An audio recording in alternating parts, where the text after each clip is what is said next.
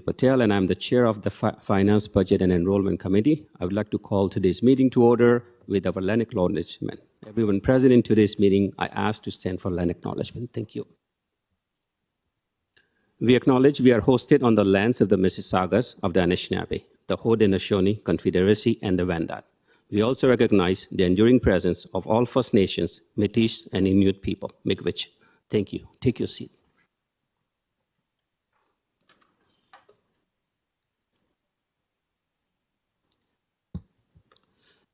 I need the mover and seconder to approve the agenda. Before we approve the agenda, just to let you, the committee members and the general public know, that 5.4, we have to go in private for some parts of the budget item.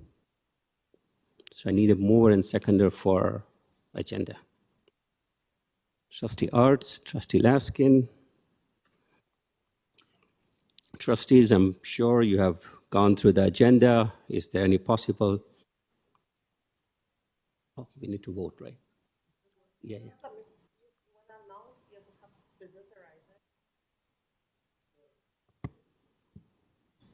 Through the chair, I would just like to make the chair aware, I have an addition to the agenda. The motion, I have a business arising motion regarding the moratorium that was originally scheduled to go on the 4th, but because we changed the status of the 4th, of bringing it through business arising before we conclude our business today, if that works for the chair. Notice, Trustee McLean. Thank you. So for approval of agenda, we have Trustee Arts and Trustee Laskin. Can you open the vote? Okay, a show of hands. Trustees who are online, please let us know how you vote. James Leith in favor. Hassan in favor. And it carried. Item number 3, trustees, declaration of possible conflict of interest. None in the room. Trustees online. Seeing and hearing none. Item number 4, delegations. We have one delegation today.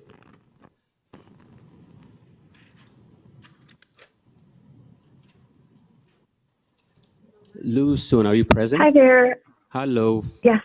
Yeah. Hi. Go ahead. Can you hear me? Yeah. Okay. Thank you so much, Trustee Board and Mr. Chair, for giving me the opportunity to delegate today. I wanted to raise an issue that's very important to me and my school. I am on the parent council for Claude Watson School for the Arts, and this year I've taken on a treasury role. And in my role, I've encountered a number of problems with the banks that the school board has designated as a preferred vendor. And this bank is called Alterna Bank. I think they used to be called PACE, but they have hence, I think this year changed their name and also made a number of changes to their service agreement. I'm not sure if the board is aware of this, so I'm here to kind of bring forward the problems that I've noticed and seek, advice or a solution if the board or the committees can provide. So here are the problems that we have encountered. First of all, they do charge us a monthly administration fee of $15, and this is not competitive with other banks at all. Other banks, if you have, a minimum, I guess a balance, you would actually have this fee waived. And also when they were PACE Bank, I believe that the TDSB had negotiated with PACE Bank, their former self, to have fees waived as well. So I'm not sure why right now this is not being negotiated with Alterna, because we are paying this monthly fee for almost 6 months now. And I'm aware that although the school council, the parent council, can have the choice to move to other banks, but our school ourselves do not have that choice. So our school has 2 bank accounts. And then some other schools within TDSB also have nutrition programs, which, they will have more than 3. And all of these accounts are charged the same $15 fee. So if you count that in a year, this bank is charging us hundreds of thousands of dollars in fees. So, at a time when we're talking about budgets, this is definitely not something that is acceptable to us. And also with regard to their service, there's numerous problems as well. First off, they don't offer mobile upload function for deposits. So, we have to make deposits ourselves, and they don't have many branches. And, being on the parent council, a lot of our parents are volunteers, so we don't really have a lot of time for deposits. And if they do, we can ask them to come and pick up for deposit, and they charge us a $20 fee for every pickup. Again, it's a very exorbitant fees. And also they do not, so these, a bank statement is only ready after 3 business days, while other major bank statements are ready after 1 business day. And our school cash online, there's always a 1-week delay in showing up in our bank statement. And they show up with no detail, only a lump sum amount, which makes treasury work very, very difficult. So I'm not sure right now where TDSB is at with their negotiations with our vendors, but this is definitely something that is very serious, and I think we should have priority in negotiating with Alterna Bank, or give TDSB schools the flexibility to seek out other banks, perhaps, to really, rectify this problem. Thank you much. Thank you very much. That concludes my delegation today. Thank you, Lusun. Trustees, questions or clarifications? Trustees online, do you have questions for the delegate? I have a question, but it's for staff. Am I allowed to do that? Not for the staff. Okay. Then I do have a question for the delegate. Thank you for your delegation. I just wanted to clarify with you. You mentioned that schools do not have the flexibility of seeking out another alternative bank. Is that correct? Did I hear that correctly? Yeah, so that's right. Okay. From what I understand, when I talked to my principal, the school Alterna is basically the only banking option that they have. Okay. Yeah, I and also, appreciate your concern. Okay, and also, while we do have the option to go to other banks, this is a TDSB recommended bank to us. So, for young, I guess, inexperienced school councils like us, this is my first year taking on a role like a treasury role. We don't really know how to go about seeking other banking, I guess, alternatives. So I'm sure a lot of other school council is in the same position as me, because these are all parent volunteers. So, can we expand the recommended banking options from TDSB as a board? Or, but it is just something that I want to bring to the board's attention. Thank you for bringing it to our attention. I share your concerns, and it is something that has been under discussion in the past. So we appreciate you raising these concerns. Thank you. That's all from me. Thank you. Thank you, Trustee Dawson. Any other trustees? Chair, I have questions. Go Thank ahead, you. Trustee Pei. Okay, thank you, Lou, for your delegation. I have a question. So for clarification, so you mentioned that the monthly fee is $15. That's an amount to $180 per year. Am I correct? That's right.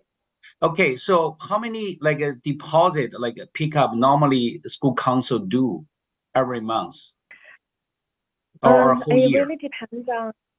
Right. It really depends on the fundraising events that we host, right? So if we host, let's say, 1 or 2 events every 3 months, right? So then the deposits that we would collect from these events would be need to deposited. But if for other schools that do want to raise money for whatever reason on a more frequent basis, then they could have smaller events that are,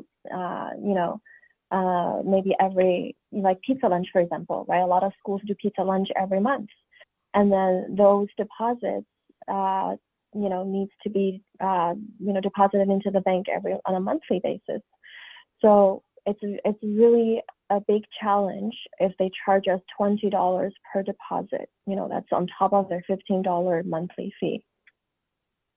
So normally, let's say, for Cloud Watson, for example, like how many deposit normally you do it in a month or year basis, like among once a month, right now, or I just want to know the number. Yeah. So right now, what our work around the fees is that we will we'll have the money on our books, but we'll keep the deposit. We'll kind of queue up the deposit so that we're only doing deposit every 3 months or 4 months. But we actually have events that are going on, like fundraising events that are going on almost twice a month. But we try to kind of keep the cash or the checks in the school safe, and then we schedule a pickup every 3 to 4 months or so. But we shouldn't be. Yeah. I feel like there's other banking alternatives out there that offer, let's say, for example, mobile upload for deposits, or more flexibility, or even more branch that are available for deposits. So in the past, you like can right do now, the mobile deposit, right?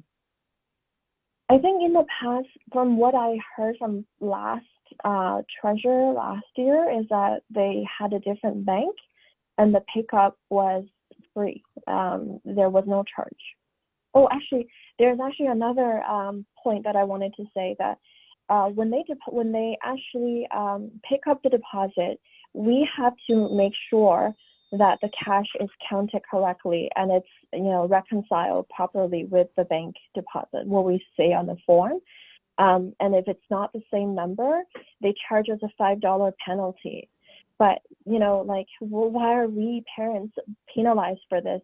Because bank needs to do their own cash count, right? Like other banks do their own cash count. Why is it on the parents or the customer to be responsible for this, right? And if we have a different number, we're charged a $5 penalty. So it's really unacceptable. I totally agree with you. I think those charges are just is really when you count at 583 schools. Trustee Pei, Each your account. time is up, Okay. so please wrap up. Okay, so what I want to wrap up is basically for each account, it's going to cost $100,000,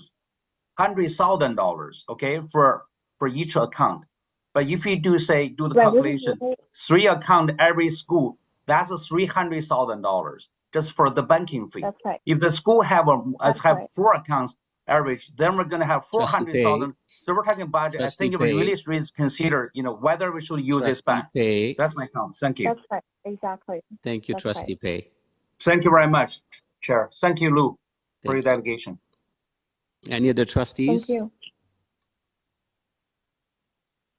Thank you, Lou. You have a good evening. Okay, thank you so much. Thanks Thank again. you. Take care.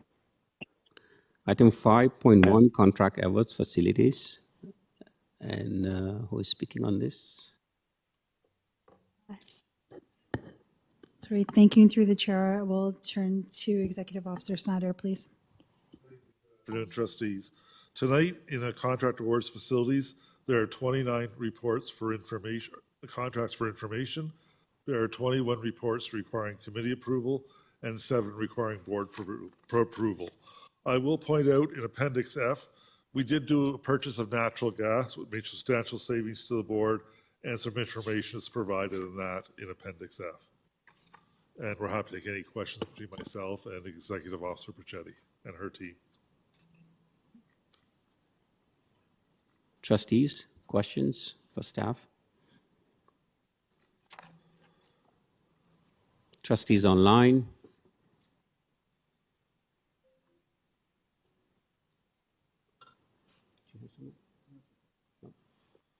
Seeing, hearing none, I need mover and seconder for the item. Trustee McLean, Trustee Arts. Can we open the vote, please?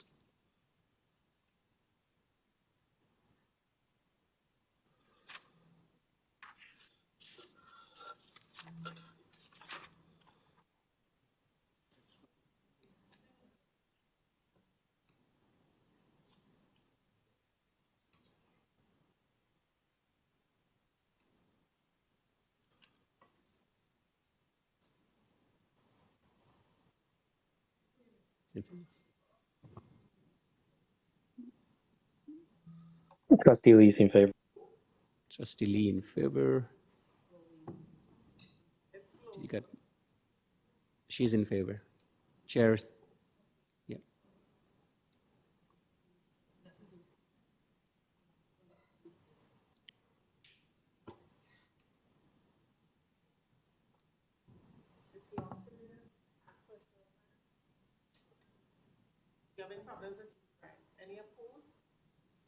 Anyone oppose? And it carried. Item 5.2, contract awards operations. And who's speaking Thank on you this? to you, Mr. Chair. I'll take that report as well. Tonight, there are no awards in Appendix A or B, and there's only one award in Appendix C, and that is for locks, for student lockers. It's a 4-year contract, and therefore falls on Appendix C, and most of those costs are recovered from students when they do their locker fees in school.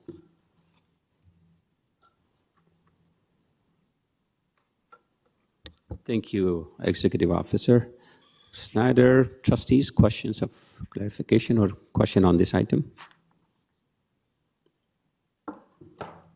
Trustees online?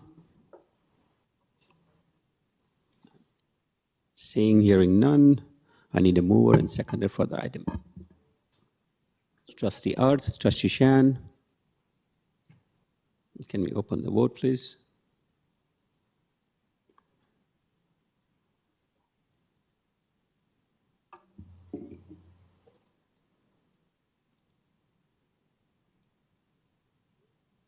D is in favor.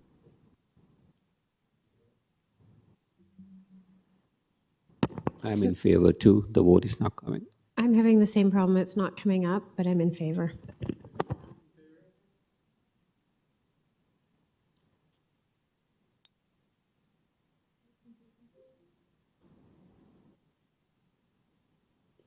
Trustees oppose? Any trustees? Right there.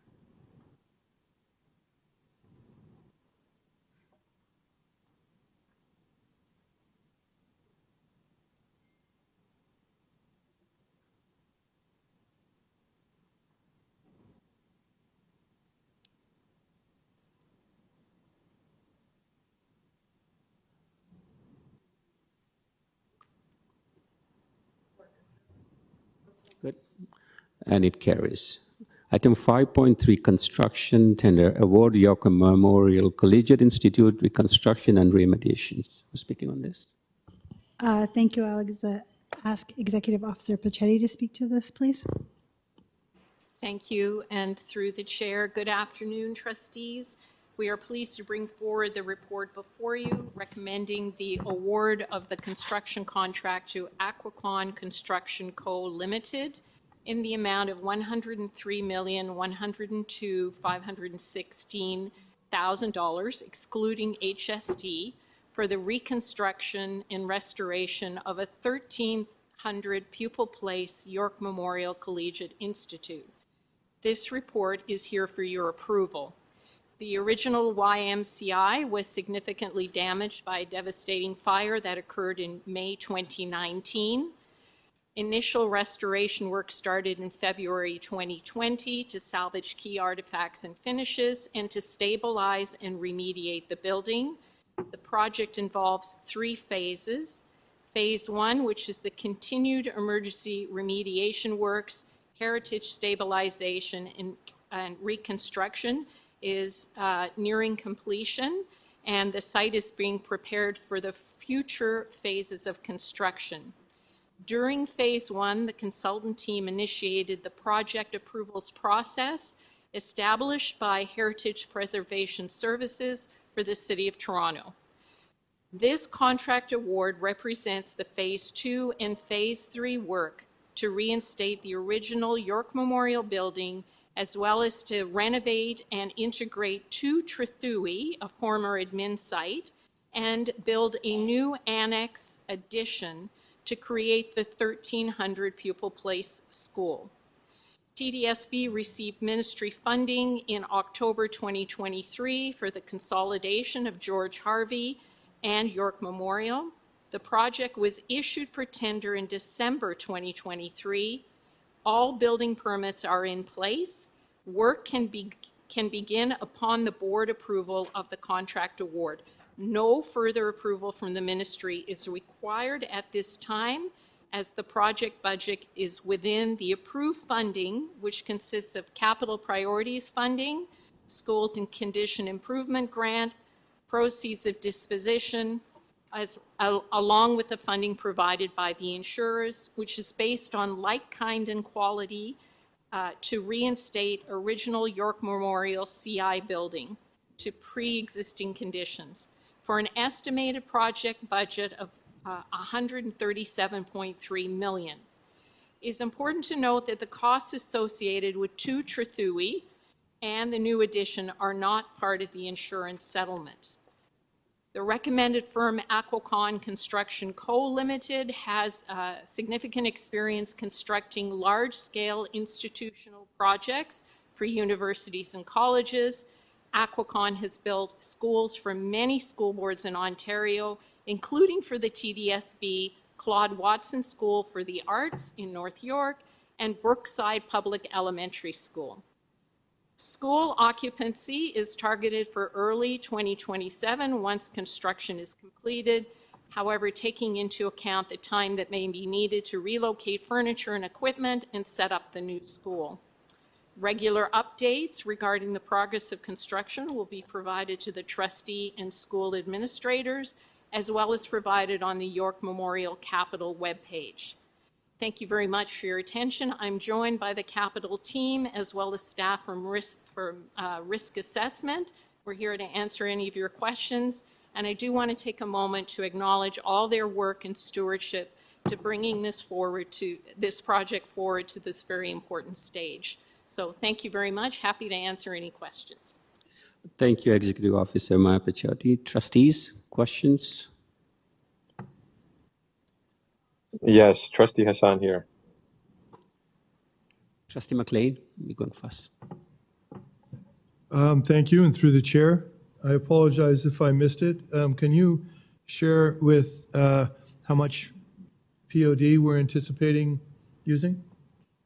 Thank you. And through the chair, I will turn it over to Capital Manager Salvatore Beltrano. If you could just provide an answer to that question. Certainly, through the chair, the amount of POD is $21,346,000. Thank you. Thank you, Trustee McLean. Do you have anything else to add, Executive? No. Trustee Hassan. Hi, Trustee Hassan here. I just have a few questions for staff. First question is, how many bidders submitted proposals for this project? Thank you, through the chair. So we went out to a pre-qualified list. Back up. We solicited interest from contractors so that we could come up with a pre-qualified list. This is a very large and complicated project because it involves both new construction as well as historical reconstruction. So by the time we went through the qualification process, we had 2 bidders, and that is in the report. 2 pre-qualified bidders who met all the criteria to be able to bid for this project. Thank you. Through the chair, how do we determine a pre-qualified bidder? Is it someone that's worked with us in the past, or could it be someone that hasn't worked with us? Can you just let me know a little bit about the details?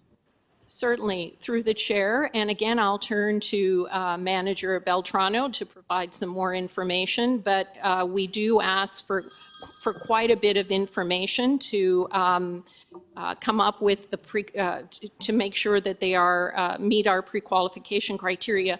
And that also includes the experience that they have with building projects at this scale. But I will turn it over to Manager Beltrano, who may be able to provide you with more info. Through the chair, so one of the 2 criteria we looked at their capacity, their work in heritage projects that is quite substantial in this particular project, and the knowledge in school construction. And we evaluated their firm too, as Executive Officer Ms. Pichetti said. There were a number of participants who actually applied for the position. But of that, it was narrowed down to 9 of the 9 that were reviewed. These are the only 2 that were able to meet that entire criteria. So through the chair, if I'm understanding this right, it was an open tender, so anybody could apply and submit the proposals, and then you created from that list a pre-qualified list based off what was the proposal that we received?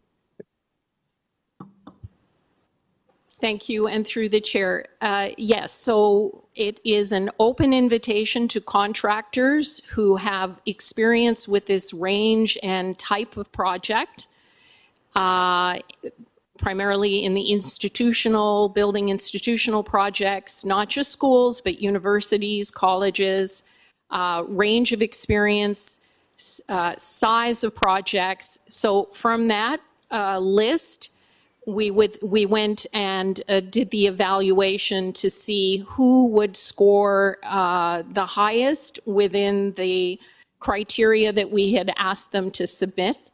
And from that, we had 2 pre-qualified bidders.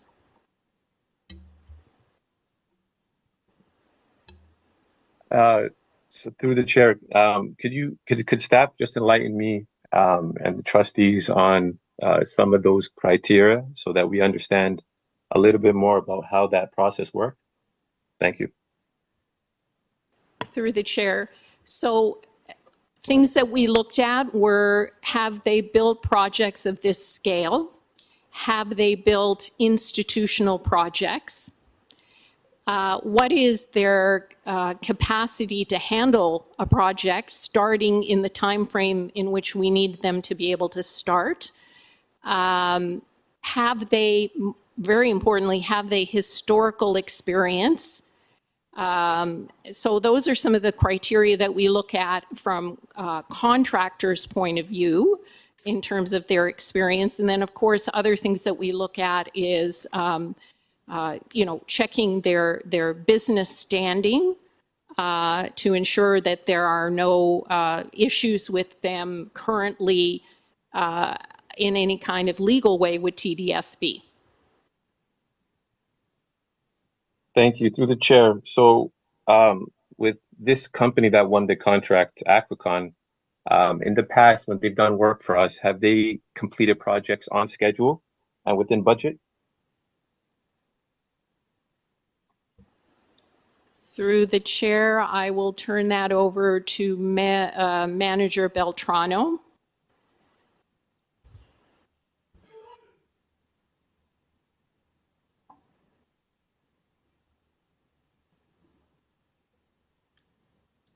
Mr. Beltrano? Well, we may have Sorry about that. I was muted. Through the chair, sorry about that. Through the chair, the projects that were originally identified were finished on budget and on time. That being Claude Watson and Brookside, I believe that was. There was also another project that they worked on. They also worked on North Toronto, and that was also completed on time.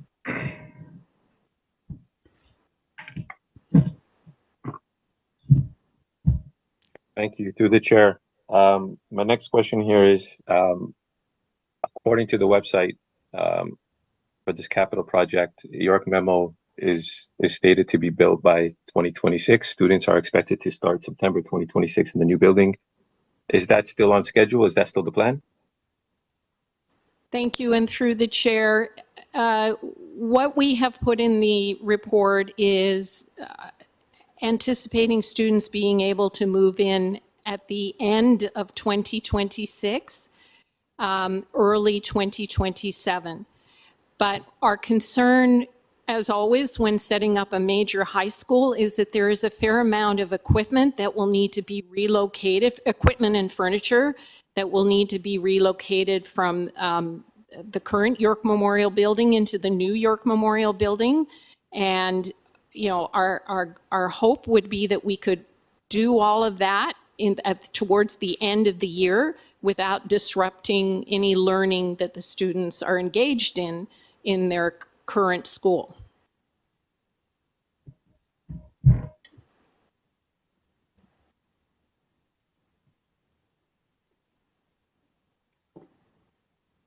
Trustee Hassan. Thank you, Chair. That concludes my questions.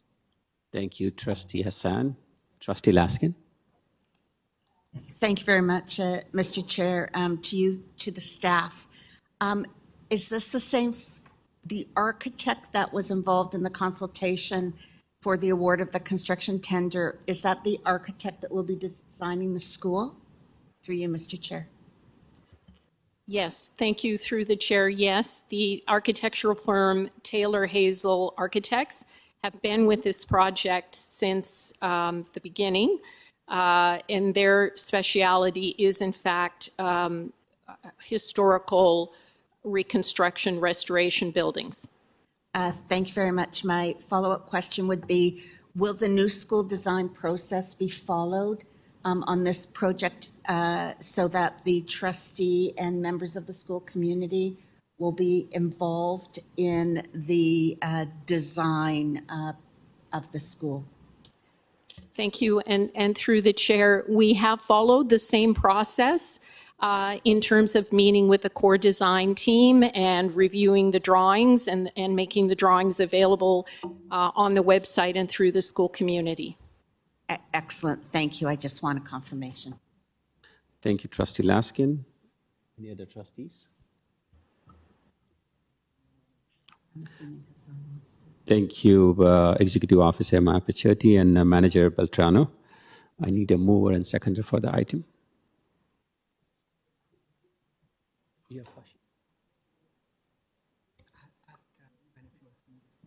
Trustee Hassan.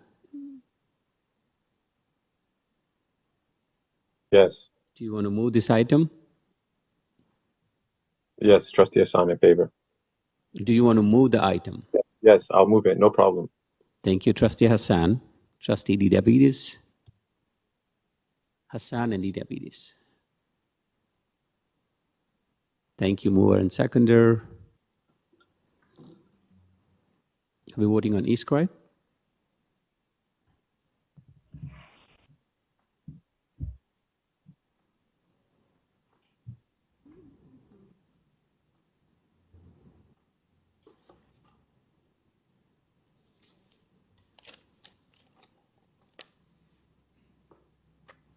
Laskin in favor. E-script doesn't seem to be working. eScribe's not working for me either. I'm in favor.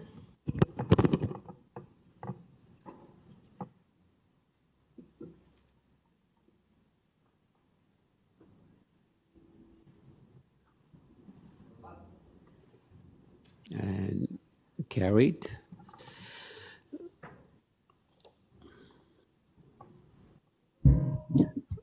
Item 5.4, propose options to balance 2024-2025 budget. Who's speaking on this, Associate Director? Thank you through the chair. So I think we will go in camera first, if that's possible. In camera first? Yes, please. Okay. So in private session, and it will just be the associate directors and Executive Officer Snyder that will stay, please. We do need a motion for sure. I'm happy to make that motion. Okay. Trustee Chernos Lane, Trustee McLean. Just a question.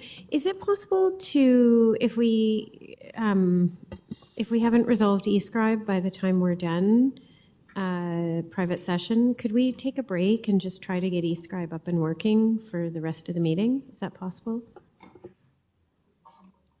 And so Denise,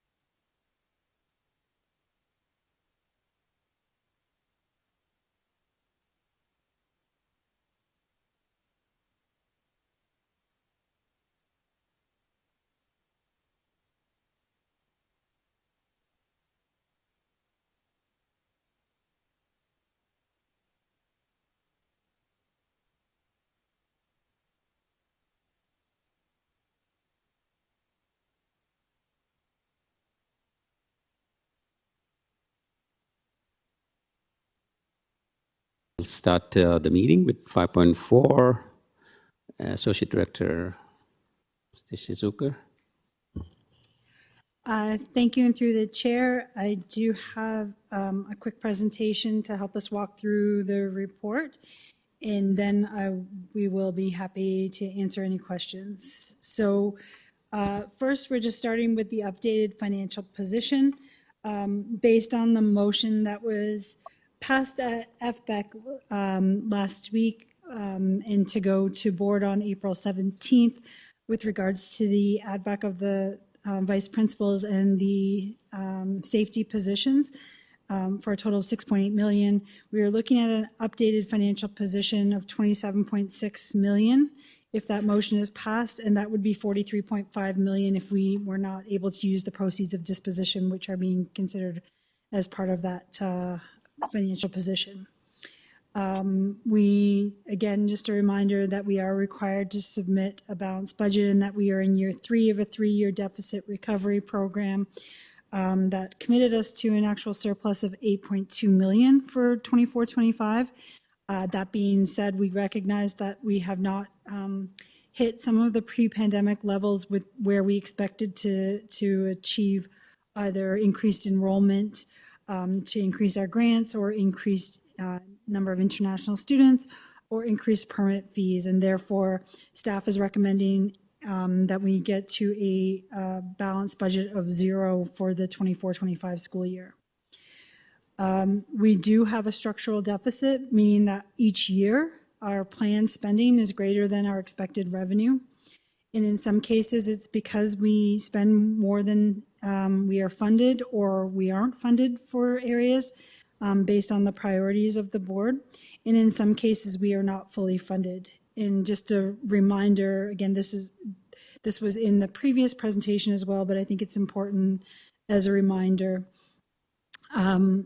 Our CPP and EI employer portions have been increasing significantly, over the past 5 to 6 years. And although we are funded through the GSN for benefits as a percentage of our salary benchmarks, there has not been a corresponding increase in those percentages in order to assist us with our statutory benefits, and those are a requirement. So we are actually underfunded for statutory benefits. We're estimating 35.2 million for 24-25. A second reason is that when we moved to central bargaining in 2014, when the province started to negotiate centrally anything that had a monetary implication, and they did come up with a central teaching grid and funded based on that central teaching grid. The TDSB grid at that time was higher, and we didn't reduce the grid, nor could we have reduced the grid. So there is an unfunded amount per teacher that continues to increase as a percentage increase is applied to teaching salaries. And again, it's approximately $2,000 per employee, which doesn't sound like a lot, but with the number of employees that we have, the unfunded amount for 23-24, which is the year that we're currently in, is expected to be approximately 22.3 million. We also have more capacity than we have students, and that results in underutilized space, but it still costs approximately the same to operate those spaces. It's a result of the provincial moratorium on school closures, so that doesn't allow us to deal with that excess space. And the ministry actually recognized that it cost approximately the same to operate a school that was fully utilized versus even 70% utilized, and would top up the grants for school operations. So that means that they would say, okay, your enrollment gets you, $70. We know that it costs $100 to operate if you had 100 students in there, and therefore we will top you up there. In 2014-15, which is when they started to phase out the top-up grant, TDSB actually received 35 million. Our enrollment has decreased since that time, and the moratorium has come into place that doesn't allow us to actually deal with this excess capacity, and therefore we aren't able to make up for that 35 million or make the reductions necessary in order to deal with that $35 million loss in revenue. The last reason that I just wanted to highlight was that as a result of the sick leave changes in 2012, there is a third-party School Boards Cooperative, Inc. that gathers information from over 60 boards across the province on an annual basis. You opt into providing that information, but most boards participate. And since 2012, the provincial average use of sick days has doubled from 8 to 16. And so we know that each school day costs the board approximately $600,000 in replacement costs for sick leave. And so that, again, increase is directly a result of the change in the sick leave provision, at least the average change. So again, we were in a $27.6 million deficit. When we look at how do we get to a balanced budget, there were a number of things that we considered, including the draft multi-year strategic plan, which has been approved at March 21st and will be going to board on April 17th. And the Ministry of Education does have some student achievement plan expectations. So we want to make sure that where we are allocating our resources is where we are saying that our priorities lie. And therefore, the multi-year strategic plan is a key driver for the budget decisions that we are making in supporting K-12 education. Our ministry regulations, for example, class size. Class size is a determinant of how many classroom teachers we have. And the classroom teachers in school-based staffing is approximately 65% of our total budget. So we have passed the school-based staffing, and we did use those ministry regulations in order to ensure that we were compliant with class size regulations. Our collective agreements also have some things that we needed to consider when we were looking at how do we balance the budget, and it impacts timing of when we have to make decisions. It also, in certain instances, has impacts based on things like a protected complement. And then the recommendations that you're seeing before you, we really looked at how do the decisions that we're making have a direct impact on support to TDSB students. And that was one of the things that we considered in making some of these recommendations. We did do some, I'm going to say, fairly extensive consultation and provided feedback opportunities. We did 4 ward forums covering 9 different wards, 2 budget town halls, presentations to and feedback from various community advisory committees, including multiple with SEAC and also with our Community Use of Schools Advisory Committee. We did present the options to and received feedback from Student Senate and the Equity Collective. And we had 2 evenings of delegations on the options to balance last week, and also received numerous written delegations with regards to the feedback that we have received. The proposed options to balance were provided on March 19th, 2024. So I'm not going to go through them in significant detail. We had a lot of opportunity to hear about those options and clarify any of them at the March 19th meeting, but they do include a reduction in replacement costs related to sick leave, some reductions in continuing education, including international language, general interest, and restructuring adult day schools. Outdoor education, and I've done this just because I'm not sure it was 100% clear, and I just want to make sure that it's clear. We are not eliminating outdoor education in grade 6. We are eliminating the weekend trips to the Camp Kearney or for the Scarborough Outdoor Education School, and we will accommodate those overnight excursions during the weekdays at other sites.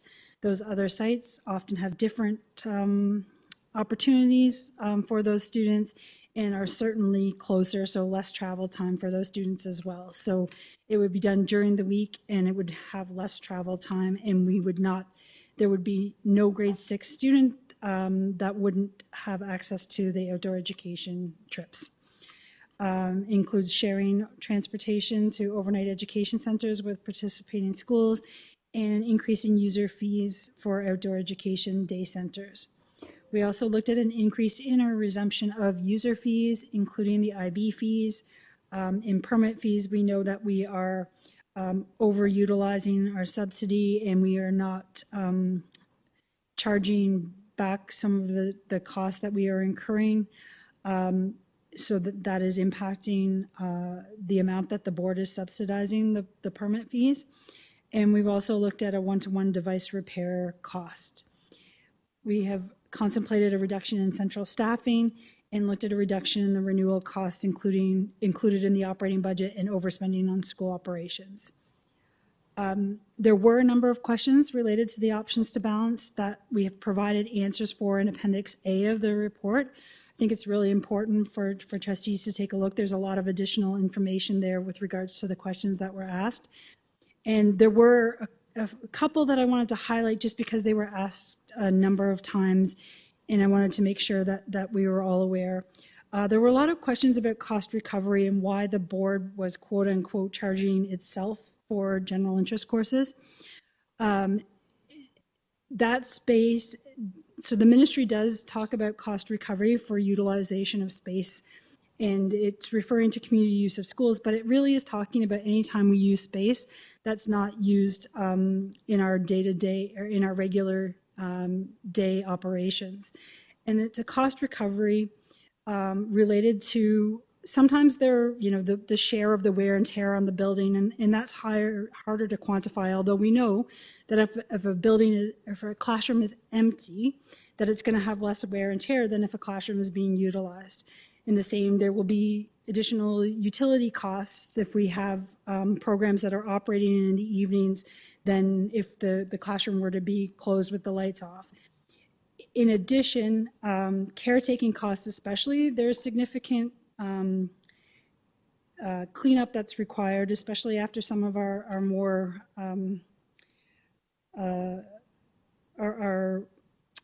some of the general interest courses that use a lot of different materials and that sort of thing.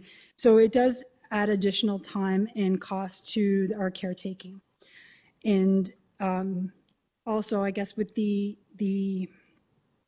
shortage that we have in caretaking, it diverts their time away from some of the other areas in the school that they could be cleaning. And the other one that I just wanted to mention was the charging of fees for one-to-one devices, because this did come up. So we have provided how much it would be. We purchase, I'm going to say, approximately 30,000 devices a year, so that's 120,000 for 4 years. And if we were to look at charging $10 per device per year, we would be looking at about 1.2 million, but we do recognize that there would be provisions for families that were unable to afford that user fee, like we make for all of our user fees. And so it would probably equate to about $1 million a year. So just wanted to make sure that those were mentioned here today, because they did come up a number of times. Wanted to highlight again other areas where the board is spending more than funded. And specifically wanted to refer to IT, and this is probably a mistake on our part to show it like this, because there are grants in the GSN, there are allocations that are specifically for information technology, and then there are other grants like professional and paraprofessional support, where it says that that funding is to be used for a number of things. It includes all of our mental health supports, like social workers, lunchroom supervisors, that sort of thing. It also specifically refers to information or IT techs. And so that is a significant part of the expense. And so there's a significant amount of staffing in IT that is funded from other grants other than the one that you're seeing it netted against here. So the $47.5 million is really high compared to the other grants that we have to offset those costs. So, sorry, I'm going to go here first. Our financial position after the options to balance, we include continuing education at $2 million, even though The amount is 4.2 million because we know that it will take time to implement those changes. Outdoor education is approximately $1 million. IB fees about 800,000. Permit fees, again, 2.6 million, which is lower than the amount in the report, but recognizing that it would take some time to implement. So next year, we're expecting only about a $2.6 million change. Central staff reductions of 5, our reduction in school renewal of 5, and our replacement cost for sick leave of 7. Total reductions of 23.4, that would still leave us with a deficit of 4.2 million. So how does the board reduce the 4.2 million?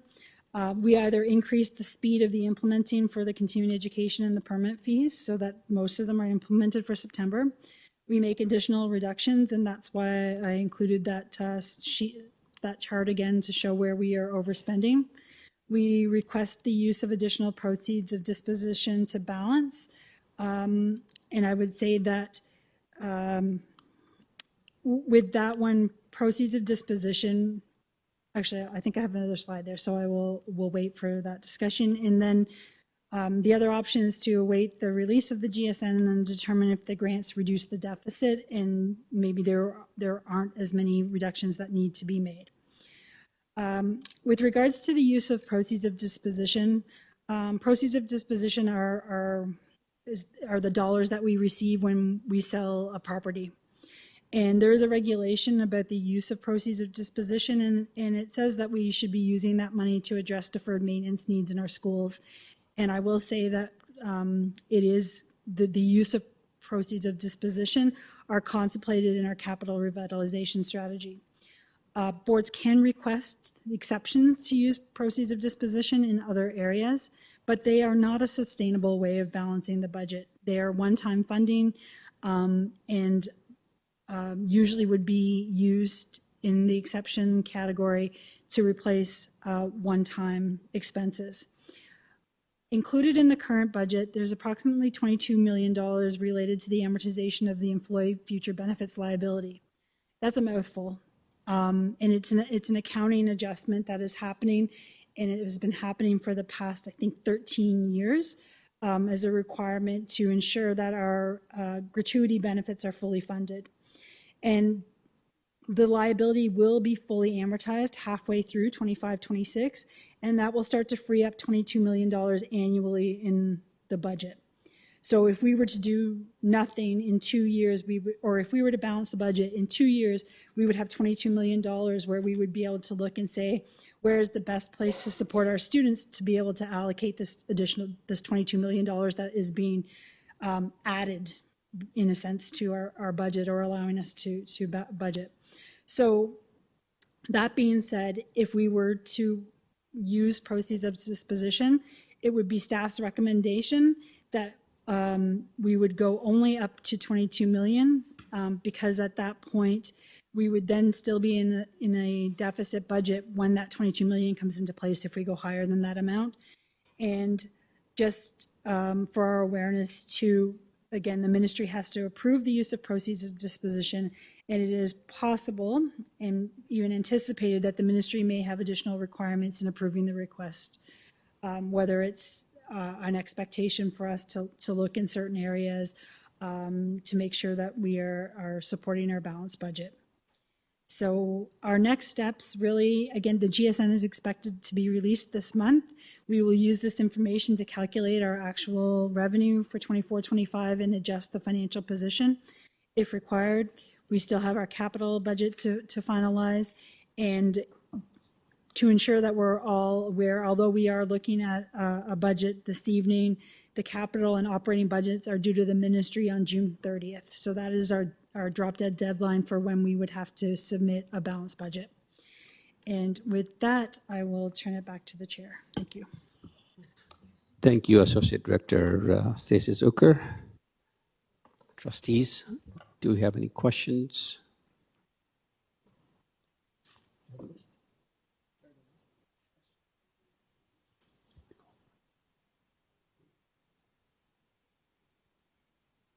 I believe. No? You have one? Trustee Shan has one.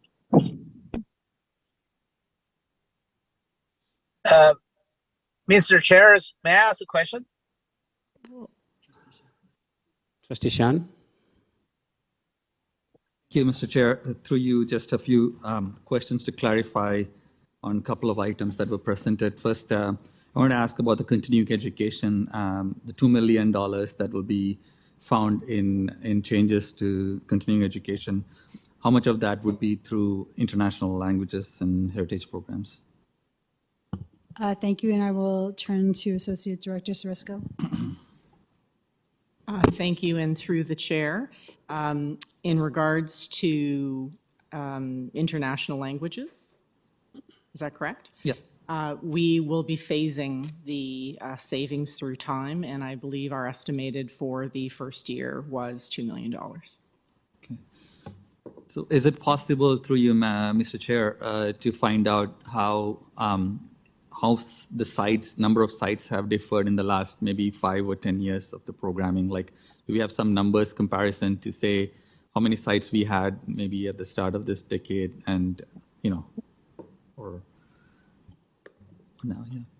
Thank you, and through the chair, I'm looking currently at the number of sites. We are citing 135 currently.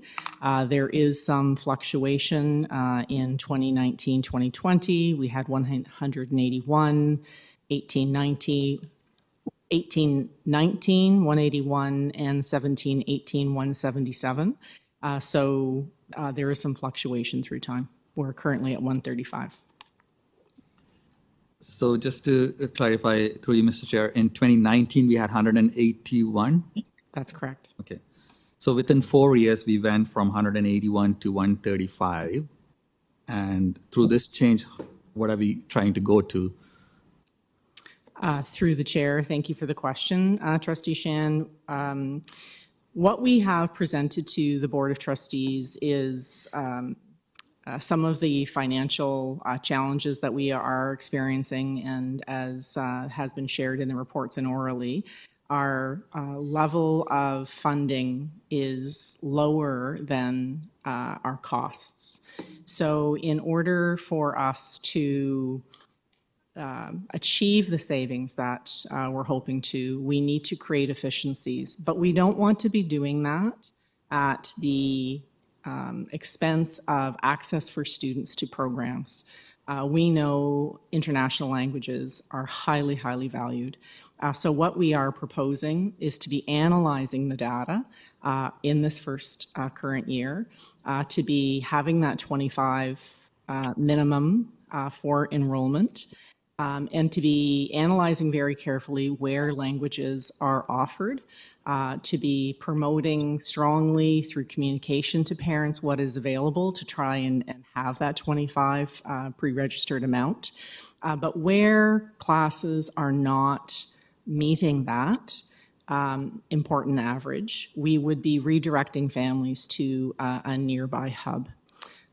So I can't give you a number, Trustee Shan, that we're aspiring to get, because we want to be thoughtful and we want to be supportive of the ILE program through these 2 years. Thank you, Mr. Chair. I was assuming because we have a numerical figure around the dollar, we would have some sort of a sense of what that means in terms of reduction of sites. But just to take a little bit further, has there been a comprehensive review of why enrollment has gone down in the past few years in these programs, and when was that done? Thank you through the chair. I think a program review, Trustee Shan, is really what we have been engaged in since last year at this time, when the Board of Trustees asked us to be looking very deeply at the continuing education budget. And in particular, we looked at the ILE program. So we have analyzed where the language courses are, whether they are in after-school programs or starting at the 5:30 hour, as well as on weekends, and that was in the previous report for you.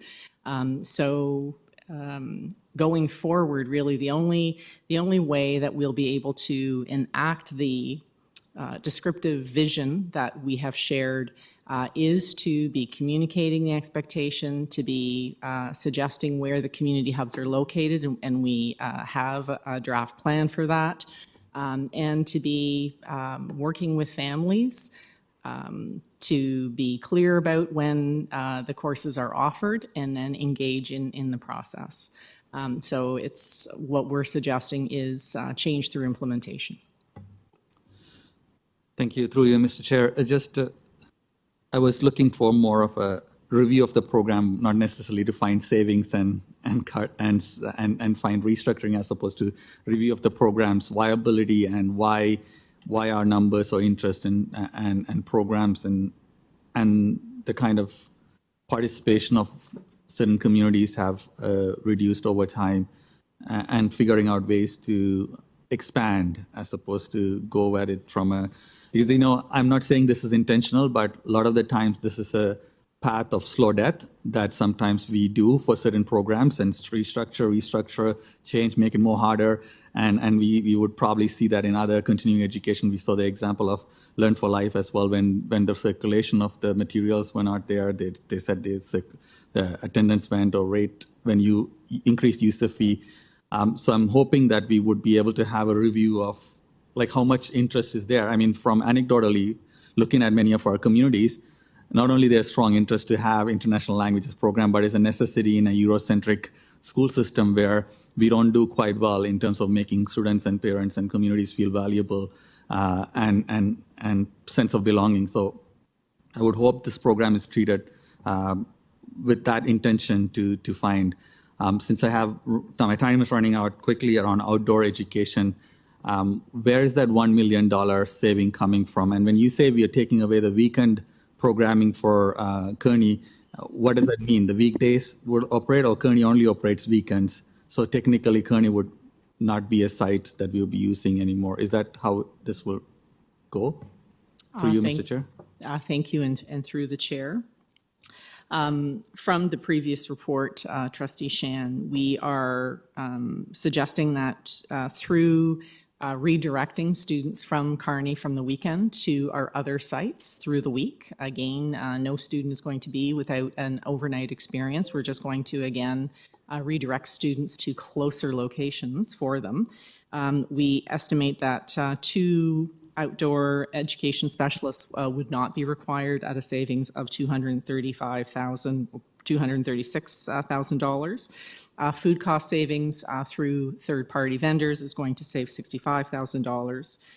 So that is one estimated change.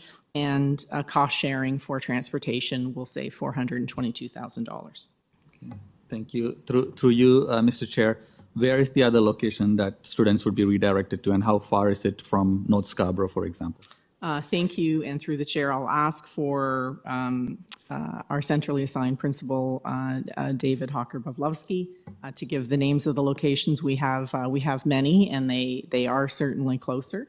But David, I would invite you to give the specifics of our overnight location capabilities. Thank you. Thank you, and through the chair, in addition to the Scarborough Outdoor Education School in Kearney, we have 4 additional overnight outdoor education centers in the south at the Toronto Island, at the Island Natural Science School, at the Etobicoke Outdoor Education Center, which is at the Albion Hills Conservation Area in Bolton, the Monocliffs Outdoor Education Center northeast of Orangeville, and the Sheldon Center for Outdoor Education northwest of Alliston. Thank you. Is there any particular reason why this particular Scarborough site was the one that could be changed? What was the rationale for the changes being taken place in that site as opposed to other locations? Thank you for the question, and through the chair. No other of our overnight outdoor education centers run on the weekends. That number of students, the 1,600 students, would be able to be accommodated at the other sites through scheduling changes that would allow to ensure that every grade 6 student in the TDSB has the opportunity for an overnight visit. And through you, Mr. Chair, so SOES, does it offer program during the weekdays? Through the chair, yes, it does, and then will continue to do so. Okay, And so if I may add, through the chair to Trustee Shan, just a reminder that Camp Kearney is in north of Huntsville, so it's a 3.5-hour journey from Toronto. So the other sites are much closer. thank you. Just going into my 28 seconds left. Learn for Life program, we heard passionate outcry, and we saw what a real impact it makes. And education is education regardless of what age you are in, and well-being is important regardless of which age. And they're right to a certain extent. It is not a significant amount of money within our bigger budget, but we know that we are also making prioritization for classrooms. So can you tell us why the numbers have gone down, or like what kind of marketing was done to keep the numbers high? I'll stop with that. Thank you. Thank you, and through the chair, I'll begin and invite centrally assigned System Superintendent Peter Chang, I was thinking of Norbert, to be supportive of the answer. The information that provided at the last FPAC session, Trustee Shan, I'll reiterate, but through time, staff have engaged in a multitude of approaches for communication, the introduction of pamphlets to the various Torontonians, over 1 million brochures at that time. And as technology has evolved, communication digitally, it's supported by postcards, because we know that there are some families who are looking for that brochure. So the postcards, were directing them to a new process, in addition to brochures being handed out at libraries for individuals who are wanting to access. Through time, there were also increases to fee rates, again, to try and bring the bottom line closer to cost neutral, as is articulated in policy, but all attempts in regards to this have seen, regrettably, a persistent deficit. Thank you. And through the chair, just to add on to Associate Director Sarisco's reply, there was definitely an intention to broaden the market, to really try to capture the vast majority of Toronto beyond what the brochures were able to access. Yes, as Associate Director Sarisco had mentioned, the brochures were a success for many years, but it was also important for us to recognize that cost savings was one of our priorities even a few years ago. So we explored the idea of looking at creating more of a digital presence for the TDSB, but at the same time, there was also a hard paper presence too, through the distribution of approximately 80,000 postcards to learners where there was already a high level of interest. And as mentioned, there were approximately 6,000 full brochures printed and distributed to high access points. But it was really an opportunity for us to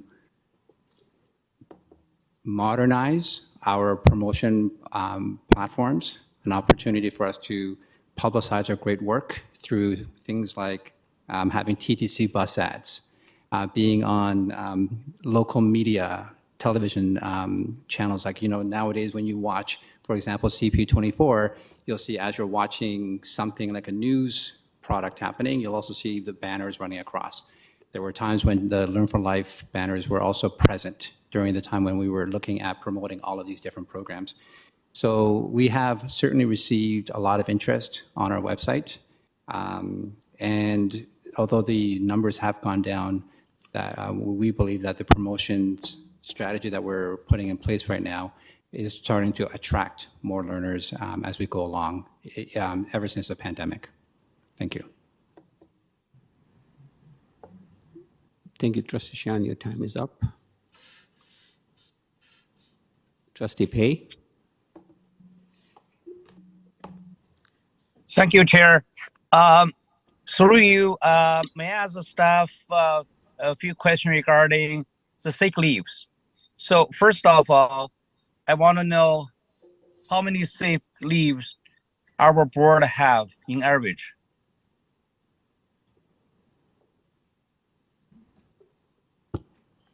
Through the chair, are you looking for the average number of days that the employees take? That's right. Yes, that's right. Yeah. So the average for TDSB, based on the data that SBCI has, is approximately 20. 20 days. Okay. So for those 20 days, for each day, what's the cost for our board?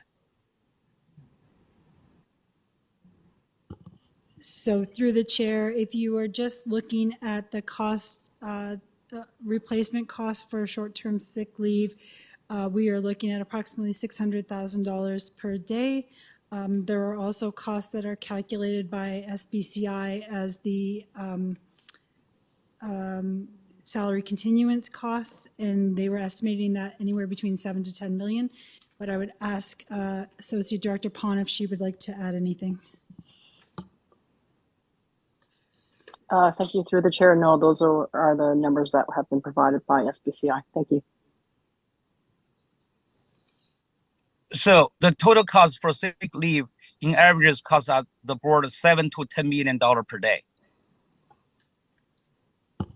Through the chair, so that's the salary continuance cost. So those are the costs that we're paying employees anyways. For example, if I were to take a sick day, you would still be paying my salary. There would be no replacement cost attached to the day, but it would be included in the average. Okay, so what's the replacement cost, additional cost for the board to replace those teacher on sick leave? Through the chair, as I indicated, the number is $600,000 per day.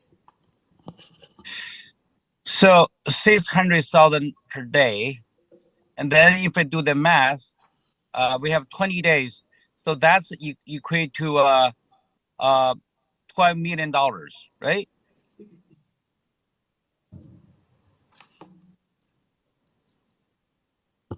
Through the chair, sorry, the $600,000 per day times the 20 days. Our total replacement cost on an annual basis through the financial facts is about 112 million. So my question is, through your chair, how much saving we can, come from this, have less sick leaves? What's the number? Have the staff ever looking into try to cut back sick leaves? Has the staff ever do any investigation why TDSB have 20 days? Well, by the way, what's the provincial average? I just want to compare the provincial average. Through the chair, through the report, it was indicated that that number is 16. And I will turn to Associate Director Pon to respond to your question. Thank you. Through the chair, and just briefly, we did engage a outside firm, SBCI, to assist us in undertaking a review of our disability management. And related to that, of course, is our sick leave process. In that process, they did provide us with some data and the information that's just been shared by Associate Director Zucker. We are currently, with People and Culture, coincident with the transformation that's happening there, taking another look at the way we manage our disability management claims with the ultimate goal of facilitating a earlier and safer return to work for employees who are on sick leave. Thank you. Okay, through your chair, I just don't get the number. I really understand. The number is kind of confused me. So we're talking about $600,000 per day for replacement, but then we came up $112 million for replacement cost. How does this number come from? How does $112 million? How do we calculate it? Thank you. And through the chair, there are 188 teaching days. And so there are, at $600,000 a day times the 188 teaching days, it will give you approximately 112 million.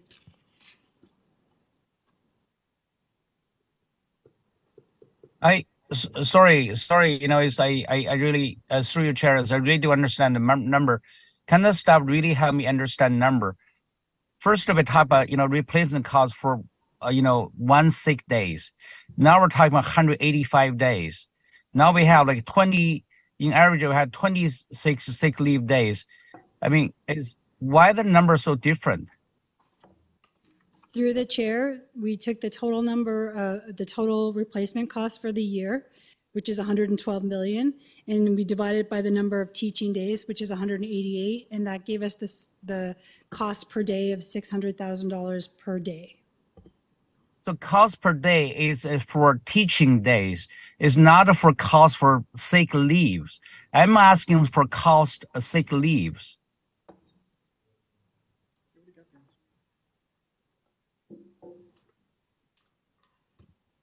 Through the chair, I believe that I've answered that question, but if you want to explain your concern, then. Because my concern is we have a 20 days sick leave days, right? 20 days. So we have, we spend $112 million to replace to those teachers on those 20 days sick leaves. So should be, for each sick leave days, the cost us should be $112 million time divided by 20. So that's going to come up as around $5.6 million per sick leave days. Through the chair, that calculation is correct. We were just looking at the cost per school day, how much sick leave is costing us, and it is $600,000 as a whole. But I believe your calculation is also correct. Per sick leave day, the 5.6 million makes sense. That's right. You know, through your chair, I just wanted to all the trustees, all the public to understand. TDSB have 20-day sick leave days in average. When compared the provincial average, that's 16 days across the board, which means we have 25% more sick leave days than other board or the, you know, or the provincial average. Each day is going to cost us $5.6 million. You time by 4 days, that's $22.4 million. If we have cut our sick leave days to the provincial average, which is one average we really want to get close to or below to, and we should not even talk about deficit here. We have surplus because 22.4 minus $20.8 million, that's $1.6 million plus. Thank you, and through the chair, so you're correct. If every staff that takes a sick day would take one less day, we would have a $5.6 million savings. So that's what I'm talking about. We're not talking about like, you know, provincial is not funding us enough. But I have to say we have to work efficiently. We're not working efficiently. We're not providing the, I don't understand why TDSB staff take more sick leaves than other board. I don't understand. I mean, can staff tell me why? Give me a reason. Top 3 reasons why people calling for sick. What's the top 3 reasons?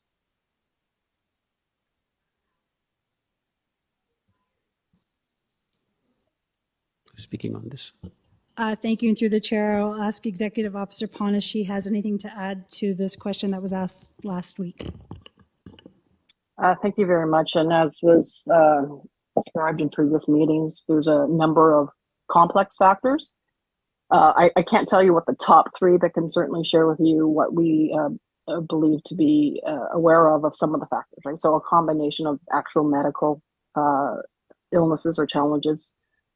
There may be a variety of different other issues.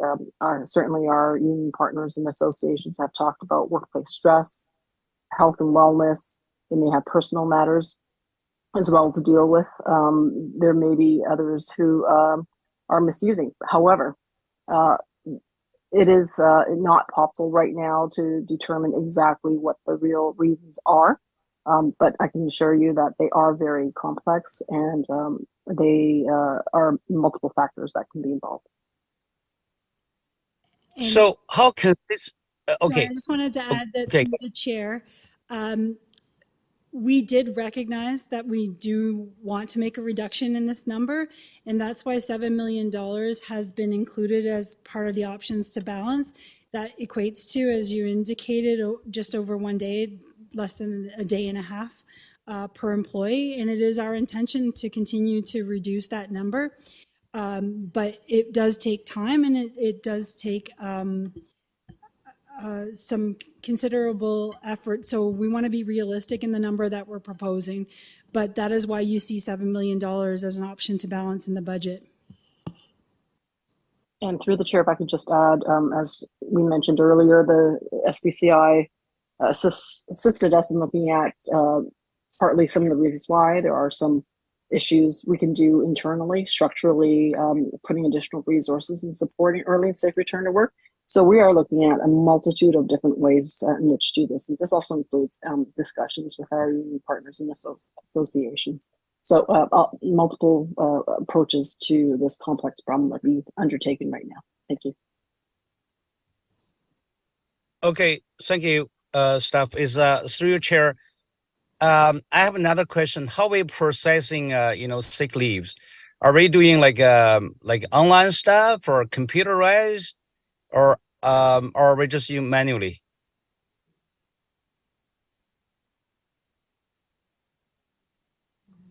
So what's the role of IT department in this processing the sick leaves? What's their role?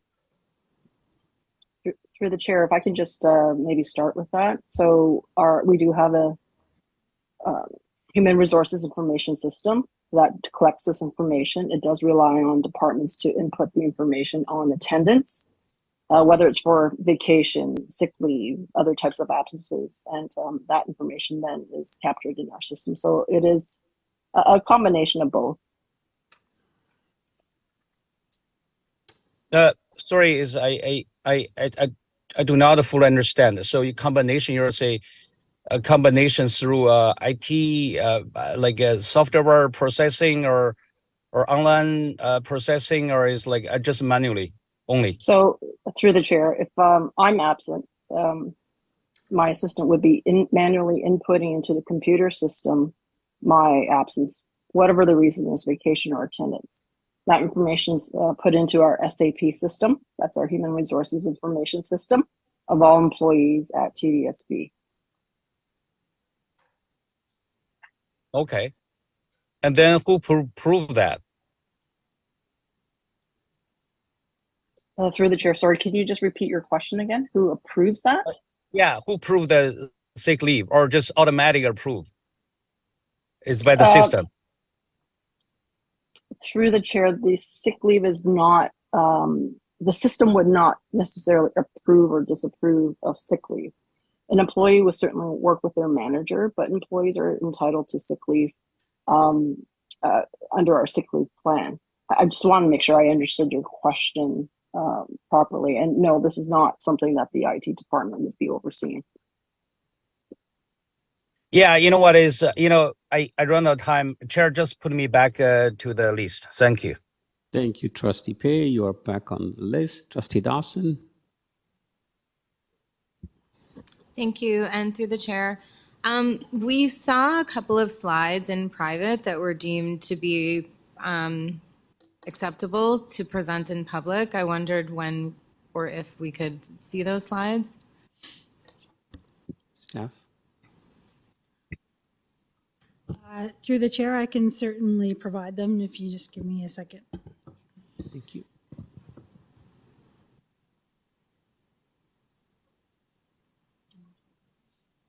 It's okay, take your time.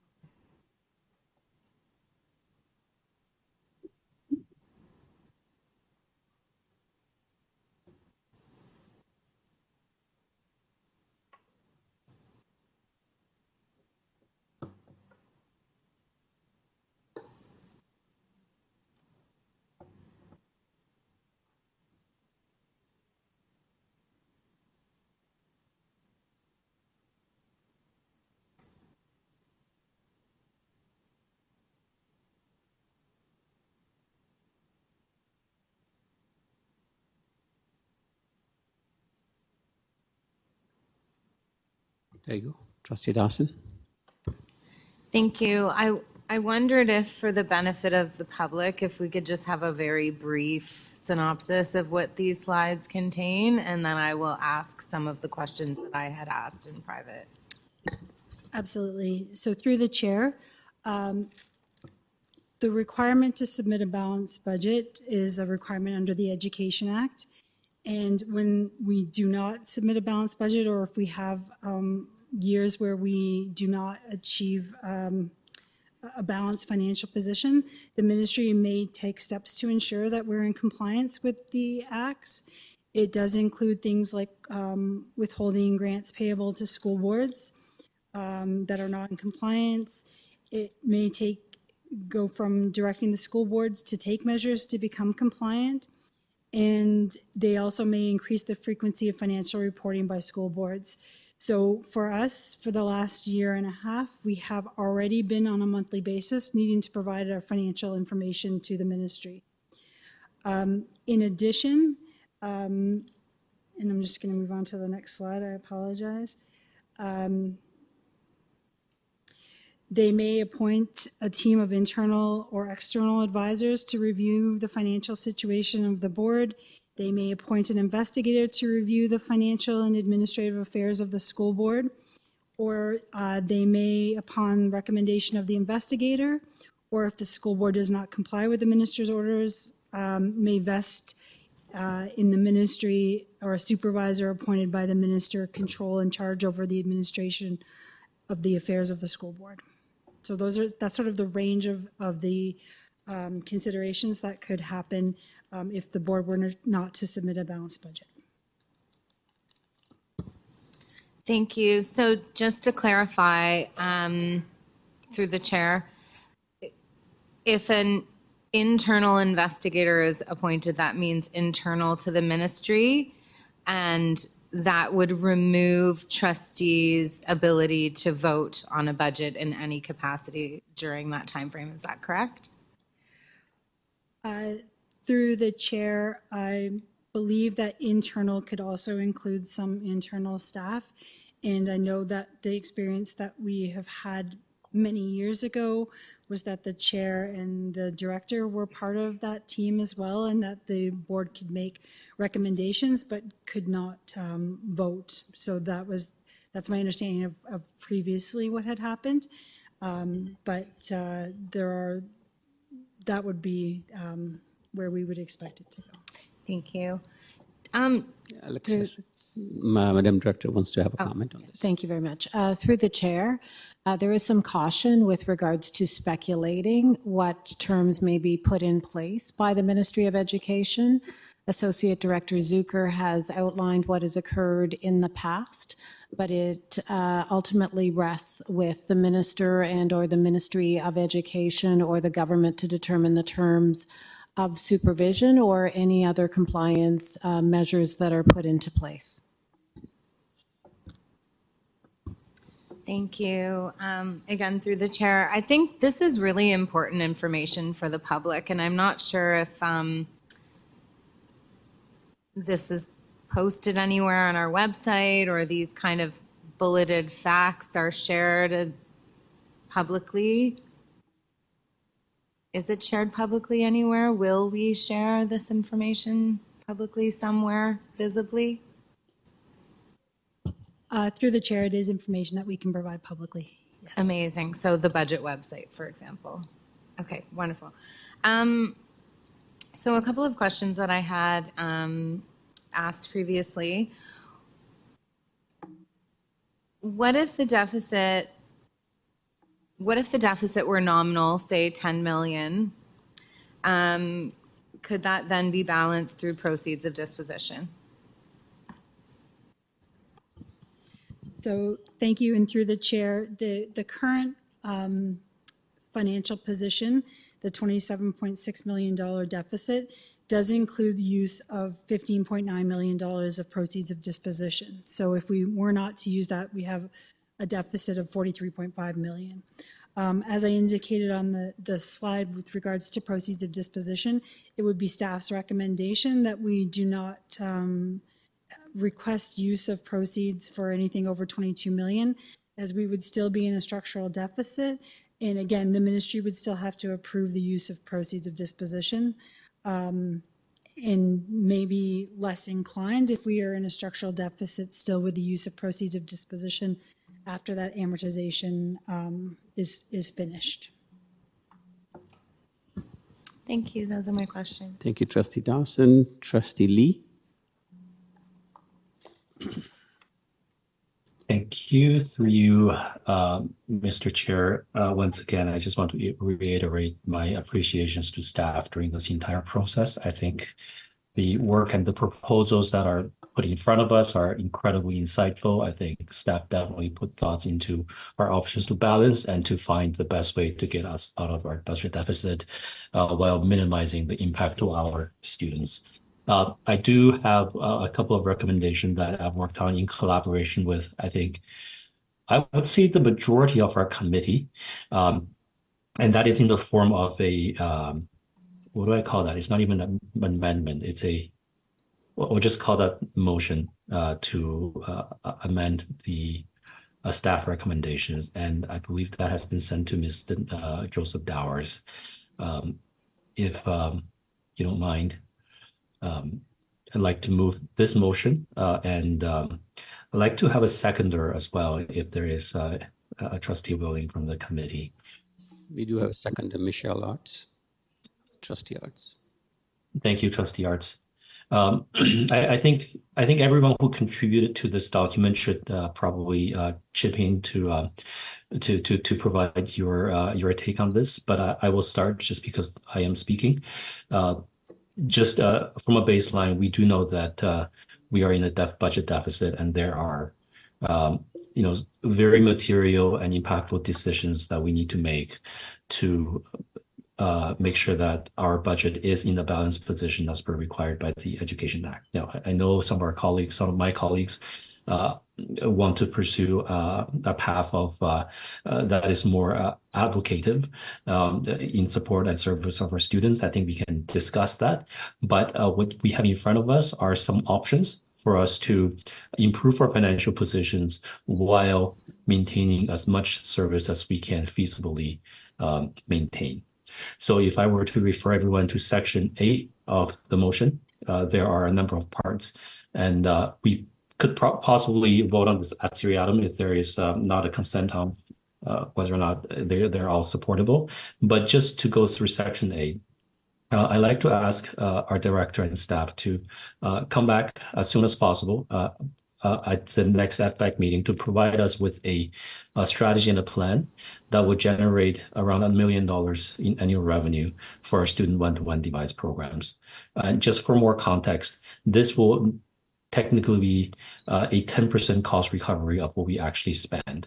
And the goal is to say that we do believe in our student device one-to-one strategy. We do believe we should be providing these for our students. But I think holding our students accountable for around 10% of the cost, in whichever way staff believe is appropriate, is not only good for the board financially, but also teaches our students something about accountability and taking ownership of the resources that they have been provided.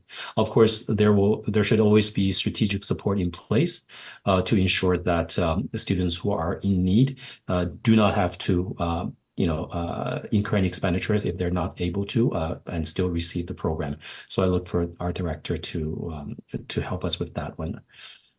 With that being said, now that's $1 million more that we can use to help our existing programs. I do believe the recommendations made by our staff on the changes to international languages and also our general interest programs are important ones, and they might be a good idea, but I just don't think we at FPAC has done enough analysis and research into the community and student impact of these programs. So I do hope that we can refer these programs to the PSSC so that the committee there can use its expertise to do a more in-depth look into what it is in Section A. But in the same time, I do believe that the recommendations made on a minimum pre-register cap of 25 students, if I remember correctly, because that's not in front of my screen right now, and also is a important is an important change to support our international language program, and that if we can continue our community general interest program for seniors, perhaps a change in user fees will support us for one more year without us incurring too much of a deficit while we study the change and the impact at PSSC. Lastly, I'd like to ask the director to, I'm out of time, so I'll come back. Or if Chair, if you allow me to continue, it's up to you. Trustee Lee, how much time do you require? I need 30 more seconds. Less than a minute? Less than a minute. Okay, I'll give you that. I promise. Thank you, through Mr. Chair. Just on the changes to our Scarborough Outdoor Education Center, as I dug more into the changes that are proposed by staff, I understood that the students that are impacted will still be accommodated. Perhaps in a better format, more on par with the other students at the TDSB. I was made to understand that this outdoor education center is 3.5 hours away, which is significantly further than the trip that our other students in the school board have to endure. So I'd like the director, if she continues to believe that this is a good idea, to provide us with a plan outlining exactly how these students will be accommodated and to make sure that we do not reduce any scope within our outdoor education program, right? This should be a location change and not a program change. And lastly, I didn't personally put this one down, so I hope my trustee colleagues will, chip in and talk more about the last point. We would like to see some changes made to the recommendations on the community use of schools as well. So that's all the time I need.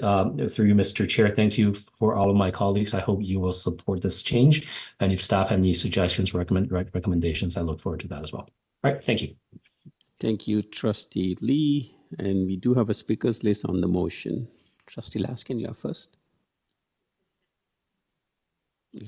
Michelle, do you want to speak as a seconder? Go ahead. Thank you. I won't use all my time.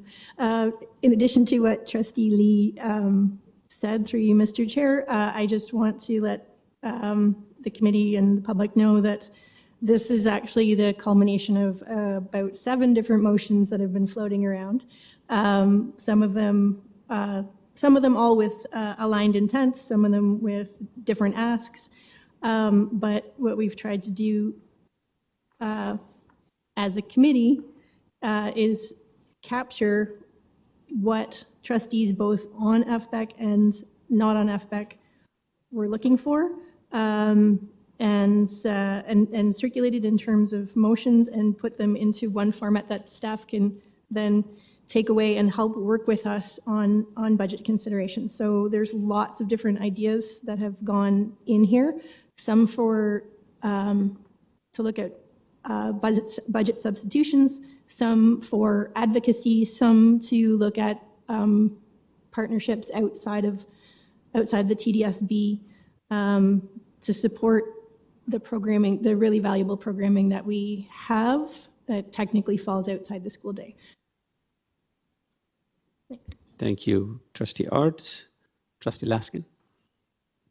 Thank you very much, Mr. Chair. I just want to add my voice to the collaborative efforts of so many members of FBEC and the chair and vice chair and other trustees who contributed their great ideas, especially after listening to all the deputations. And I'm sure I'm not the only one who continues to get emails from our constituents who are, very concerned about what changes that are discussed through a budget process without a full hearing mean to them. And I've been very clear that I don't like making significant changes through a budget process. If we're going to make significant changes to the way we operate, I think that has to be done through a staff report to committee with a full discussion. So I'm pleased to see this before us.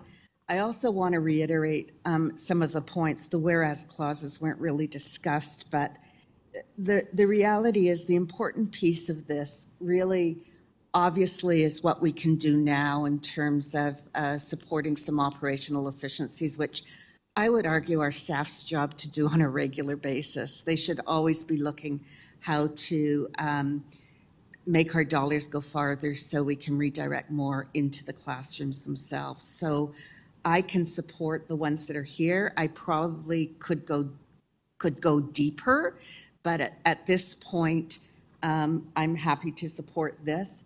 The important thing is that really there would be no deficit in the board if in fact we were funded for those things that were completely out of the board control.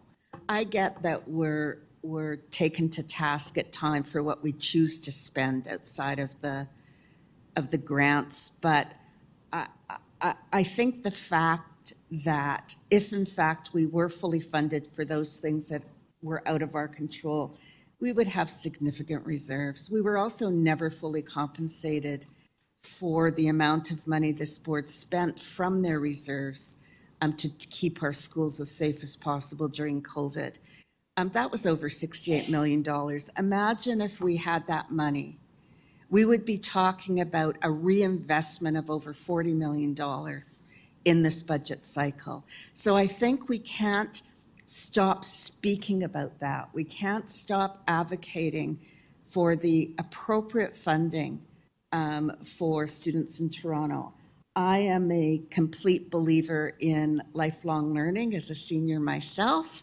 I think it is an incredible opportunity, and I think we are very proud of it as a school system. So I have always made that point clear. But I also think that there are some of the other things that may be doable, but only after investigation and phasing in. And I think finally, I do think that it may not be possible to get to zero at this point, but the GSNs aren't out. So the advocacy from our chair to write to the Minister of Education and to some of the other ministries that could be responsible or share the costs of some of the programs that are so important to our citizens, there is time to do that. Especially when this will come before the board, in 2 days, which means that whatever's passed here tonight will actually be a board recommendation because FBEC will only be recommending to the full board. And then the advocacy doesn't stop. I know that I've received, and I'm sure others have, from community members who are offering to help and support that advocacy. And I know that we will continue to rely on the public to help us with our messaging. And some of that is very grassroots. So I fully support this. I thank my colleagues again for getting this position out there. And that my final word is to staff. Please know from me not putting up my hand to immediately support everything you've put forward doesn't mean that I haven't appreciated your work and your efforts. I just simply can't at this time make all those substantial changes. So thank you, Mr. Chair. Thank you, Trustee Lasking. Vice Chair TDSB. Thank you. I have a couple of questions of clarification about what the motion would mean if approved first to staff. Would this motion, if approved as is, give us a final budget or for the purposes of how the province may interpret it, or would we consider it something that is a work in progress? Thank you. And through the chair, we would consider this a work in progress. So if this were to be passed, there would be $17 million taken off of the 27.6. So we would be at 10.6. We would get the GSN, see where we are, and then work with trustees to try to get to that balanced budget position. Thank you. And there's a request here to do some further consultations, which trustees can do, which I would be very happy to do. And we would expect to get the GSNs in mid-April. The next meeting after that is May 1st, and then after that, June 13th. would May 1st be enough time for us to be able to report back on all the items here, or would we maybe consider having another special FBEC to deal with that item? Thank you, and through the chair. So depending on the timing of when we receive the GSN, staff will require time to do the calculations. A lot of time when the GSN is released, the backup that's required in order to actually calculate the impact on TDSB takes a little bit longer to receive, and then it takes some time for the staff to work through it. So I can't comment on May 1st unless we know when we are receiving the GSN. And although it would be preferable to work through the regular budget process, it may be required to add additional meetings if we don't receive the information in a timely manner. Thank you, and being considerate of the fact that there's going to be a lot of work involved in sort of processing the GSNs, and there's been some requests of staff time that would be the same staff. It may not be possible. So anyways, for us to consider that, they may need that. We may collectively need the possibility to have that meeting. So thank you for that. And so I just have some comments.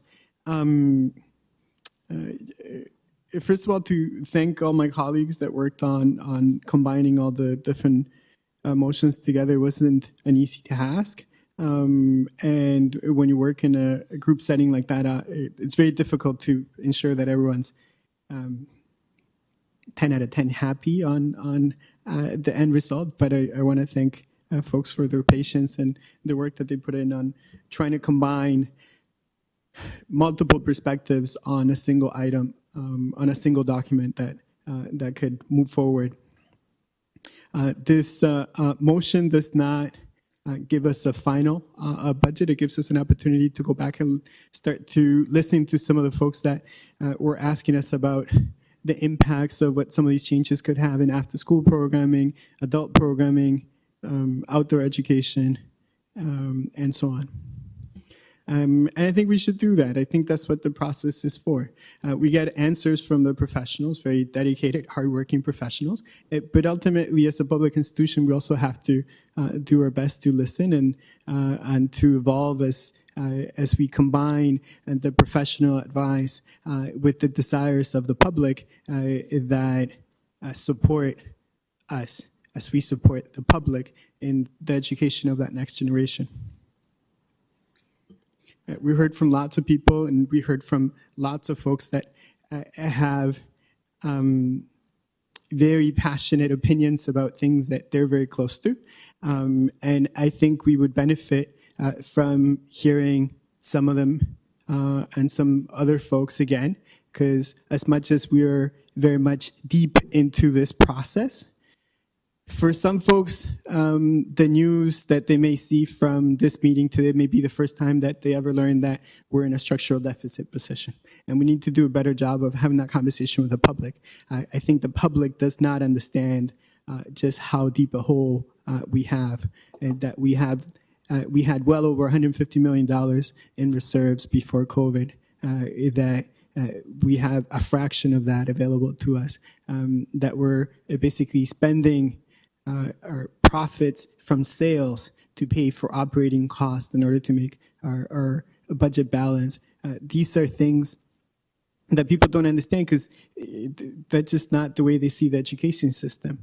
And we have to demonstrate a willingness to create efficiencies, yes, and we have to educate folks about some of the work that we've been doing, because I think many folks don't know that we are doing those things. But then we have to go back and have a conversation about the type of education system that we want and the type of education system that will generate opportunities for our children. So I don't want to be the generation that tells future generations of children that they can't have things that I had. I think we need to be figuring out ways to make the system better. And I think it's important for us to take that moment to listen, to channel that energy from the public, to channel that energy from those folks that are passionate about how it is that we can make our education system better, and to continue to work away at it until we get to a number that's small enough that mitigates that risk. But to remember that this is a political process and that the final decision is the political one, and that it's about priorities and the priorities that we think are important to us collectively. Thank you. Thank you, Vice Chair Diabetes. Chair Chanas. Can I just, Comment? yeah, No. sorry, I'd like to go to Associate Director Pon because I may have misspoken the timing only with regards to collective agreement timelines and how it impacts the decisions that we make. So I'll ask Associate Director Pon just to speak to that, please. Through the chair, my colleagues and people in culture have advised that April 8th is a significant deadline for them in order to provide notice to potentially affected employees for a few bargaining units. And in mid-May, that's when the redeployment and staffing changes must be made. So staff, in order to process all the changes, will need that lead time. And the affected staff will certainly need some time to be notified of that. Thank you. If I can ask a question, clarification, what's that April 8th date referred to specifically in the motion here? Which elements? If I can ask it that right, so I understand what it is that you're speaking to. Through the chair, I think if the question's to me, my concern is any type of budget decision that is made later will certainly impact our ability to do our normal staffing processes. And April 8th is a very significant date, in particular for support staff, in order to send out written notices to potentially affected staff members in bargaining units. And then this will allow them to be able to be considered in the redeployment surplus processes in mid-May, sorry. Okay, thank you. Thank you, Vice Chair Diabetes. Chair Chanaslin. So I wasn't going to start here, but I am going to start here because I now just have a question for Associate Director Pon, I guess.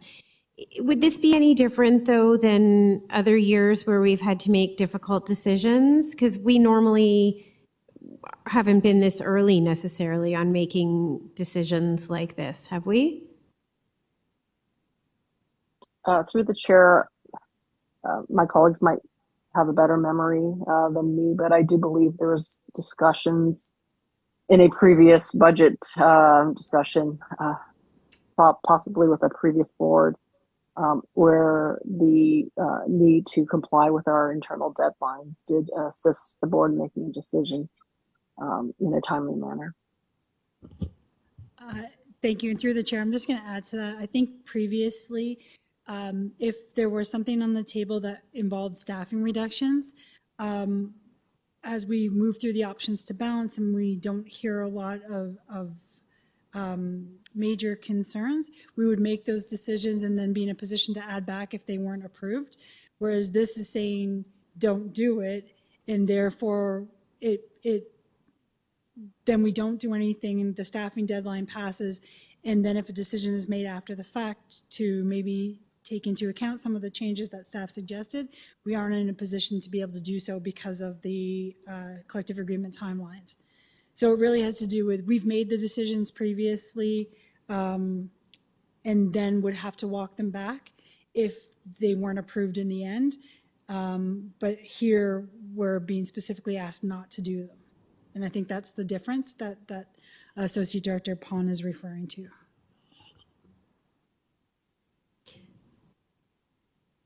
So I think we're going to need some clarification around which items in particular are potentially,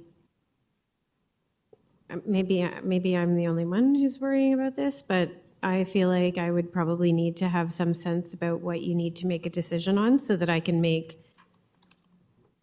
provide input. So perhaps that could be brought to special board on Wednesday for us to consider.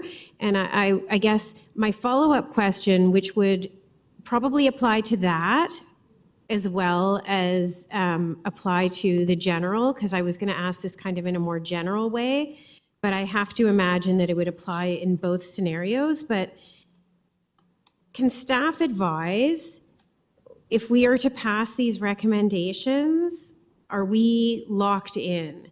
Like, if we get other information potentially in 2 days, which I've just asked for more information in 2 days, but also when the GSNs come out, are we able to revisit and amend these without it being full-blown reconsideration? Because we have new information that will have come out, like either we've gotten more funding in some of these areas or we haven't gotten more funding and we're forced to rethink potentially our what we might want to do, and maybe we think of new things we want to do. I don't know, but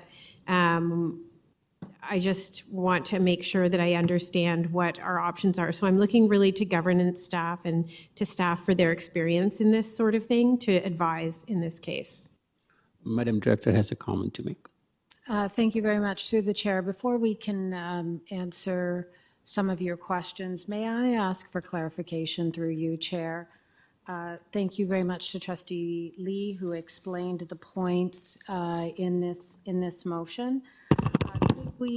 Could you clarify for us what delay the implementation of course time migration for international language programs, that particular point means specifically? Does that mean that the structural change from after-school programs to Saturday programming would be put on hold until a report comes before PSSC or PPC in the fall? Similarly, delaying the cancellation of general interest and seniors daytime courses, that report is not likely to come before PSSC until the fall. So that is delaying that reduction until the 25-26 school year. The point following that one, provide a detailed plan. I imagine that could come forward this year to PSSC or to PPC. But if not, again, that change would be deferred potentially to the 25-26 school year. So I'm just looking for clarification because it does impact the staff and staffing and our responses to the question around which staff would we be giving notice to on or before April 8th. Thank you, Madam Director. Trustee Lee? Thank you. Through you, Mr. Chair, Madam Director, those are great questions. So to the first two delays, which is to the international language and the general interest program, I also looked to my seconder, Trustee Arts, to correct me if that's not her understanding. But when I wrote these two bullet points, my assumption was that staff would not be able to produce a report until at least fall of this year, so that the changes will not take place this year, besides the 25 student pre-register minimum. On the general interest bullet point, this may be a version control, but I do believe this is an operational matter anyways. The original version said director yourself may choose to increase user fees to minimize budget deficit, if you believe it is a feasible plan. So once again, just to summarize, the intent is to not implement the changes outlined this year, but reconsider them next year after a full in-depth report is done at the PSSC. So you're correct on that one.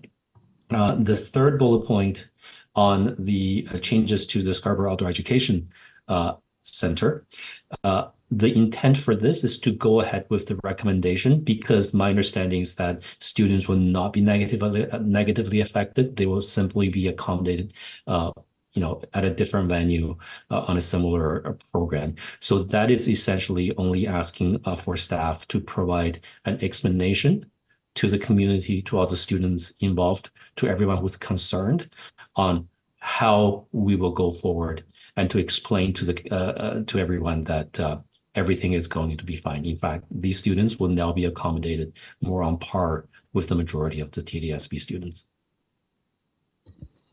Through you, Chair, thank you very much for the explanation. Thank you, Trustee Lee. And Mr. Chair, look for the seconder, Trustee Ars, to provide any inputs if she have any Trustee Arts, additional. do you have any things comments to make? Yeah, so just along the lines of what Trustee Lee said, it's the idea is to recognize that staff are trying to make programs work better and find efficiencies. And as a long-term goal, that's amazing. My understanding from what just staff described with international languages is that many programs already operate within the funding model and they're not running at a deficit. But some do and need to be analyzed, and that would take time anyway. And so it's clarity that some program, or recognizing that some programs do operate within the funding and some do not, and that does need to be fixed. But it is that is going to impact community, it's going to impact how families operate. I think the general discussion at the board is no one's comfortable with just implementing that without consultation and a review. And similarly, there really isn't support around the table for canceling general interest programs or Learn for Life outright. But there is support for finding ways to do it better. And so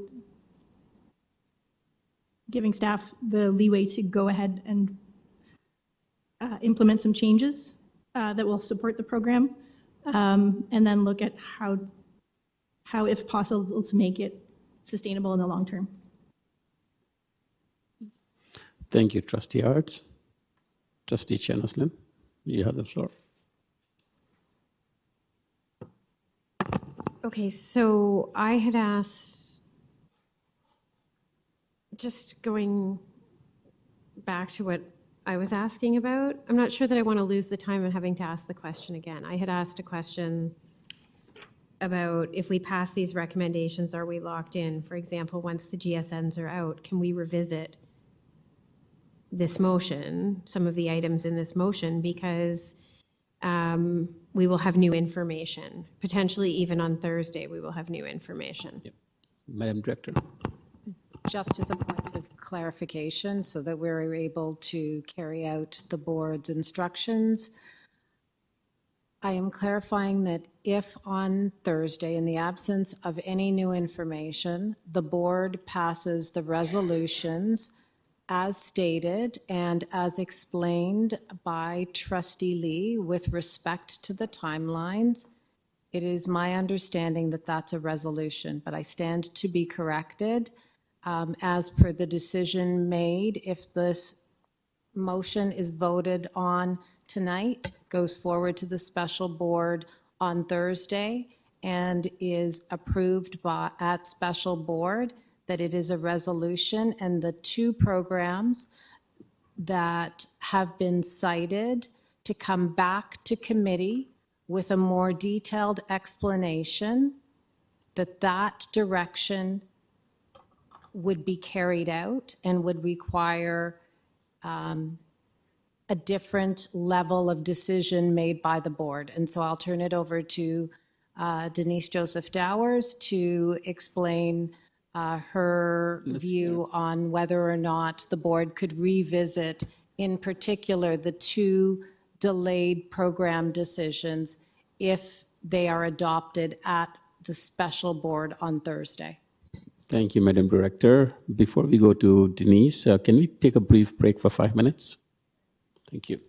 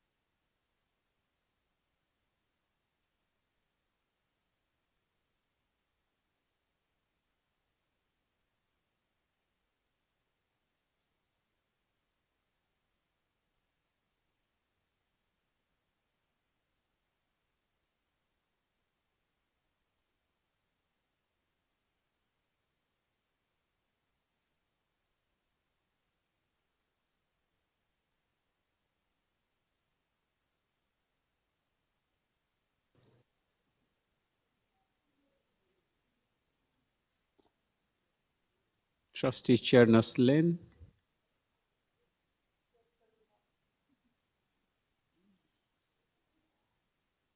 Can we bring her back after?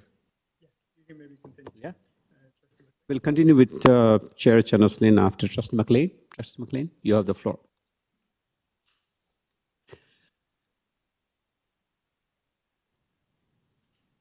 Is it, thank you, through the chair, is it your intention to decide what you agreed upon and how we, are you going to share, or are we? Madam Directors. Like, are we? Madam Director then, to clarify the point. Yeah.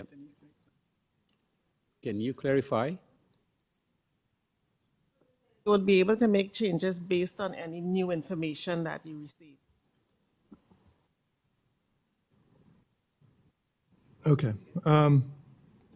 Thank you. Yeah, this was a work, and but you know, as was stated by a number of colleagues with a number of iterations, and I'm not as comfortable with the interpretation I've heard as I was when I entered the room and had read it. So I can't support some of what's here. That being said, I'm going to take us down a little bit of a history lesson, because I've been here 6 years. And we've been doing this for 6 years. The first 2 years I was in office, we couldn't do a single year budget. We had to ask for special permission because the government ran and cut so much from our budget that we needed 2 years to be able to phase in all the reductions and savings that were needed for us to continue. And then the pandemic hit, and we had a pandemic budget that we had to deal with. And coming out of the pandemic, facing all of the funding cuts that have been placed upon the TDSB and all the areas of funding gaps that are not in our control, including the COVID expenses, including special education, including the CPP, including the cost of the moratorium on school closures, which mandates that we operate efficiently. Every year, none of that's our responsibility, and adds up in excess of $200 million. And we just keep, this is year 3 of a 3-year coming out of the pandemic of deficit budgets. It's just a continuous process with a fundamental theme that we don't get funded adequately for that which is our responsibility. And the Ministry of Education's responsibility, to be honest.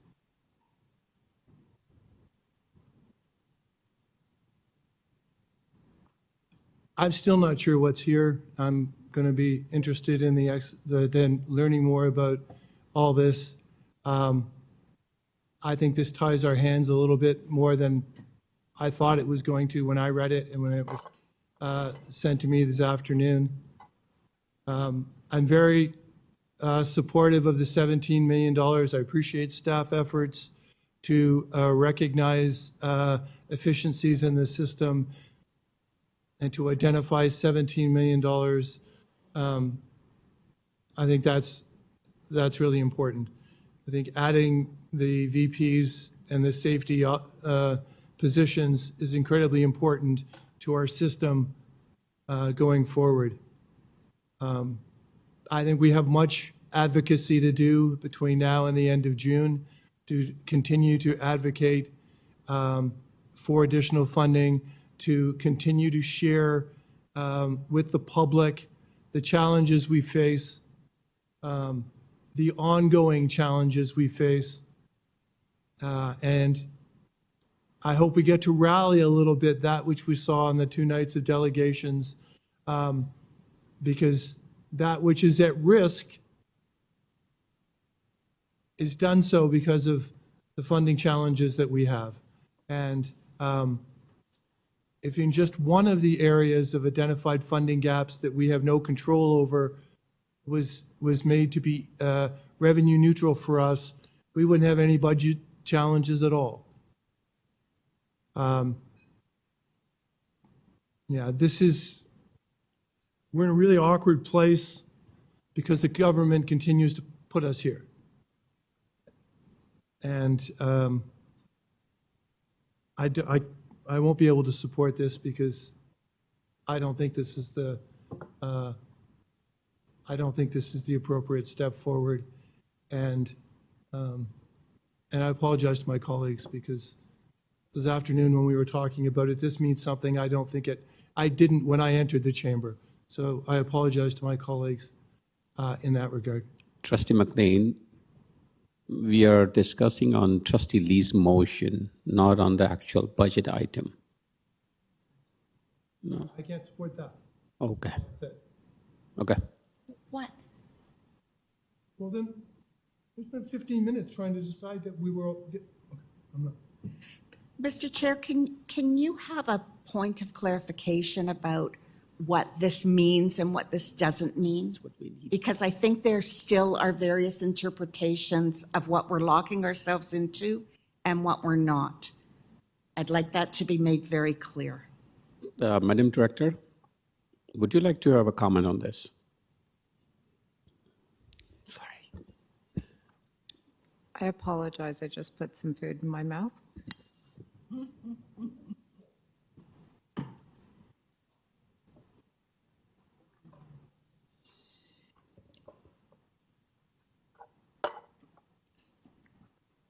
Excuse me.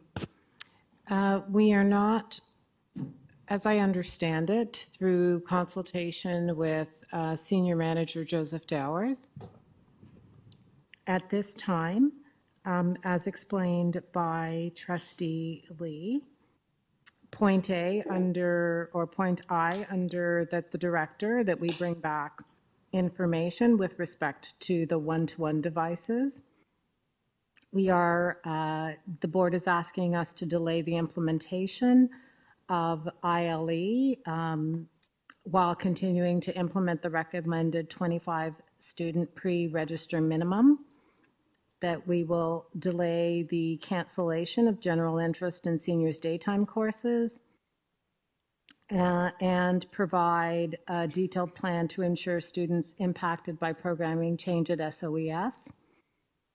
These decisions made this evening will not, can be revisited if after the GSN and the new financial position is known, the board chooses to make different decisions. So these are not taking these options off of the table. They're asking staff to do some work. And when the new financial position is known, the board may consider these program reductions as part of building a final operating budget for the 24-25 school year. I would welcome Associate Zucker to add any information that she feels I may have missed. Thank you, Madam Director.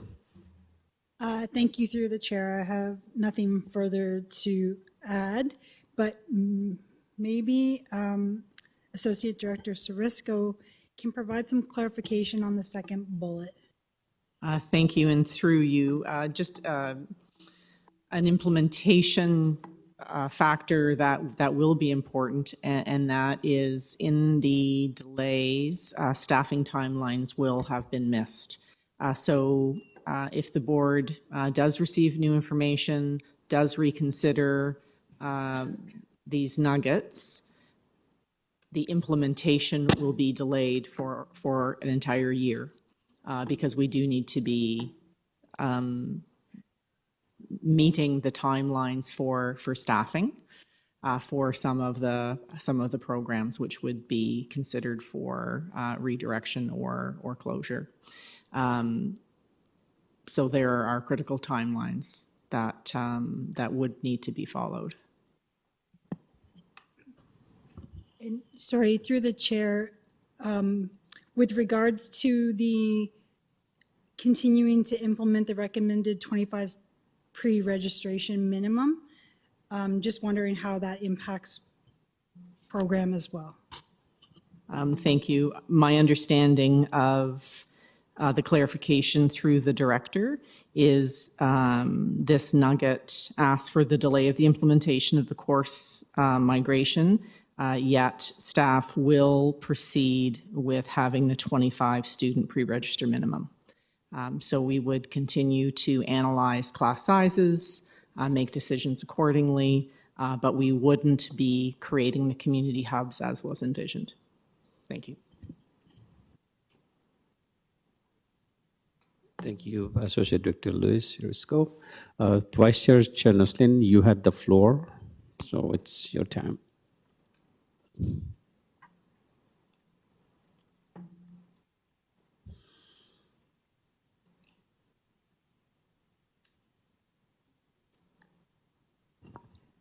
Can you come back to me? Because I don't remember where I was. I've got Not a problem. I think I have to. Thank you. Trustee King. Thank you. Good evening, through you, Chair.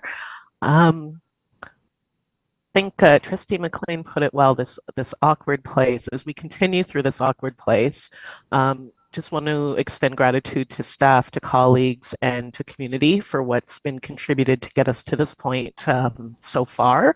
And thankful to the committee members for this motion that really consolidates so much of what we heard.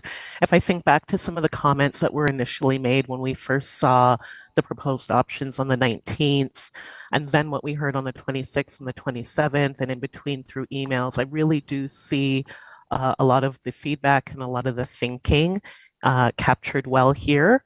I think it's important, and I like that there is a balance of looking at the internal efficiencies, looking at some broader ideas. I can see that there's some that I offered that are incorporated, and I'm not a member of the committee.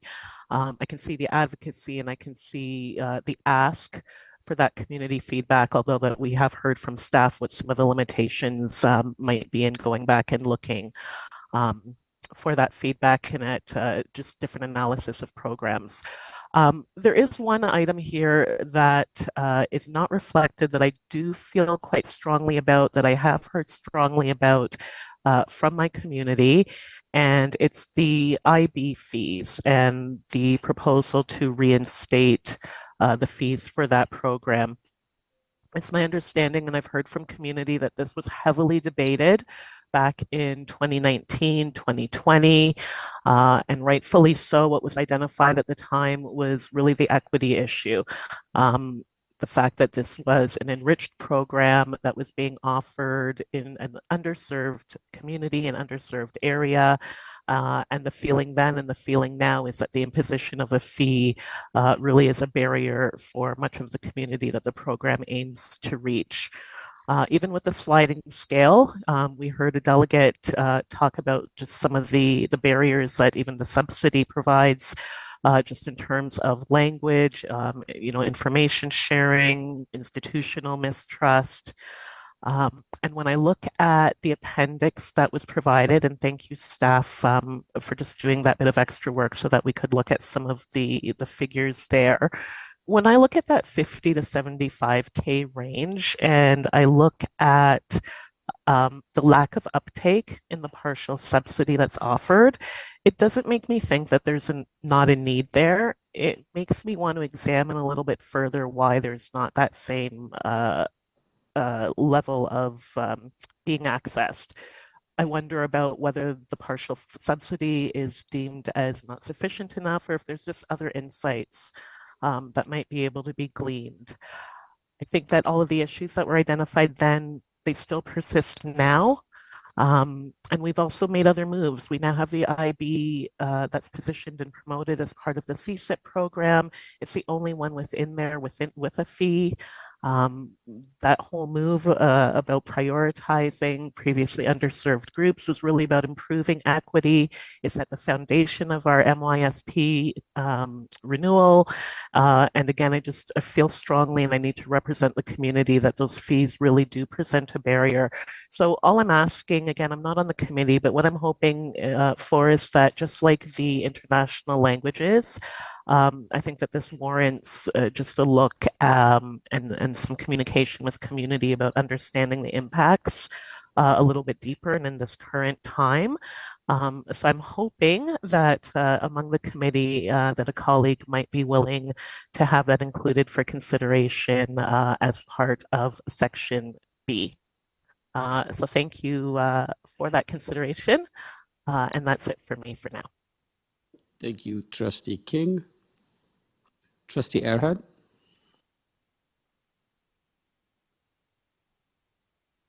Yes, hi, and good evening, and thank you. I do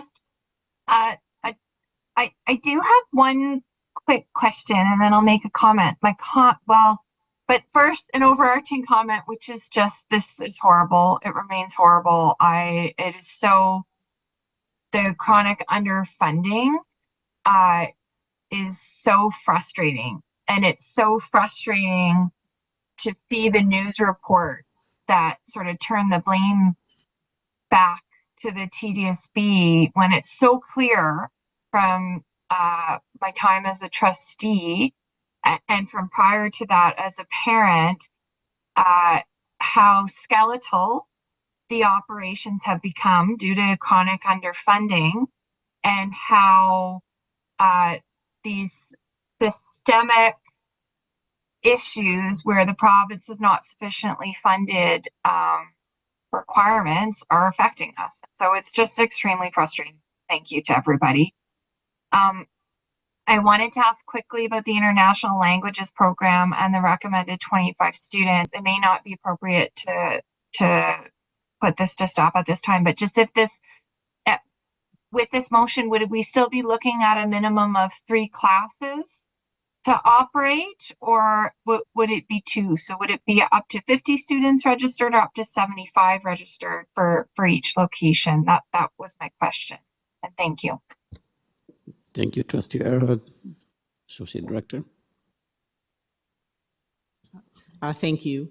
Through the chair to Trustee Erhard. Trustee Erhard, we're looking at a 25 minimum, and we're building that as to have as many classes as we can.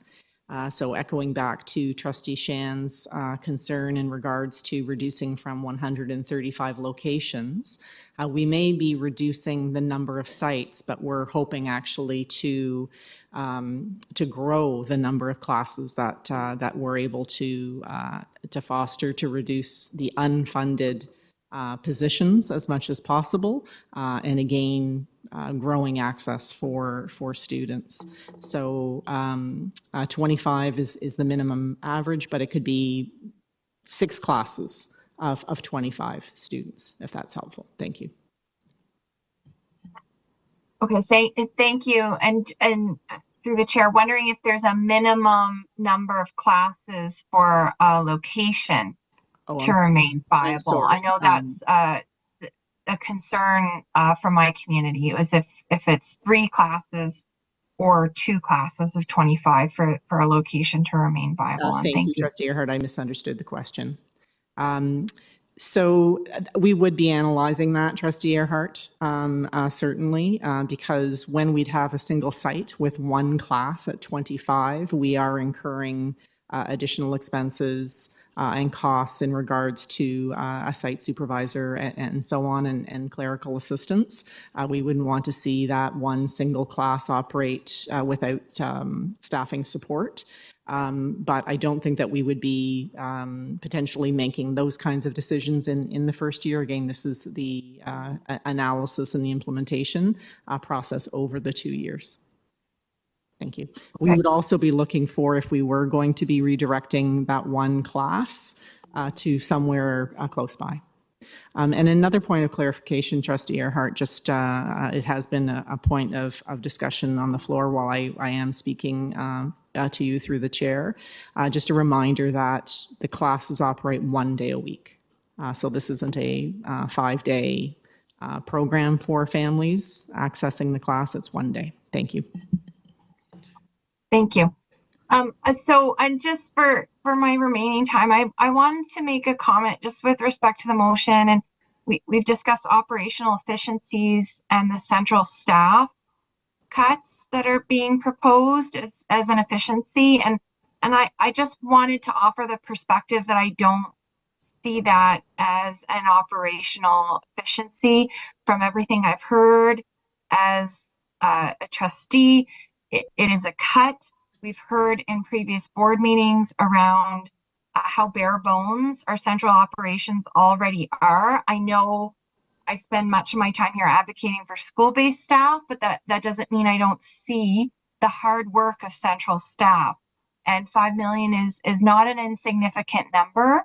We haven't received a great deal of clarity around where that will come from. And for what it's worth, I do see that risks involved with more central cuts as well. This is a series of very bad choices, but I did want to communicate just how appreciated the central staff whose positions are on the line are this evening as well, and that their work is seen and appreciated, and thank you. Thank you, Trustee Arhat. Trustee Sriskandaraj, Trustee Shan, sorry. Thank you, through you, Mr. Chair. Wanted to,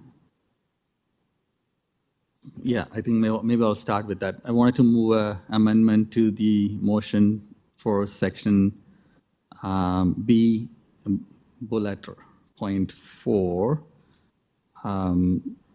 Just like the other ones, this is also asking for an impact assessment, which would have been helpful before deciding if the changes were appropriate. So I was asking the director, maybe I can ask now, is it possible through you, Mr. Chair, to the director, is it possible to get that plan shared prior to the final budget vote if the vote doesn't happen, assuming if the final budget vote doesn't happen today, to have that looked at before deciding on the changes to SOES? If it's possible, then potentially I would like to move a motion to amend it to say that delay the changes to SOES and provide a detailed report. So at that point, we can consider that change as well, just similar to the other programs. Thank you very much. Through the chair, yes, it is possible to provide that report to the board prior to the final budget decision. Thank you. Thank you. Madam Chair. So I have sent the changes to trustee services as well as to all the trustees as well. So while that's going on, I wanted to ask a couple of questions. When was the last time we, just on the motion alone to begin with, if this passes, does that mean we will not be able to pass the operating budget today? Right? Initial timeline was to kind of try to figure out if we can pass an operating budget today. I'm assuming no. If this motion passes, would that make automatically a decision to have consideration of the budget later? No. Timeline-wise. I don't think so. No. Through the chair now. No. Right. Should I wait for the motion? Okay. And then, yeah, that's it for me for this. I'm generally in support of this motion. I know it was a collaborative effort, and I had asked to have the same amendment included, but I think it was not, there was no consensus on moving that into the thing, so I would like to bring it to the floor to move it. The rest of the items, I'm supportive of it. I'm not in particularly keen on the user fee without having, again, a bit more discussion on what that means in terms of technology. Technology today is similar to textbooks. And, it may look like a small amount, but we know that every month there is some fee or some charge that goes into how we do things in our schools. So adding another point of additional fee to technology is not something that I would naturally incline to support. So I would like to think a little bit more about that. But the rest of the motion seems to be good. The only other thing, I don't know, my time is not there too. I just wanted to reinforce the point that advocacy is great through letters, but there are certain governments that do not consider these letters as a valuable form of advocacy. It's good for us to communicate as a board through chair what we are thinking about through letters of advocacy, but I do think that we need to have a stronger position as trustees elected through community to step up our advocacy efforts in a way that draws the attention and puts some pressure on funding public education to the extent that is necessary.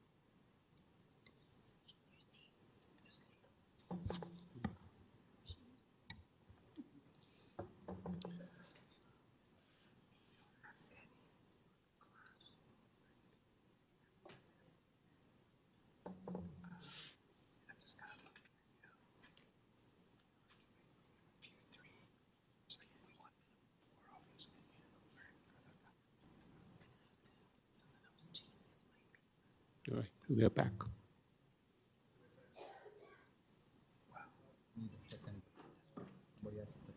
I'll second. Seconded by Vice Chair Diabetes.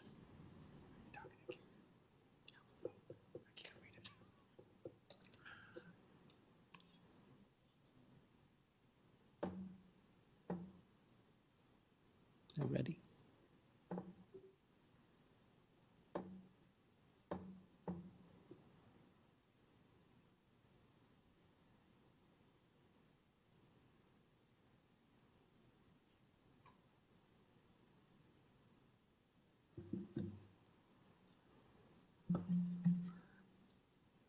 Do you speak on the motion? You good? Do you want to speak on the motion as a seconder? All right, so do we have a speakers list on the amendment? Trustee Laskin? Thank you very much, Mr. Chair. I appreciate this being moved, but I believe staff have answered this on multiple occasions, that there's no impact to the program changes in terms that they'll receive an outdoor education. So I'd just like to hear from staff one more time. Thank you, and through the chair, that is correct. Trustee Laskin, all students who attend Kearney on our weekends for overnight courses, for overnight classes, will be successfully experiencing overnight excursions in our other sites through the week. Thank you. Thank you, Trustee Laskin. I'll pass on chair to you, Trustee Davides. Trustee Patel. Thank you, Chair, and to you, Mr. Chair. Thank you, Vice Chair Shan and the Davides for this amendment. I have some questions of clarification on the program itself, on SOES. So we are canceling weekend trips at TDSB. Am I correct? That is correct. All right. So it means the equity of access for those children or their parents. Let's talk about the children who cannot go on a trip on weekdays. Is now been blocked going on weekend trips. Am I correct?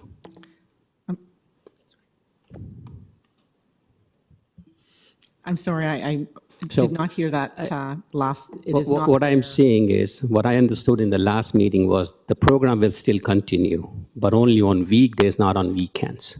Correct. But we do understand that there are 238,000 students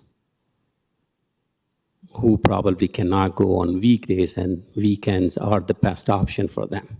And there are other maybe partners who wants to use those facilities on weekends. We are completely stopping that, right? Is that equity of access?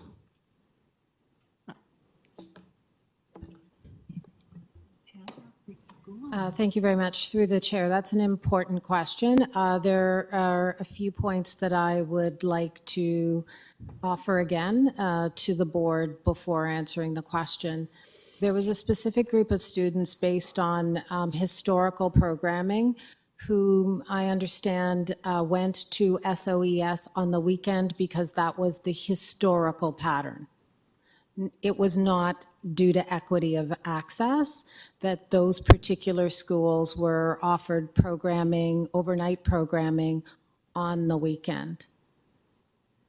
Secondly, it is important to state so that our communities and our students know that they will still have that overnight experience, but during the week at facilities that are comparable or expanded to beyond what is offered at SOES.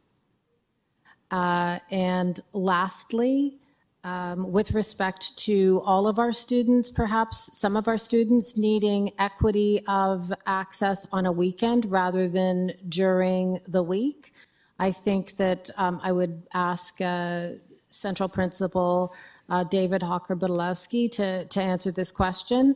But as a principal and former superintendent of education, I know that children and families are often planning their overnight trip to outdoor education centers a year in advance. I can speak from my own family in terms of students talking about this opportunity.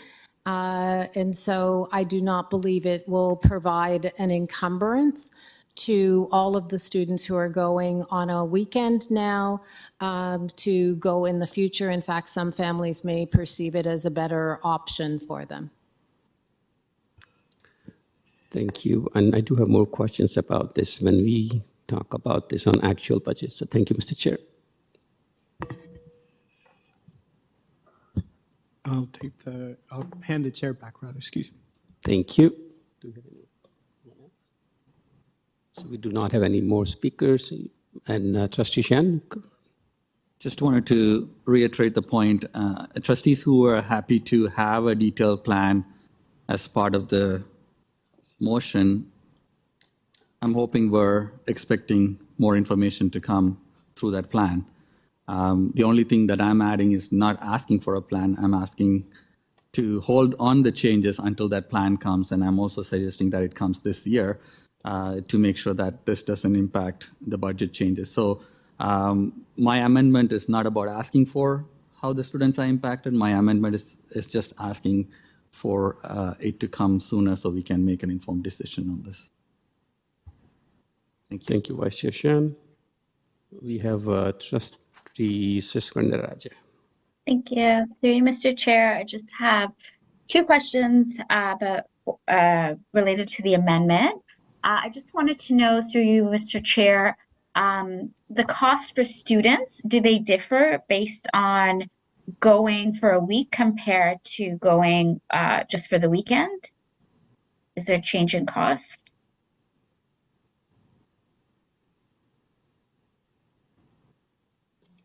The chair, thank you for the question.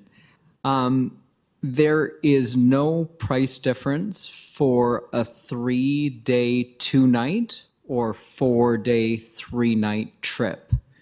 There are a limited number of 2-day, 1-night trips that were introduced this year, and there is a lower price for those shorter trips. Okay, thank you. And that was a practice that was just introduced this year, through Mr. Chair? Through the chair, those user fees were introduced in 2020. Thank you. Thank you. And through you, Mr. Chair, was there a reason why there was the introduction of these shorter trips?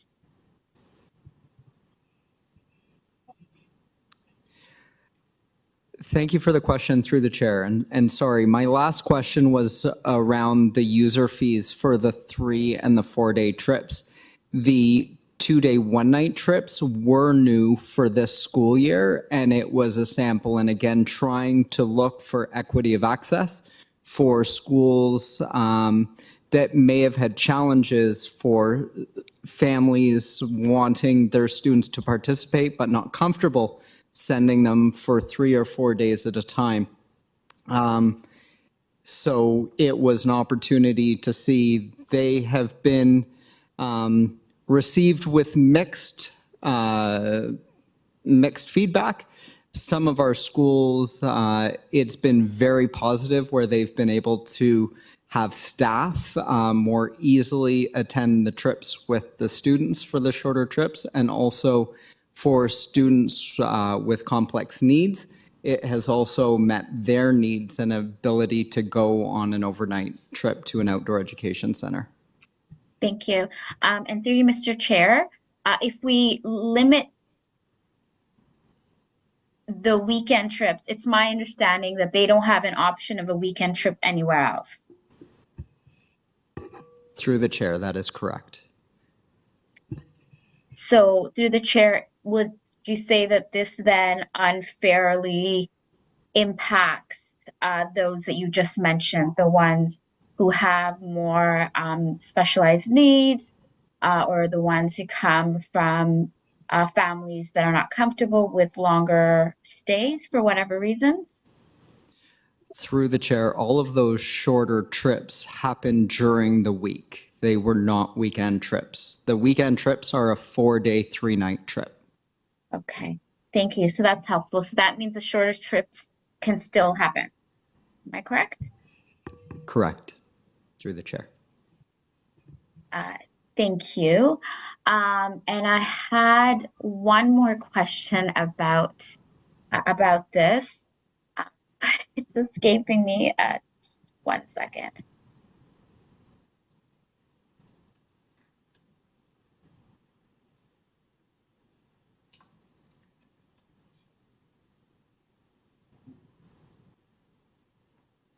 Sorry, it's escaping me, but please, I'll put my name back on. It's okay, you got 3 more If there's minutes. time. Oh, no.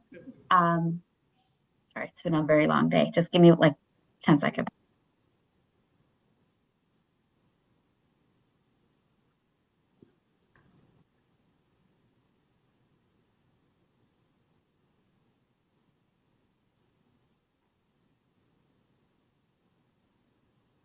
It's not coming to me.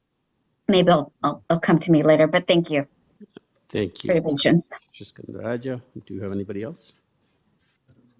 Not on them.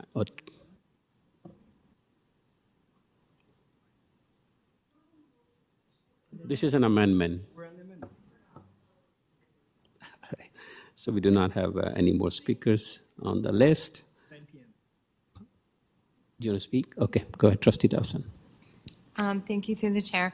I'm a bit confused about the international language class minimums. No, Am I not allowed to ask that now? We are talking on sorry, we're talking amendment. about the amendment. Okay, forget it. Can we open the vote?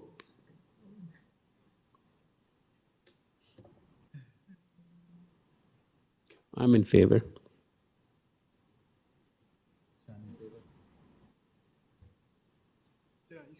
Trustee Lee is in favor.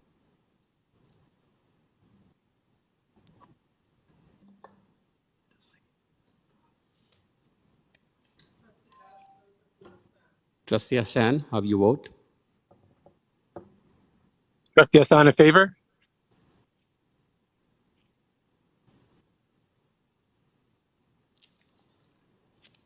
And the amendment carried. And we are back on the motion by Trustee Lee and Trustee Arts. And the speakers list, you want to go first? You were there first, so you're on halfway. Okay, thank you. Through the chair, I remembered the question that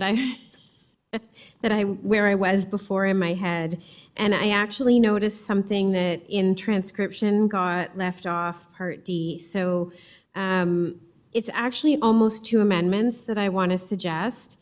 On Part C, I'm wondering if we can just pull up Part C. On the last bullet point, I can imagine one or two scenarios where the chair would promote Learn for Life programs to Toronto businesses and organizations. I have a newsletter that I do with the director that I could imagine putting something in there, but promoting programs isn't exactly like that's to some extent perhaps a staff piece in terms of like using Facebook ads, or I'm trying to imagine the kind of things that we're thinking of here. So I just wondered if it should perhaps say promote, comma, together with staff on that last bullet point, just because I feel like that one is slightly different. Because I'm not sure that that's exactly sort of my purview solely to promote a program like this. So I would just suggest that. And then, and I'm happy to do these all at once possibly, but then on Part D, which is the advocacy letter, we somehow missed 2 points at the end, which would be that this letter be shared with all TDSB parents, caregivers, and stakeholders, with our federations and our union partners, and that it also be shared with all Toronto area MPPs. I think that's a really important component that should be attached to the advocacy piece, and I'm sorry that got left out and I didn't actually notice it until a few minutes ago. We've been working off of a lot of different documents today, so thank you for everyone's patience. And so I'm happy to send that to Ms. Joseph Dowers, and we can, if you want, come back to it, or if people want to speak to it while I send that. Do you have one too? It's an amendment or a motion? It's a transcription. Chair Rachel, is it amendment? Yes. Yeah, I guess so. Yeah. It's a friendly amendment. It was in there. It was just got left off. And the only other Joseph one, Davers? which, It's an amendment.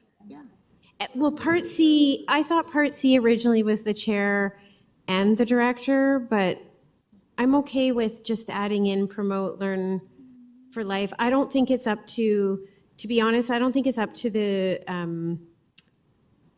director to do advocacy to the Ministry of Seniors. I think that's more the political job, those pieces, to different levels of government. So it's really just the promote, learn for life. And I'm prepared to do parts 1, 2, 3 as the chair together, and get input from my colleagues. But promote, learn for life programs, that's kind of a different realm of things because that involves operational items that I think are beyond the role of trustee and chair. So I just would rather it said together with the director or something like that. And she can, Is it okay if that makes sense to, I'm looking behind me. I just want to stipulate that Did you- Trustee Tremblay, the chair, said that is a friendly amendment as opposed to an unfriendly one. I appreciate that. This is an amendment. It is an amendment. Through the chair, I'm not sure if Trustee Lee was weighing in on something we were just saying, or if that was. Trustee Lee? I was adding entertainment. I was just commenting on the fact that this is a friendly amendment as per stipulated by Chair I'm Translin as amending my opposed own to writing, which unfriendly. was originally in there. We can just It's add, just through the editing process, it got, you know, not working on enough sleep, clearly. It's an amendment for clarification. It's just an amendment for clarification, although the piece on Part D, I would argue, is really crucial.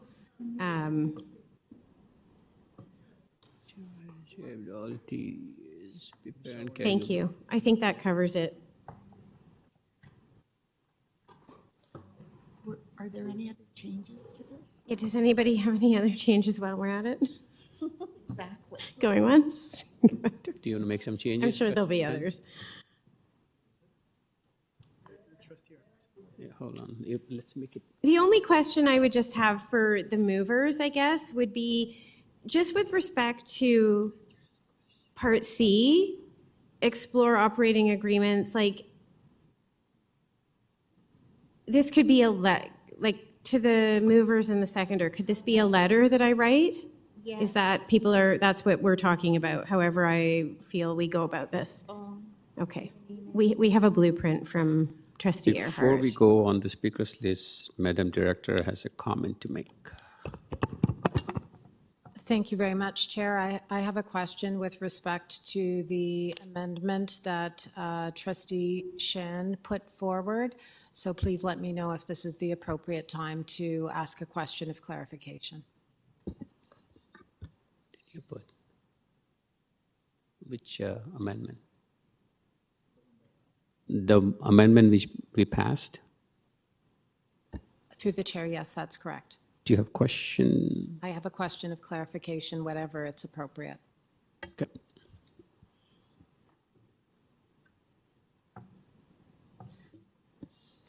Through the Chair, could you please clarify whether the direction, perhaps we could scroll to it if possible,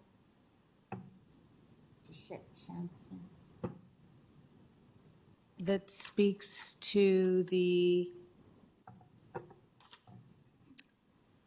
providing a detailed plan about SOES delays implementation until the board has voted on it.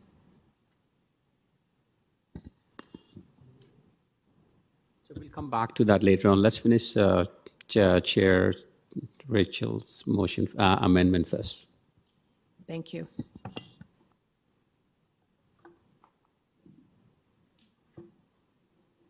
It's ready to go. Denise? Yeah.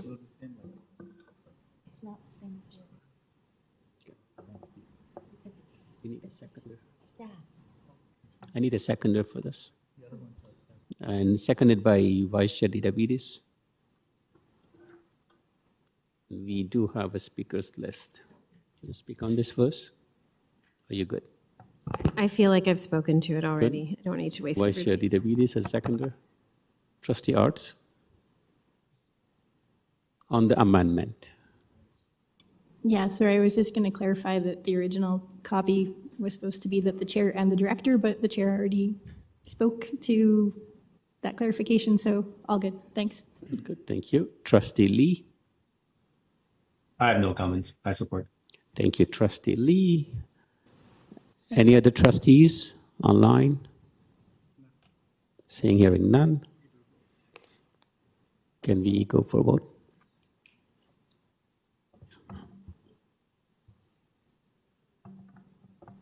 Show of hands or e-scribe?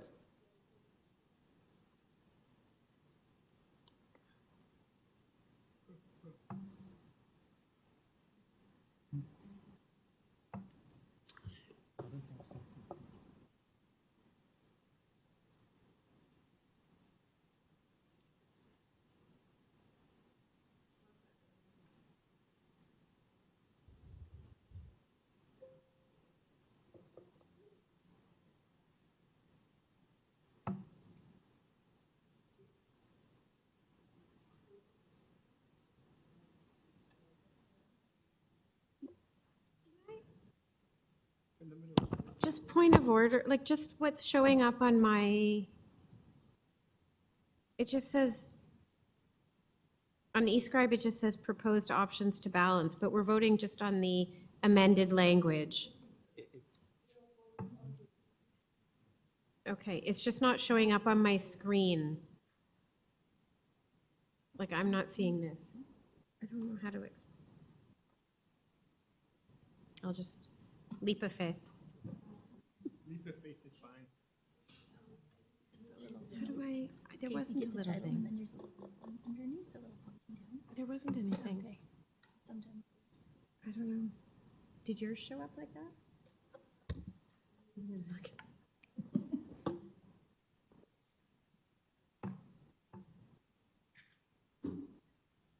It looked She like I can was vote. voting on all of 5.4.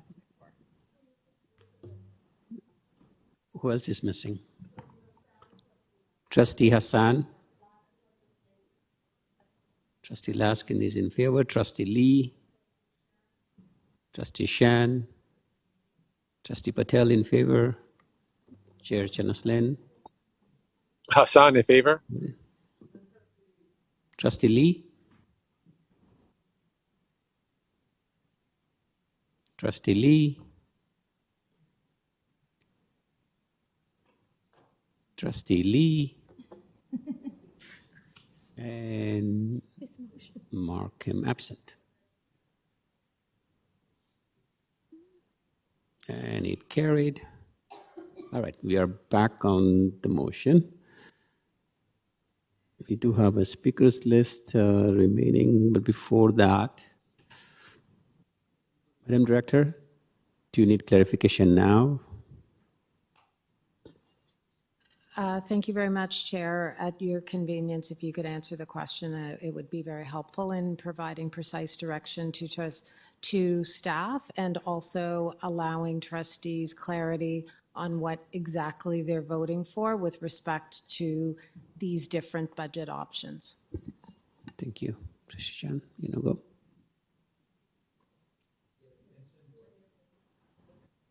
My understanding was that until the budget passes, the staff positions won't be. Budget passes in a regular or special staff meeting with a full board, it is not still final.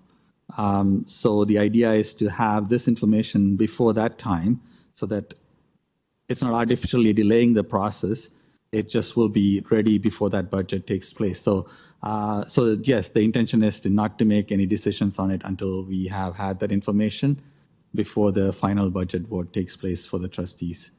If it means it's two days, then it's 2 days. If it means a month from now, if it means end of June, wherever it is, but we would have that information before the budget vote happens for 2024, 2025. Thank you, Chair. I stand to be corrected. I think that is a different direction than what staff understood when Trustee Lee originally explained this point earlier in the evening. Trustee Shan. I think that's why we did amendment, right? Yeah, go ahead, Associate Director. Thank you. So through the chair, I'm just trying to understand. So the delay would mean that we're not making any decisions. The decisions impact staffing. Staffing timelines are April 8th.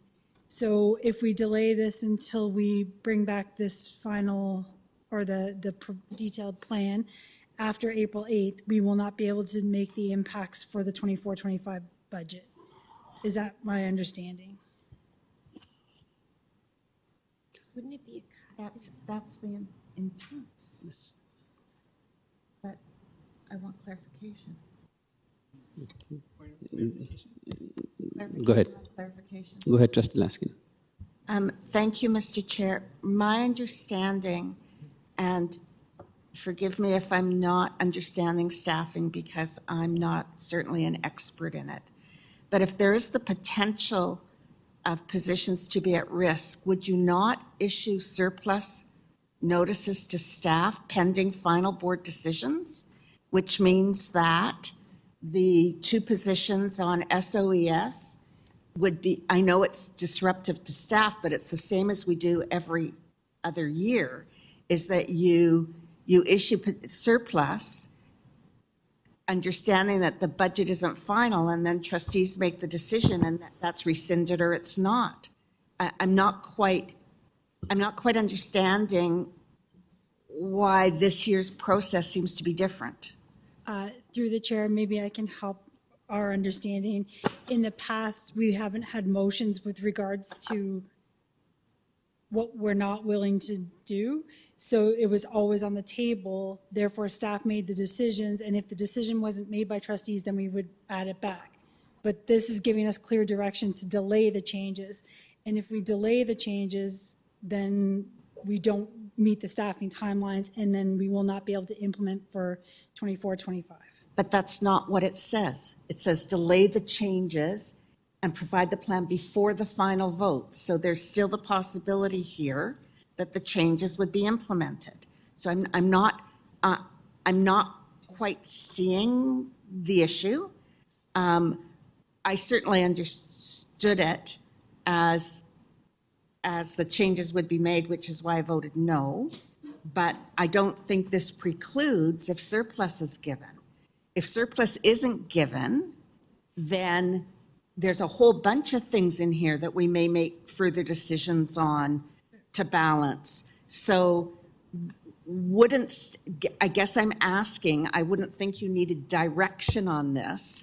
Wouldn't staff in preparation for the possibilities of additional changes prior to the final budget issue surplus notices on the potential changes to programming to ensure that if the board voted on those changes, they would actually be real cost savings? And if you needed a motion to do so, I would find that unusual because we certainly haven't ever done that before. But I'm at the will of the chair or whatever is needed. Thank you. Madam Director. Thank you very much. Through the chair, we do have staff from People in Culture on the line. Perhaps they can provide some additional clarity. I do want to acknowledge what the explanation just provided by Associate Director Zucker, which I think very accurately summarizes how this situation that we're facing today is different from staff's perspective than has existed in previous years. Our reticence is to ensure that we are meeting your expectations with respect to any possible decisions made this evening and resolutions adopted on Thursday. So I would ask staff from People in Culture who are on the line if they would like to comment with respect to declaring any of the staff implicated in this motion surplus and how that may work.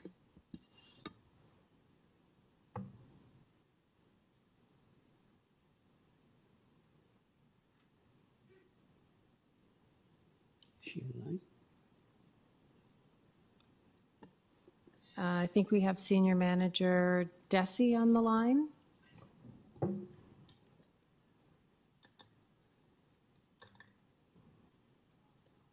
Through the chair, I'm going to defer that question to Cindy Stiles, who's the manager of People and Culture.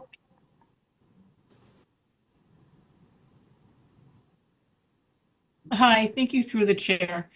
Sorry, I've just been asked to join on, so I may have missed your question. If you could just please ask it again for me. If I could assist through you, Chair. Thank you very much for joining, Ms. Stiles. The board is seeking some explanation with respect to whether or not we are able to declare staff who may work in the general interest, seniors daytime programming, ILE programs surplus, so that when the board makes a final decision in May or June, any potential budget reductions arising out of staffing changes or program changes could be adopted at that time, or staff could be reinstituted if in fact the program remains status quo. Okay, so unfortunately, the international languages, African heritage programs don't work in the same way that we would with our school-based staff. When classes close, individuals who have lost their assignments get included in an annual redeployment process, and that is based on their ability to exercise their seniority rights to reclaim a position or to bump a more junior employee. The problem is if we don't know who is going to be directly affected or potentially affected, we don't know who it is that could be doing the bumping. So it's not quite the same. Whereas, if we're talking about a few positions in schools, we could over declare some individuals and then undo it afterwards. We actually don't provide surplus notices. We only deal with those classes that have closed or are known to be closed. The determination is made by May 1st. I think you've heard earlier probably that there's an earlier deadline, and that's because waiting that much longer is going to put extreme pressures on the people and culture area to make sure they have the accurate information of whose class is still running, where there might be new vacancies, or where someone has a class that has closed. With the general interest in seniors daytime programming, the general interest doesn't have the same sort of staffing process. Because their terms are sessional, we work on a staffing process that is determined before each of the terms. So we would be determining to post any offerings for the fall would be done in the first week of May. Then when we're looking to what we're going to do for the winter, that would be done in the first week of November. What we would do in the spring would be the first week of February. So we put those offerings out of what we intend to run.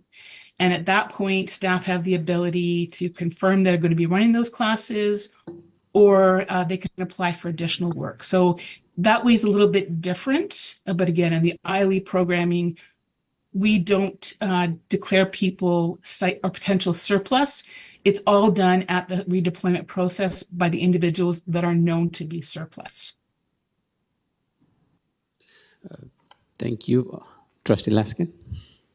So if I understand it correctly, because there's an ebb and flow to general interest in international language and Con Ed, it's a different process. So I'm not concerned about that. The delays to SOs, you talked about 2 positions. I would assume we know who those 2 positions are. Why would that be an issue if in fact... So can you explain to me why that would be an issue? And if that is an issue, are you saying to us that we would have to, as a board, make a decision whether or not we were not operating weekend SOS programming before April 8th? That level of clarity. So through the chair, yes, if we're talking about staff at the SOES site, because we're talking about 2 individuals, we would know who has the least seniority at those 2 sites, and we could declare them declare them site surplus, and then from there determine where we might end up with board surplus. So that one can be done in advance. It's the ILE program that we need to have accurate information going into the process, and we can't over declare. No problem. I'm happy with that answer. Thank you.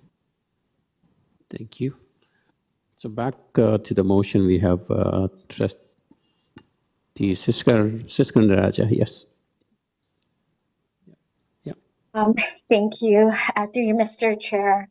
I'm really confused, and it might just only be me, but I really need a bit more clarification. If I'm confused, I'm sure many who are watching could be confused as well. So this current motion that we have in front of us, or that the FBAC committee has in front of them, when you say delay the implementation of course time migration for the ILE program, do you mean there's no date attached to it? So what does that mean? Delay it to the next year's budget cycle? Yes. Associate Director.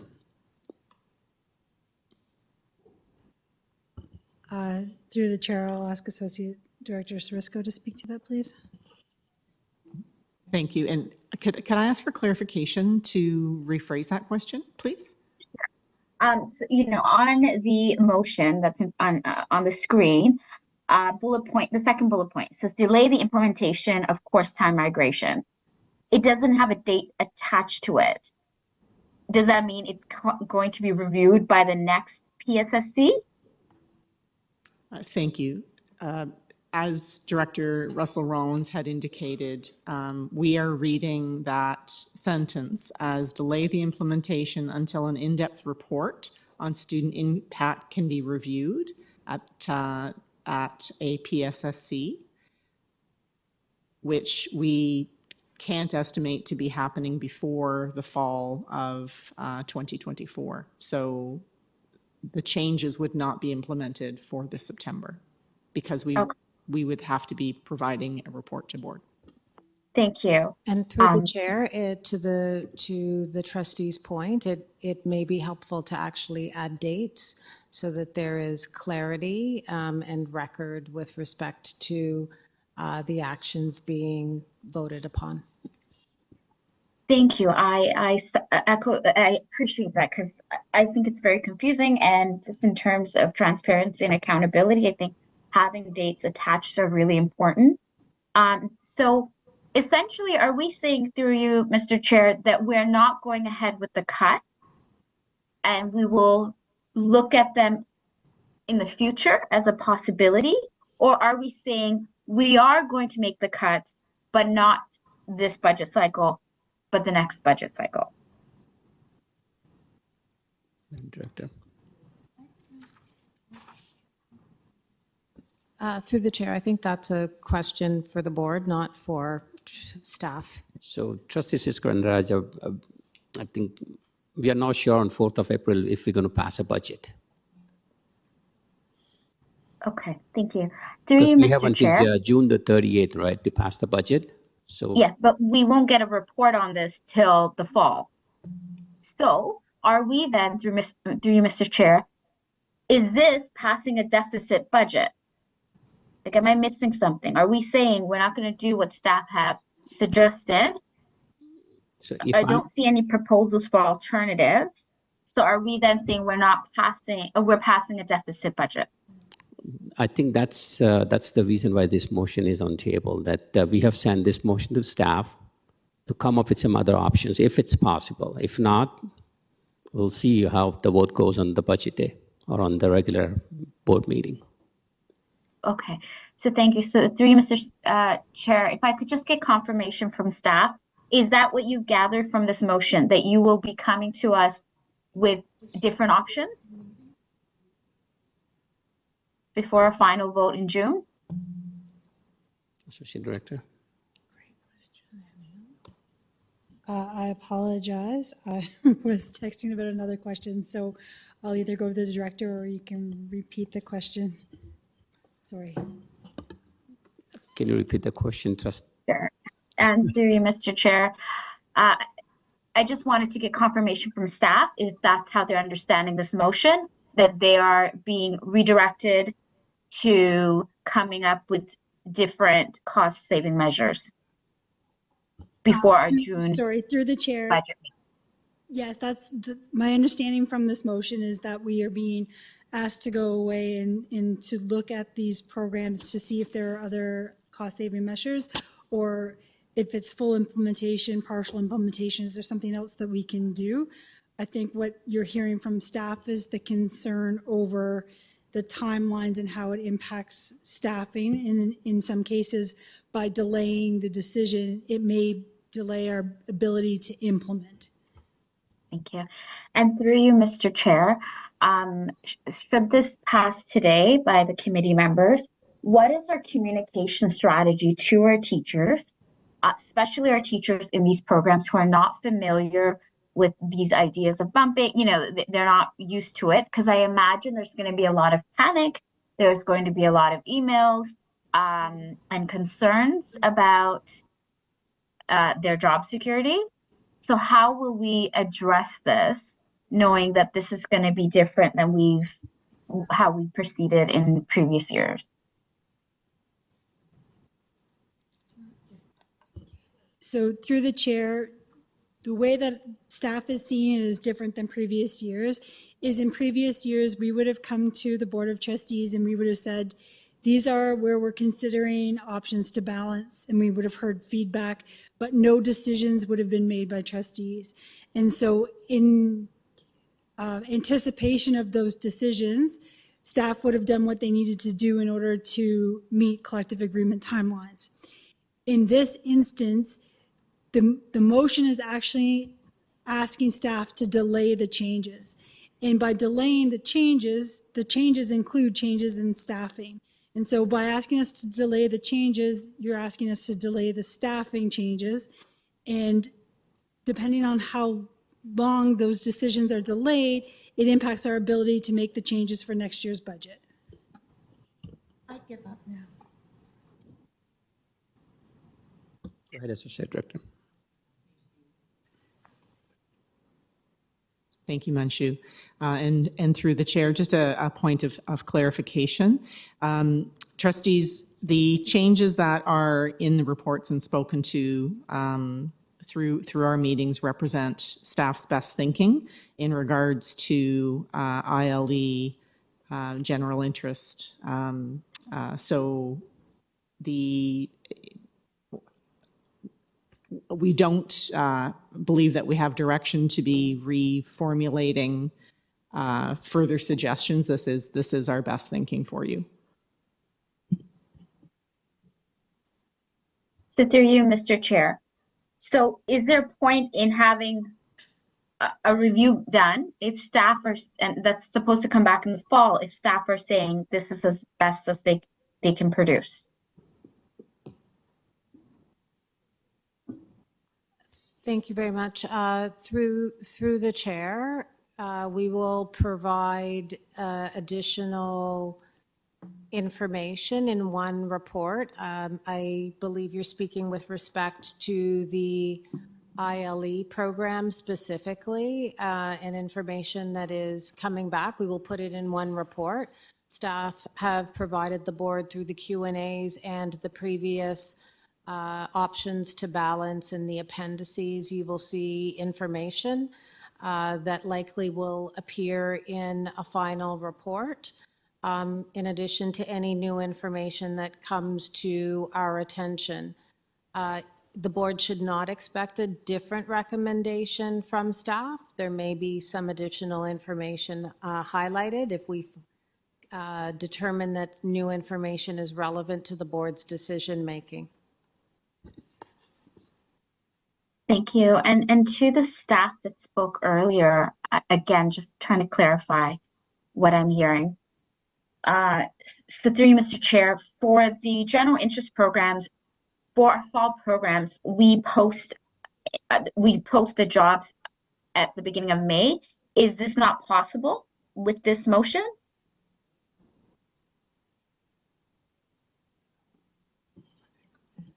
Through the chair,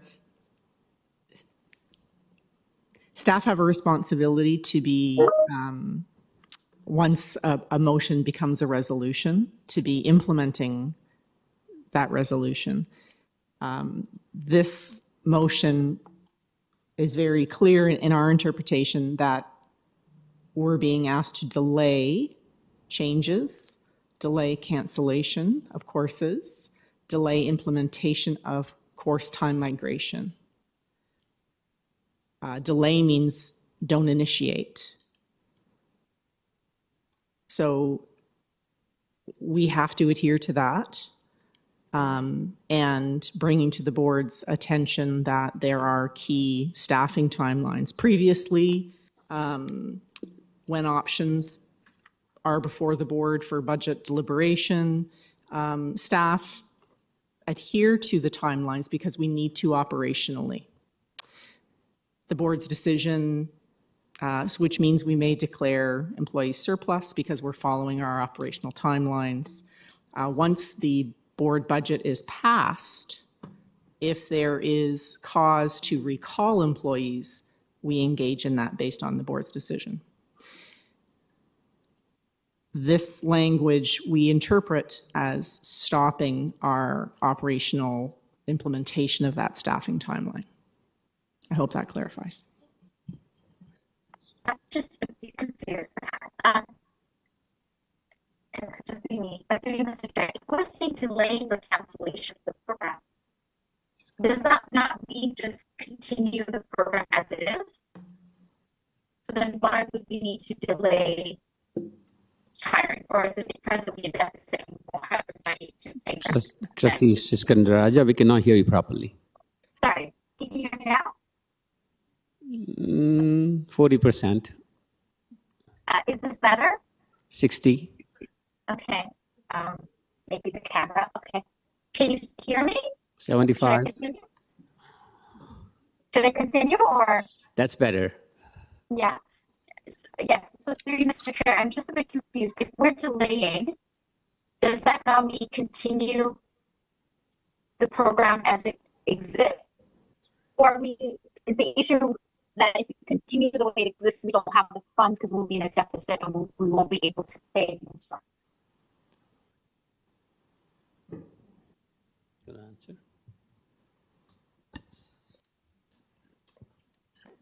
Through the chair, I just want to clarify the question because it was difficult to hear. You're asking if delaying means we continue as the program currently exists, or if we plan on it changing? The first part. So if we're delaying it, we're saying the program will continue to exist the way it is. So then in that case, why would we need to surplus staff? Is it because we wouldn't have the money to pay them because we'd be in a deficit?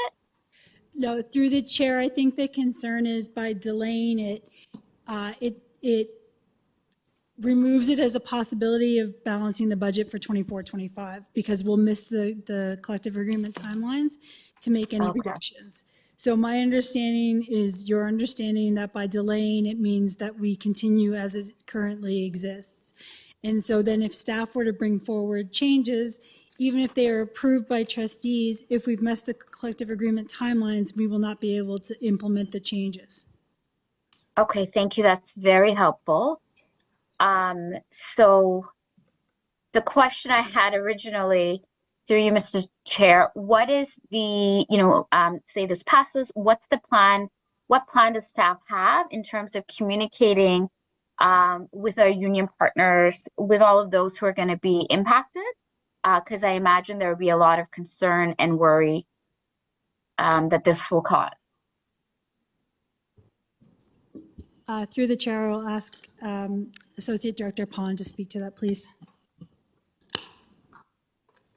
Thank you, through the chair. So in addition to any type of communication of any board decisions, what People and Culture would normally do after a decision is made on the budget is to start the process of notifying individual employees. So both the associations and the unions and the employees will have to be notified.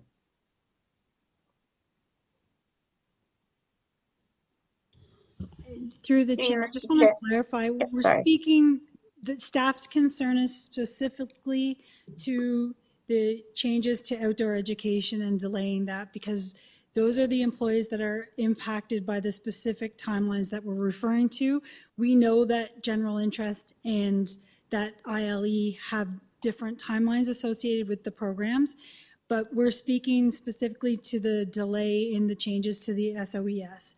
If we delay that past the deadline, we will not be able to make the changes for 24-25. Okay, thank you. So this is just for the outdoor education staff, not ILE. So I thought I heard ILE earlier. Through the chair, I think we were grouping all of them in together. I think that staff is aware that there are requests to come back with related to general interest in ILE, and that the timing may impact collective agreement timelines, but it's not the specific impact that we're looking at right now with regards to the SOES. Okay. I'm still very confused now because all this time I was asking about the ILE teachers. So will we not meet their collective agreements? Through you, Mr. Chair.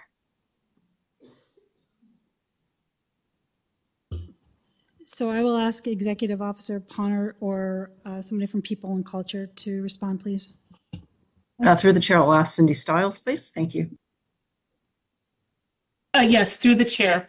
So the collective agreement provisions in Unit B, and that is your instructors and your international languages, African heritage, any class closures known by May 1st or determined to be closing by May 1st will result in those employees being included in the annual redeployment process.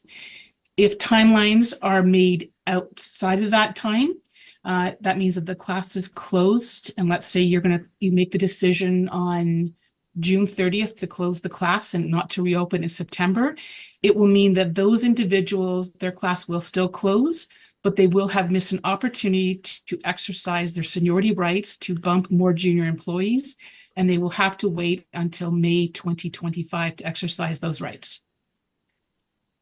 And through the chair, if I can just add, the reason why April 8th is a date is that People and Culture staff will need some time in advance in order to do that work. Thank you. Through you, Mr. Chair, to the movers, have they reached out to our union partners to get feedback on this motion and on the situation that we're in regarding the collective agreement deadlines?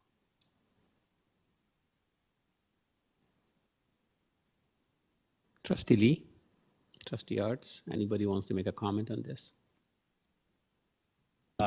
Thank you, through Mr. Chair. No, I have not reached out to the unions.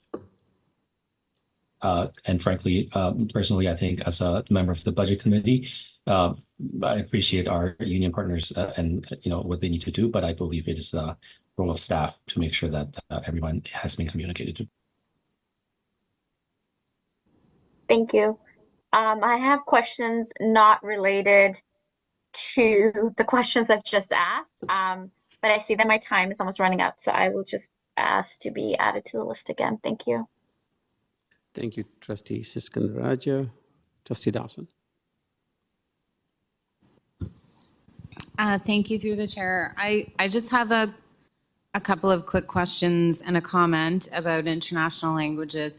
So I can only speak from personal experience, but in setting up one of these programs at my children's school, there had to be a minimum of 23 students and 3 classes offered concurrently.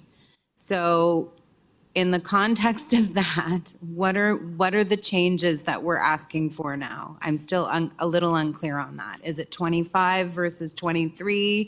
Is it 3 classes, or that's entirely out the window because we're considering this hub model? Can somebody please explain the changes to me in the context of what the current model is? Thank you, through the chair. Thank you, and through the chair. I'll begin, and I'll invite Peter Chang and Norbert Costa to join in the description. The current program is that we offer, or we open classes when we have 23 students enrolled. The hub model that we're moving to is we're increasing that minimum to 25 and looking to create efficiencies with more classes in fewer sites.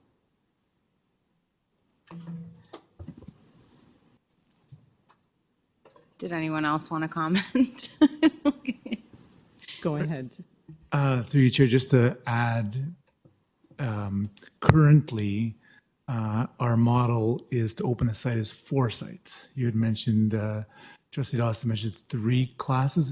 It's 4 classes currently to open a site. Just for clarification. Thank you. That's helpful. You know, I have to say that I agree with putting this change off, even if it means that it moves into the following year's budget. I can say from personal experience that those classes are dominated by K to 3, and bedtime for K to 3 is earlier than 8 o'clock a lot of the time. and we're proposing this later time. So I'm comfortable in terms of this motion as far as that's concerned. I appreciate my colleagues and the collaboration that's gone into this motion. You know, I know there was a lot of back and forth, and I appreciate all of our thoughts being included. I see that it's very thoughtfully done, and I support most of it. Thank you. Thank you, Trustee Dawson. Next on the list is Trustee Shan. Thank you, Mr. Chair. I'm actually going to move an amendment on behalf of Trustee King. The amendment has been sent to trustee services as well as to trustees, all trustees as well. I think Trustee King might want to say a few words about it, but while that is that gets onto the screen, I just wanted to go back to, because I was asking questions in the last round on this main motion, and wanted to chat, we wanted to share some stuff around continuing education and the fact that we heard that there were new techniques tried in terms of promotions, and I'm hopeful those techniques are working. Digital ads, TTC ads and other things, and we have to figure out a way to make these programs work. And to figuring out that way would mean when we get these reports that are being asked for about Learn for Life, about continuing education, ILE, we hope it's more comprehensive than just financial implications and staffing structures.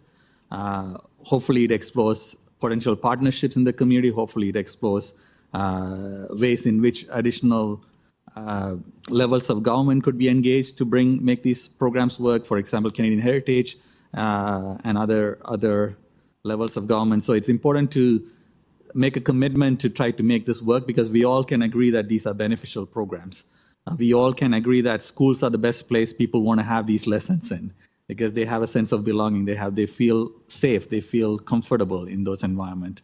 And these spaces are not being used in the evenings and weekends. And this is, again, space is a big issue in many communities. So looking at those options would be helpful. I know the reports will be coming in the fall, so I'm hoping, without making amendments to add those things, that there are serious considerations of asset mapping, serious consideration of volunteer and community engagement. Many volunteers, many people who spoke felt so passionately. Should we have like an alumni network of people who went through these programs? Should we build structures that can actually generate additional fundraising that can support some of these programs? But not to be judgmental, I have a feeling sometimes I'm seeing things being slowly given its chance to die off. Slowly. I understand this is not our highest priority when we have classrooms that we are struggling with, but if it means like looking at an arm's length structure, like we have Toronto Lands Corporation, if we can do this well enough within our corporate structures of funding restrictions and ministry regulations and stuff like that, maybe it is a way to build something that can transition into a successful model that can work together with us. So we got to make a serious commitment to see how these programs can work, especially when it's being not offered, when there's not complementary support in place. So I don't know if we have the motion from Trustee King on the screen. I would like to move that motion on behalf of Trustee King, and I would like to ask one of the trustees if we can second that to bring it to the floor, and then we can discuss that. Can I have a seconder, and then if the seconder is there.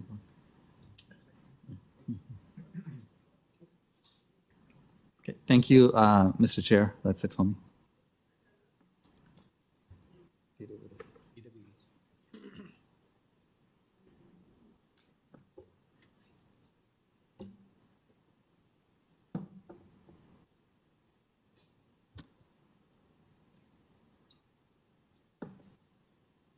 Do you want to speak to it?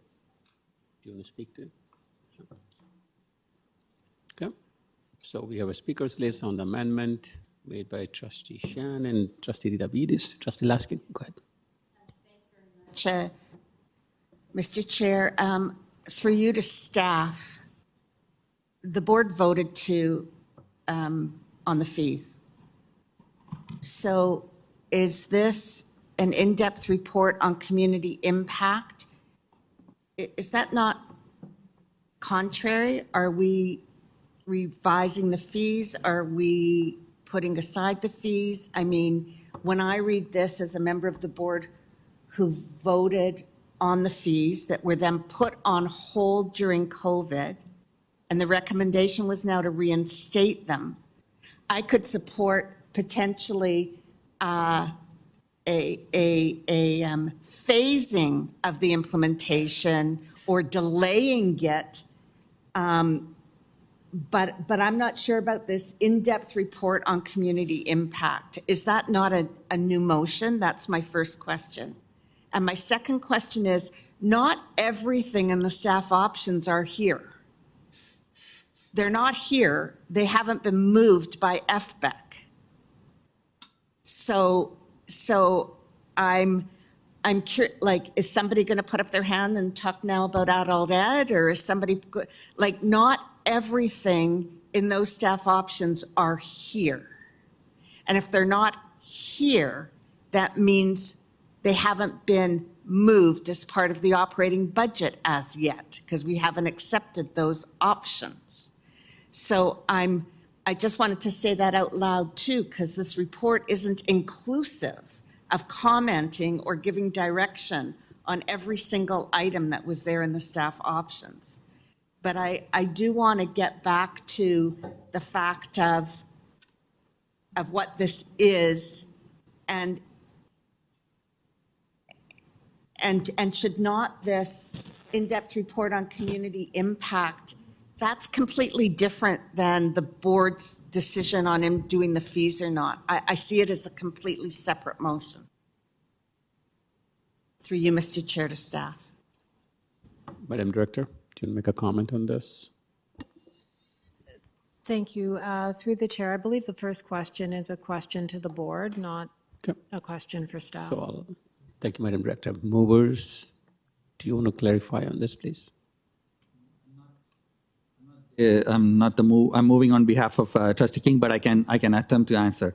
Firstly, the fee was stopped because there was a community impact at that time. No.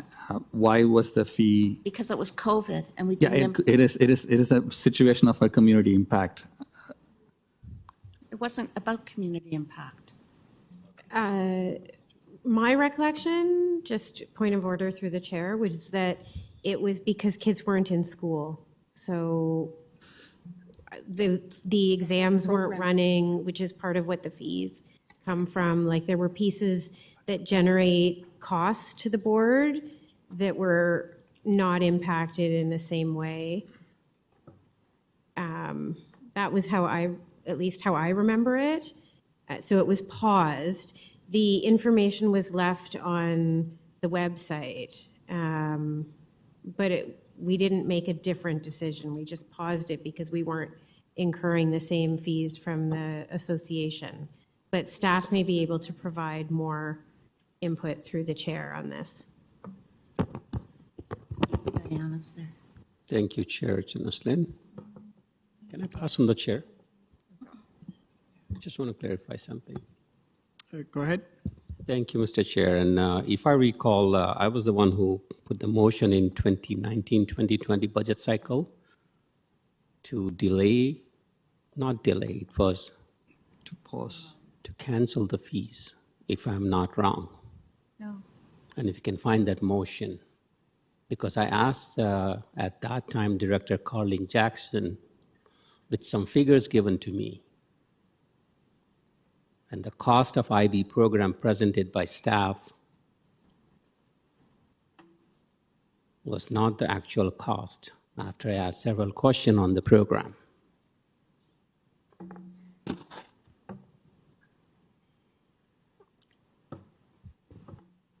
Through the chair, I may offer some background. In August 6, 2020, the board approved a motion to eliminate the 2020-21 IB fees. All students and families who had paid were refunded in full.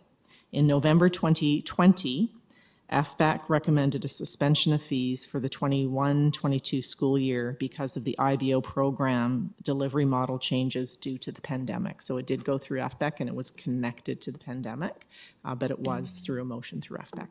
I don't know what your motion is. So just to clarify, the first year was elimination and the next year was suspension That's correct. due to pandemic. But there was no review done on the community impact after that. Am I correct? That's correct. Thank you. Those are my questions, Chair. Thank you. I'll pass the chair back. Thank you. And Sorry, I wasn't done. I was waiting on the first part, which said, until an in-depth report on community impact. I don't believe that is involved here because that's a motion for PSSC. That's not an FBEC motion. And does staff not, can staff not comment on that through you, Mr. Chair? Thank you. And through the chair, staff have done our best with analyzing the income level of our students and the subsidies that apply to our students in their current enrollment. And it was in the report from our last FBEC session, as well as we included projection of how those fees would apply going forward, and the subsidies to the students based on the enrollment that we currently enjoy right now and welcome. So that would be our interpretation of the impact. Thank you. Trustee Laskin.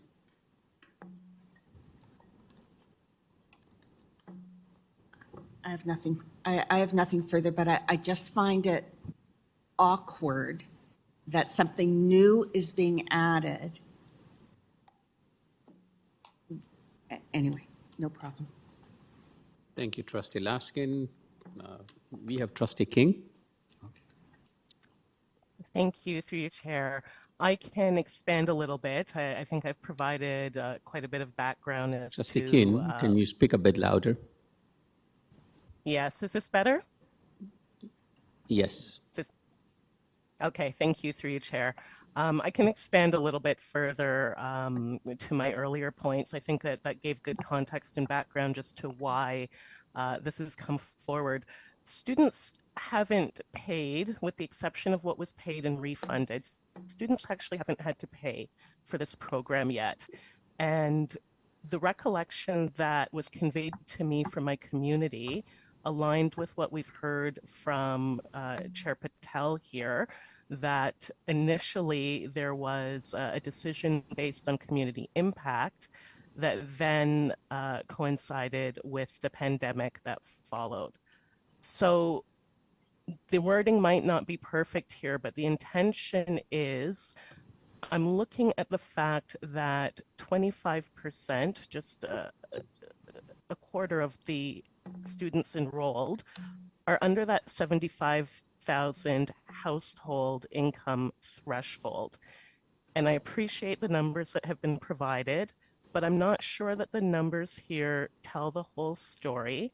We heard some of this in the delegations, and I believe there's a little bit more to understand about the lived experience of some of the families in this income bracket, and understanding why even the model proposed might still be proposing barriers that aren't seen and aren't captured in our numbers here. So my feeling is that as long as there's an opportunity to step back and look at some of the information in other programs, that there would be an opportunity to have that here. In-depth report might not be the right wording here. I think we're talking about 5 schools with this program. It might be a matter of, surveying or some kind of less intensive kind of consultation. But I think there are new families here, there are new families coming. We've invested a lot to expand and open up the doors for these programs. And I feel like we have an opportunity here to make sure that door stays open and even widens a little bit, rather than shutting it down on more people that won't be able to access this wonderful program that we've heard so much and that we know really, really enriches communities. So that's where that's coming from. And if my colleagues have any suggestions on wording that might make this feel more doable and agreeable, I'm open to that. And thank you to my colleagues that have moved this on my behalf. Thank you. Thank you, Trustee King.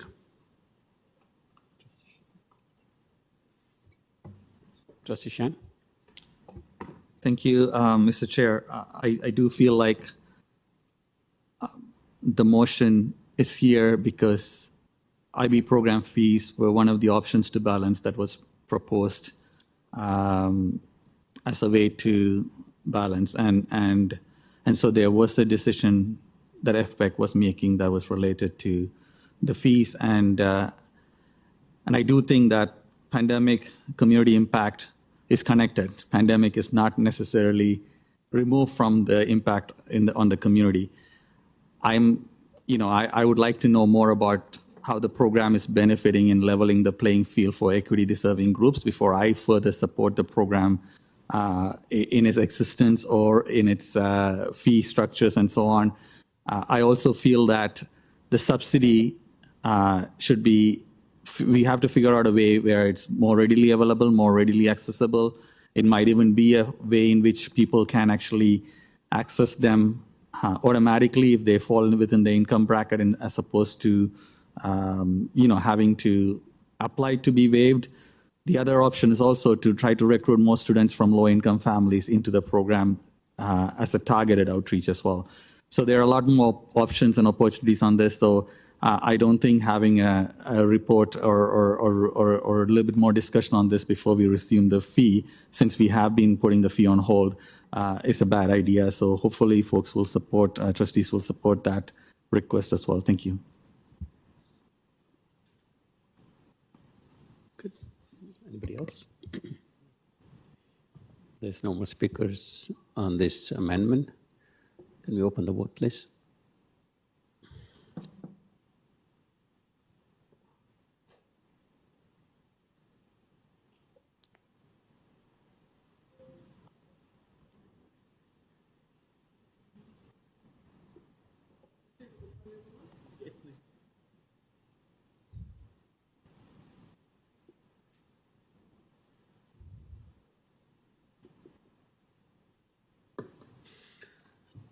Is everyone's e-scribe coming up now? Or is it only me?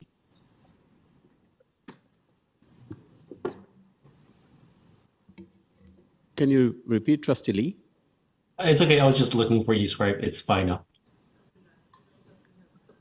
Trustee Hassan? No. Trustee Hassan?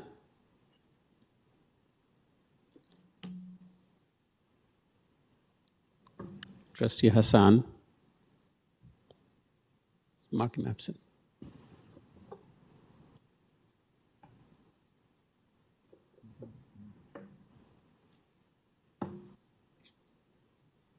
So it has been defeated. Defeated. Yeah, so the vote has been defeated on a tie. A minority report too. So Trustee Shan has moved a minority report.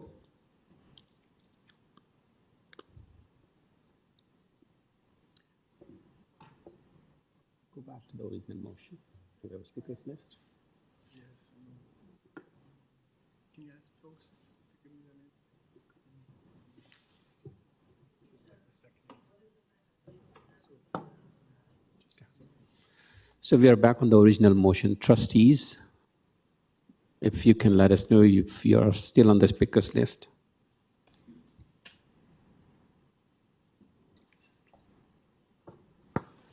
Trustee Laskin? Yeah, go ahead. On the original motion, yeah. Thank you, Mr. Chair. I just want to reiterate, because I've heard a lot of what I think have been mixed messages tonight, and I want to clearly state my understanding through you, Mr. Chair, to staff, whether it can be confirmed or not. My understanding of the collaborative motion that's before us includes some items from the staff report from March 19th, Options to Balance, and does not include others.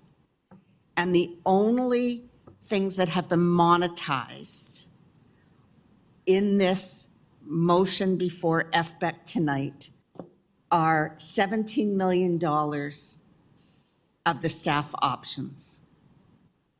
It is my understanding, therefore, that we still have a deficit of 10.6 million. So my understanding, based upon some of the things that we've now asked the director to do and the chair to do, and the GSNs aren't out yet, is that some of the reports that we've asked for will not come back for this budget cycle, which means that they're not going to be discussed as part of the Options to Balance. Other things that are here before us may come back with staff updating their option or providing us new information once we get the GSNs. Because with the deficit budget still, it is still staff's obligation to put forward to us Options to Balance. They have seen that there are some of the options from March 19th that will not be accepted by the committee. So my understanding is that staff will not consider this a final operating budget with a deficit, that staff will act on the things that are clear in this motion.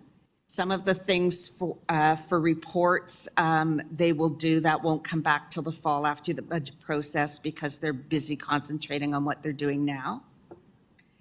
But once the GSNs are out, whether it's at a regular FBEC or a special FBEC, staff will need to come back to us about potential options then before us to get rid of the deficit if in fact the GSNs and or the advocacy don't whittle that deficit down below 10.6 as it's currently standing. So is that the understanding through you, Mr. Chair, of staff? Can I get clarification, please? Thank you, Trustee Laskin. Associate Director Zucker. Through the chair, yes, that is our understanding. And again, the only issue that staff was raising is the longer it takes to make us the decisions, the more things come off the table because there are staffing collective agreement timelines associated with most of our reductions. Thank you. But to clarify, in terms of the options that are currently before us tonight at committee to vote, staff and people in culture said that in terms of delaying the SOES, that because those staff could be identified, they would cover the basis by being proactive. So there's still a decision to make that could implement the bottom line for 2024, 2025. Is that correct? Through the chair, can I just get clarification from the committee that they're directing staff to delay this, but in order for this to be a possibility, that we would still declare those staffs surplus? As I read it, it says delay it and provide a detailed plan before the final vote. So I believe, at least I'll only speak for myself as a member of the committee, that means that there still is the possibility that the committee and or the board vote to reduce or eliminate the weekend programming. That's what I understand. Through the chair, so just to clarify, that means that before April 8th, we would declare those staff surplus. And that if we came back and the decision was not made to reduce or to change the programming, then we would add them back. Correct. And you will need to ensure that we answer specifically that question when you bring us back the report. I will assume you will ask us that very directly, so you will have direction from the board. Now, so I guess the point I'm trying to make is, at least, we haven't had a committee vote yet, but the consensus of those that worked on this motion was that we could not accept all the things that staff presented to us at this point. We needed to wait until we clearly understood through the GSNs, and then we had a decision to make. So it feels like it got really convoluted through the discussions tonight, but I'm clear on what I will be voting on, and I hope the committee supports. Thank you. Thank you, Trustee Laskin.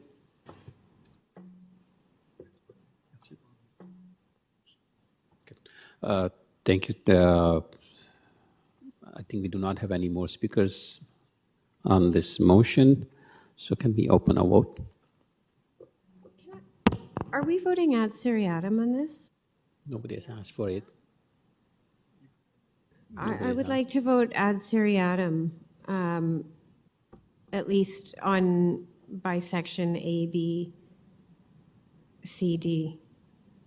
You can put, if you want to do that, fine. I thought that was the intent when this was created.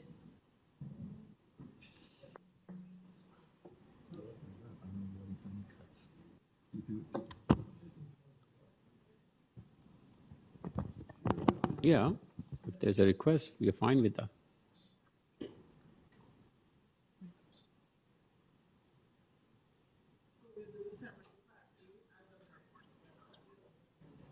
So part A, part B, right? Vice Chair Chenaston?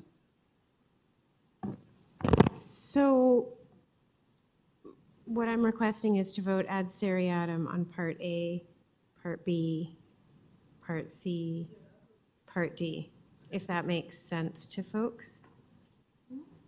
I'm happy to do it more detailed, but I'm... Okay. A, B, C, D. A, C, D, E, and then B. Or, yeah, you could also do A, C, D, E, and part B. I think part B is the one that is probably more Let's do everything challenging, but I separate. think A, B, Let's C, do everything D, E separate. would be good. Let's not get confused. Let's start with A. We need a mover and second for this. It was Lee and Arts. It's the motion.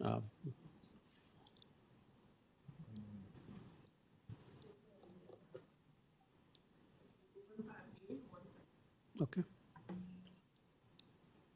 Trustees, we are voting on the motion part A.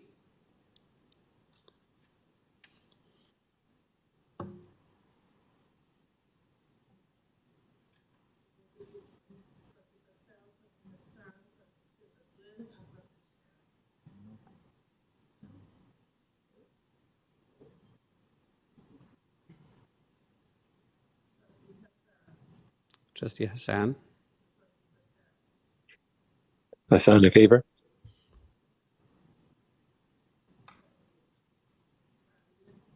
It's carried. Part B.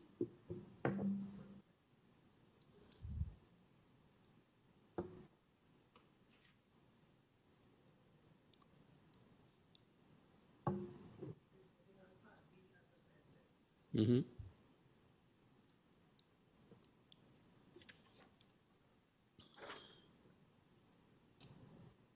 All right, trustees, we are voting on part B.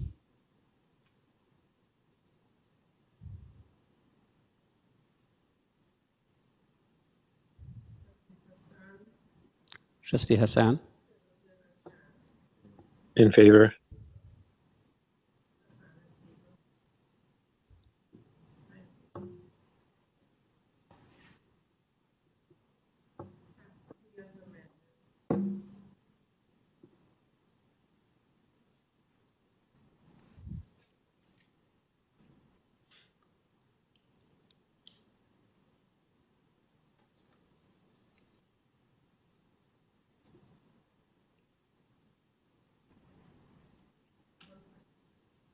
Part C.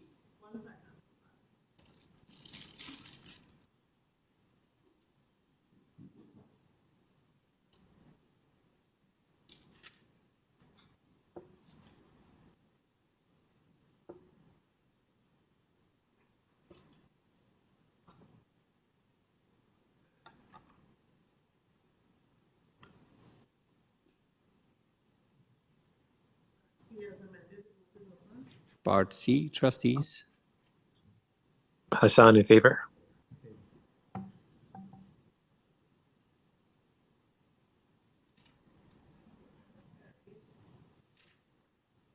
And it has carried.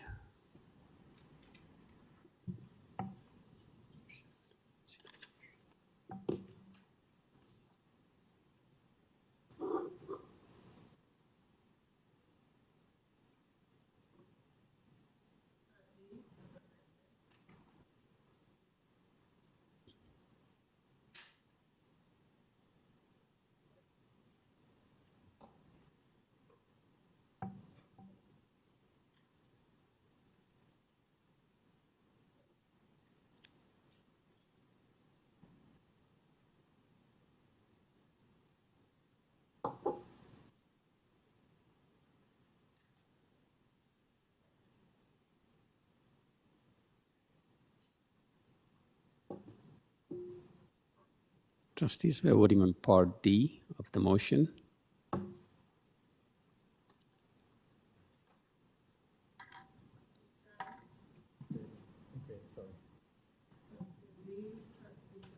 Trustee Lee, Trustee Hassan. Hassan in favor. Trustee Lee just voted in favor. It carries.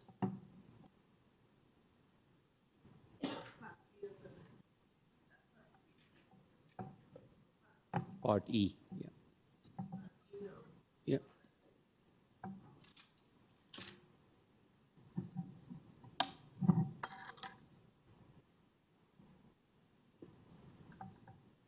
Trustees, we are voting on Part E.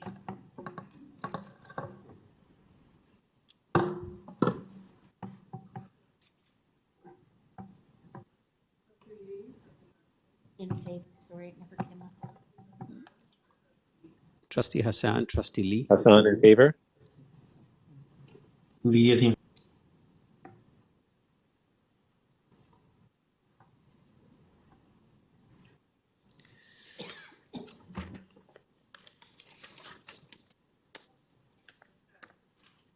Carried. And it carried.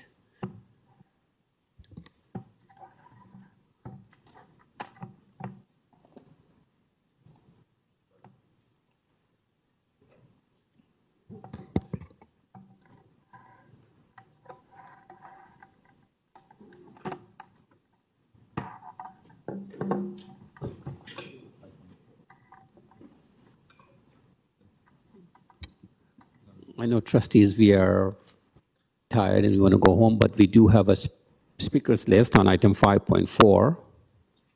And we have Trustee Shan, Trustee Pei, Trustee Siskandaraja. Because the motion came in between. Yeah, because the motion came, right? No, I thought 5.4 is over.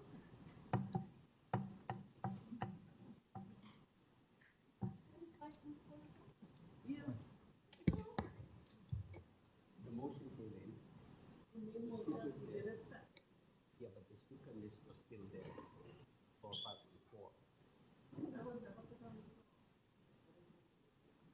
Doesn't matter.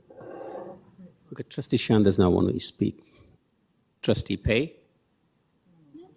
No, I'm sorry. It's over. All right.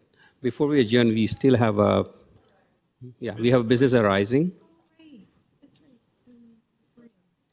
Yep. We have business arising. Chair, I'm sorry. Am I allowed to speak or is it finished? Okay. Trustee Pei? Yeah. So the report is no longer on the floor. Okay. Right?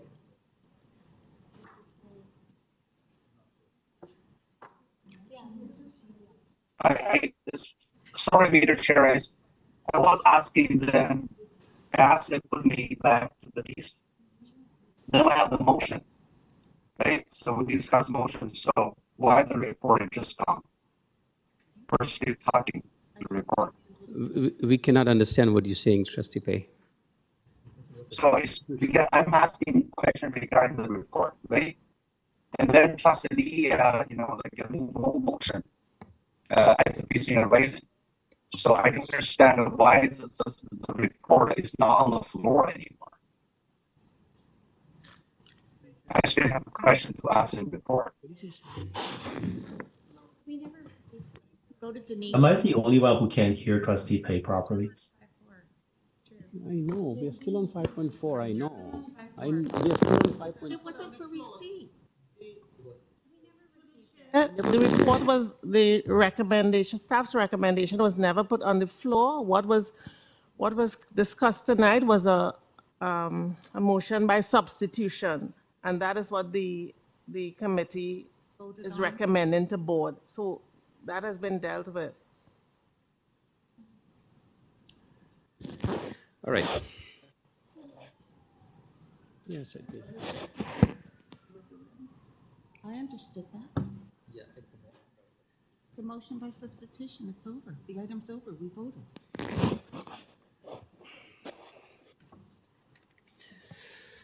He could talk about it on Thursday. Trustee Pei, Yeah. is it okay if we talk on Thursday?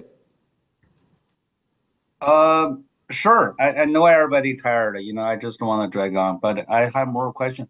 So Thursday, what's this like? It's like we have a continuation of No, it's back a new meeting, meeting. or we have a board meeting? How that gonna work Thursday? It's a board meeting. The board meeting. Yeah, it's a special board. So meeting. for board meeting, okay, for board meeting, how much time I have to ask question? Or am I allowed to ask for additional time after I run out my first allotted time? It's 5 minutes. So I only have 5 minutes to ask. Yes. That's it. Yes. Then why I cannot ask question tonight? And also, Chair, can't we suspend the bylaws that allow us only to ask question once at board? No. Denise? Yeah, that's an option. Because I just don't understand. I didn't finish my question. Then I was interrupted by the motion. Denise, can you speak on And the then now procedure? I was Trustee told Pei, that I cannot Trustee speak anymore. Trustee Pei, hold on. Hold on. Denise, Yeah. can you answer Anu's question? Through the chair, that is an option for Thursday night. How many votes do we need to suspend bylaws? 2/3? 2/3, correct. Up to Trustee Pei if we can achieve that or not, or ask the question. I don't know how this works. I understand where he's coming from. He was on the list to ask questions. Chair, point of order. Are you going to spend more time debating this All than right. just to have Can Trustee we Pei go on ask his recess for question 5 here so minutes? that we can Thank move you. on?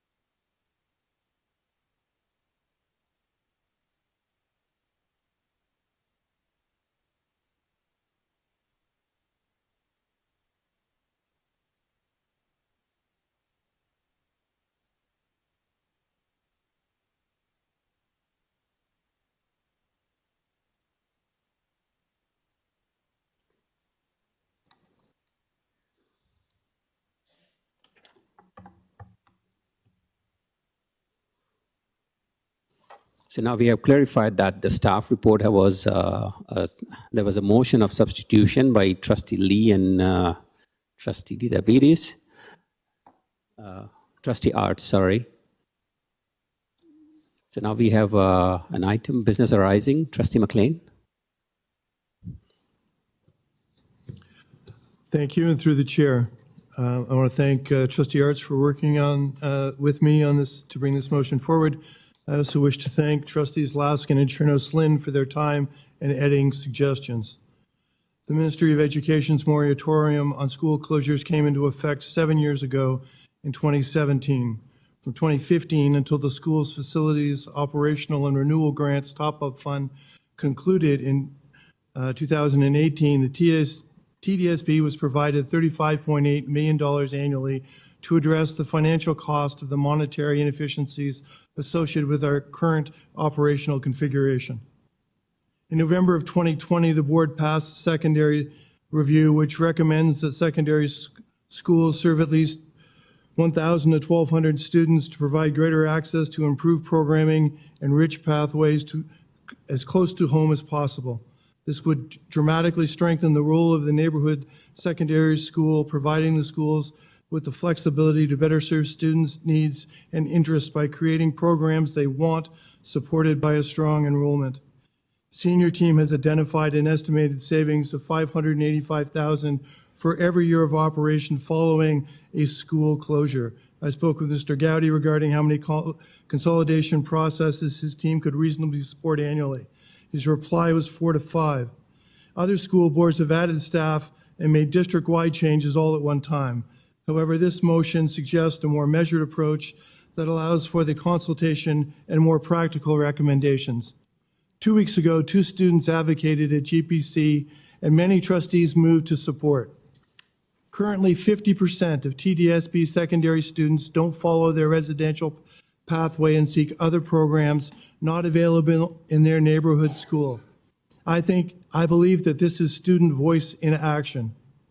While I'm motivated by the much needed monetary savings, I'm passionate about the TDSB's need for the best neighborhood schools possible.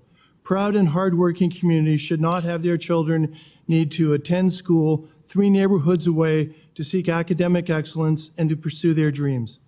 Secondary students should be able to focus on school, extracurricular, and for many, part-time employment. Students shouldn't need to sacrifice any of these choices in the name of transportation to and from other communities. While my motivation focuses largely on the secondary school and the tremendous potential impact, it's important to note that there are also many elementary schools identified in the long-term program and accommodation strategy. Mr. Gowdy and his team will identify where to begin and which schools to consider consolidating. I believe it's also important to fully appreciate that the school consolidation process works hand in hand with both the TLC modernization strategy and the TDSB revitalization plan. I'm asking my colleagues to listen to student voice and the 50% chasing academic programming. I hope my colleagues will strongly consider supporting the motion. Thank you, Trustee McLean. Who's seconding this? Trustee Arts, do you want to go next? Thank you.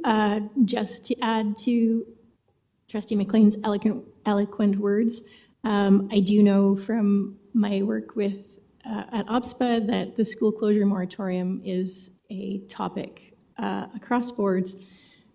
The format of it hurts all boards, albeit for different reasons in different regions of the country, or sorry, the province. The ministry has been reluctant to consider lifting it, but they have engaged in consolidations on a case-by-case basis. And we have an awesome set of work through the secondary review, one of my favorite bodies of work within the TDSB to improve programming, create opportunities, and build strong schools has been through our secondary review. But our hands are tied in being able to fully realize all the good that can come from that review and the proposed policy and program changes. My area of the city suffers the opposite problem to undercapacity schools. We have overcapacity problems, but being able to consolidate programs and the work with long-term programming and accommodation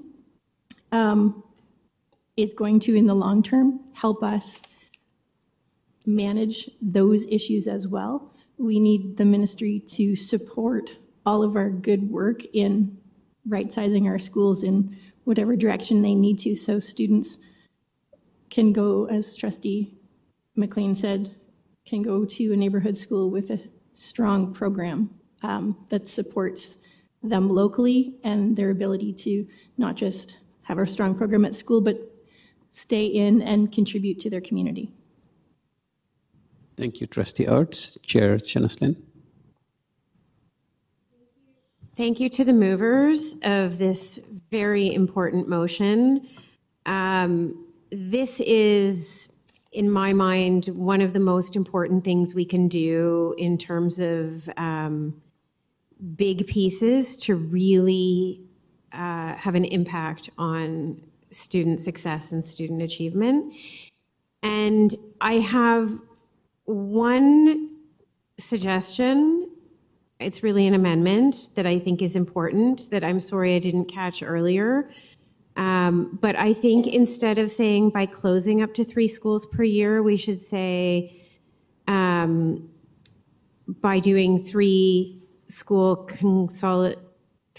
consolidation projects per year.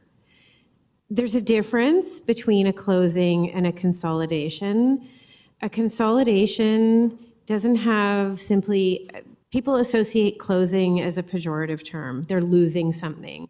A consolidation is potentially a big win for a community. And I look to something like David and Mary Thompson, where there were multiple schools that were consolidated. A new school was built. It is a beautiful new school. It's a place of hope. It's a place of vision. It's an inspiring building that you come into. That's what I want to see these projects become. And I think it's very important that we pitch it that way, that the province sees it that way, that MPs see it that way, that communities see it that way. These are potential big wins for community as well as for our board in terms of the efficiencies. So I'm hoping it's a small tweak in the language, but I think it's a really important one.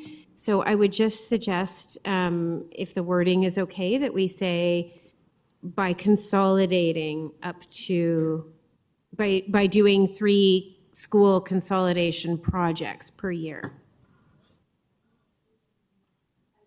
So I would just need a seconder for that. Trustee Lee seconds.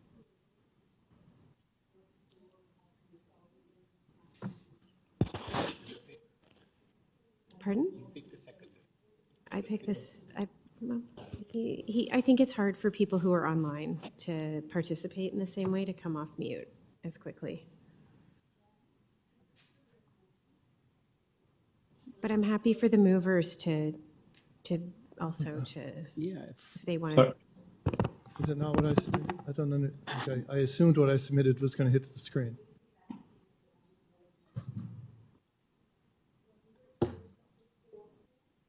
Up to, yeah, I sent, yeah, up to 4. Yeah, sorry, I sent the, yeah, sorry. I done, to be clear to what, to address the, I had done 3 in the draft, which I submitted to colleagues. But it was in the March break, and Mr. Gowdy had gotten to me after indicating that they could do 4 or 5.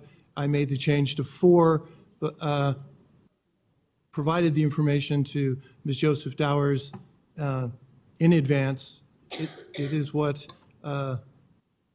4 was what was previously submitted as notice.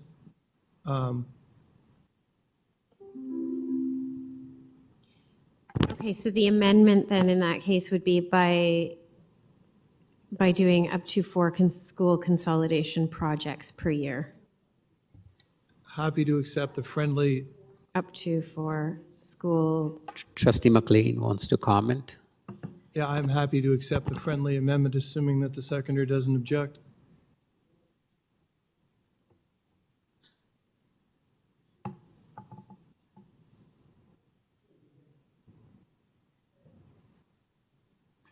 Do you have amendment? Oh, okay.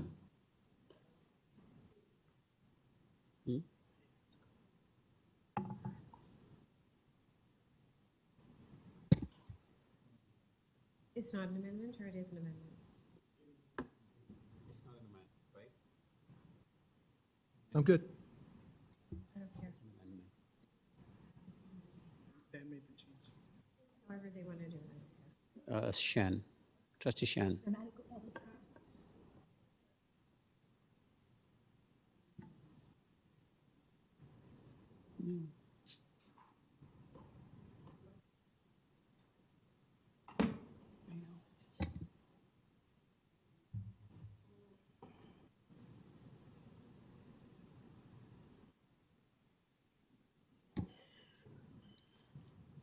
And we do have a speakers list. But before I go to the speakers list, Trustee Chenoslin, you want to speak to this? Oh, you're good. Good. Seconder, Trustee Shan. The amendment? Go ahead. No? Okay. Trustee Pei, go ahead. On the amendment. Thank you, Chair. I really want to, thank, the mover and the seconder to move this very important motion. I really feel this is so important for our board to have the financial flexibility to support the student education and to support the staff. So this is very important motion to give us that type of flexibility financially. I think we've been struggling with our budget because we have Trustee such Pei, huge deficit. Trustee Pei, Yeah. we are talking on an amendment. Oh, amendment. Oh, I'm The sorry. business arising from Trustee McLean. Oh, okay. So amendment. So it's just talking about like a four school consolidation, right? Yes, it's a business arising motion. Okay, Chair. I have a question. Why we select this number 4 school? It's like I heard is the mover said is Trust McLean is talked to Andrew Gowdy, our planning department. We can go up to 5 to 6. I mean, why is this a 4 school is just arbitrarily is to be 4, not to be more? So I'll ask the movers if they can let us know why 4. When I spoke, through the chair, when I spoke with Mr. Gowdy, he indicated 4 and 5 at 5 at the most. So 4 seemed like the more reasonable position to me. That's why I selected 4. So, okay, through your chair, I just want to ask more is like, is that because like the time consuming a project, we need more time to close the consolidated schools, or just because other reasons? So Trustee Pei. Yeah. I think if I understand correctly, this is business arising, right? So Yeah. staff will be present the next meeting and they will answer all these questions you are having. Okay, I got you, Chair. I finished my comments. That's it. Thank you. Yeah, we are voting now, but what he's asking, we do not have a staff. So all the clarification questions he can ask. Trustee Gowdy here. Okay, Trustee Pei, go ahead with your question. I think Madam Director is going to answer your questions. Thank you. Oh, thank you, Chair. Thank you, Madam Director. Thank you very much. Through you, Chair, I believe that System Officer Andrew Gowdy is online and can respond to some of the questions. Through the chair, we recommended up to 4 to 5 reviews in a school year. in consideration of the capacity of staff to support all of the work that the planning department has to complete within a school year. So it's not just pupil accommodation reviews or the consolidation projects that we need to complete, but it's other reviews like boundary changes, grade changes, program relocations. So if you were to look at the long-term program and accommodation strategy and look at all the studies that we have proposed for the 24-25 school year, you'll see that it's a significant workload. And we think we can take up to 4 or 5 consolidation projects. I like the language up to 4 myself because as this spring is progressing, we are identifying more urgent projects that we also have to complete next school year. So from my perspective in the planning department, I do like the language of up to 4 consolidation projects. Through Chair, thank you very much, Ms. Gaudi's. I was part of long-term, suspending committee for A1 there. I do know that as a project takes a lot more time, especially talking the community consultation part. I appreciate that. Okay, I fully understand right now. Okay, I like the number 4. Thank you. Thank you very much. Thank you, Trustee Pei. Any other trustees? Seeing, hearing none, can we open the vote on amendment? Trustee Lee is in favor. Trustee Patel in favor. Dedovitis in favor. Anyone opposed? And it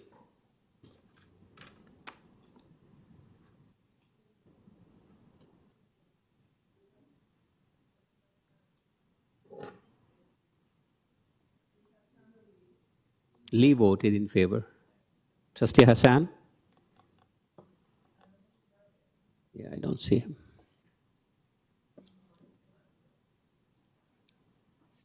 We mark him absent. Yep. And it carried.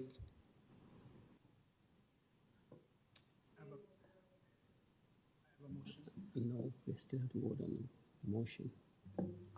Just voted on amendment.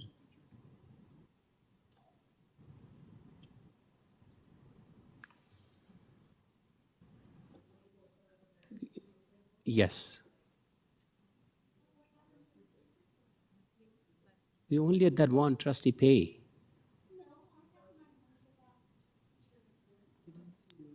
We did not see your hand. Not on purpose. No. They can still be. We can still be fixed. We never, no. We never saw your hand up. My hands up.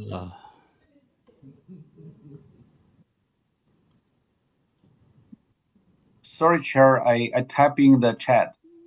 Said comments. I don't think they're talking about So you. we have a speakers list on the main motion. You done, right, General Slin? You done, right? Trustee Laskin? Sorry, and my hand was up. I just felt it important to acknowledge the fact that this is one of the most important motions that this board could be doing because it would make an incredible change to programming options for kids. And that's really what consolidations are about. Thank you, Mr. Chair.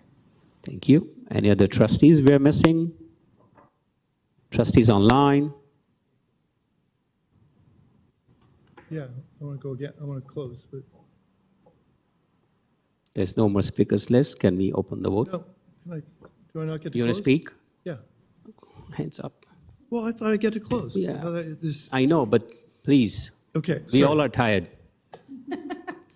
Yeah. I'm not swinging at that. Yeah, but and right when I'm saying that, is there anybody else who wants to speak? Right? He has to say, I want to speak. Sorry, I apologize. I asked, right? I apologize for the Who else wants confusion. to speak? Go ahead, Trustee McLean. Thank you, through the chair. This is the final report on the secondary school review. It's been in a drawer for 3.5 years. Since it was approved, it's been sitting in a drawer for 3.5 years. To get a concept of what that means, given what was just approved, a schedule of 4 per year, the first year will save approximately $2.34 million. 3 years of closing 4, and then 4, and then 4 will save the board in excess of $14 million. Okay? This government prides itself on being efficient and monetarily responsible, all while mandating that the TDSB operates inefficiently at a cost of tens of millions of dollars annually and $14 million since this has been sitting in the drawer. I hope we take this opportunity to listen and to respond to student voice in action and better support local communities with better neighborhood schools, all by advocating for the partial or complete lifting of the Ministry of Ontario Education's moratorium on school closures. I'm done, Mr. Chair. Thank you, Trustee McLean. And the second, Trustee Arts. I'm asking one more to speak. Thank you. Any others? Trustees online? Seeing, hearing none. Can you open the vote? McLean in favor. Trustee Patel in favor. Lee is in favor. Lee in favor. Chernis Lynn in favor. Trustee Hassan.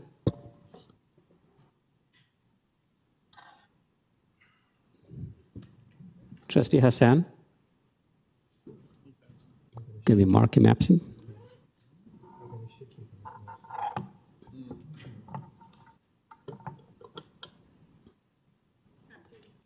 Good. And it carried. Thank you, trustees, staff. We had a great meeting tonight, and I need a mover and seconder.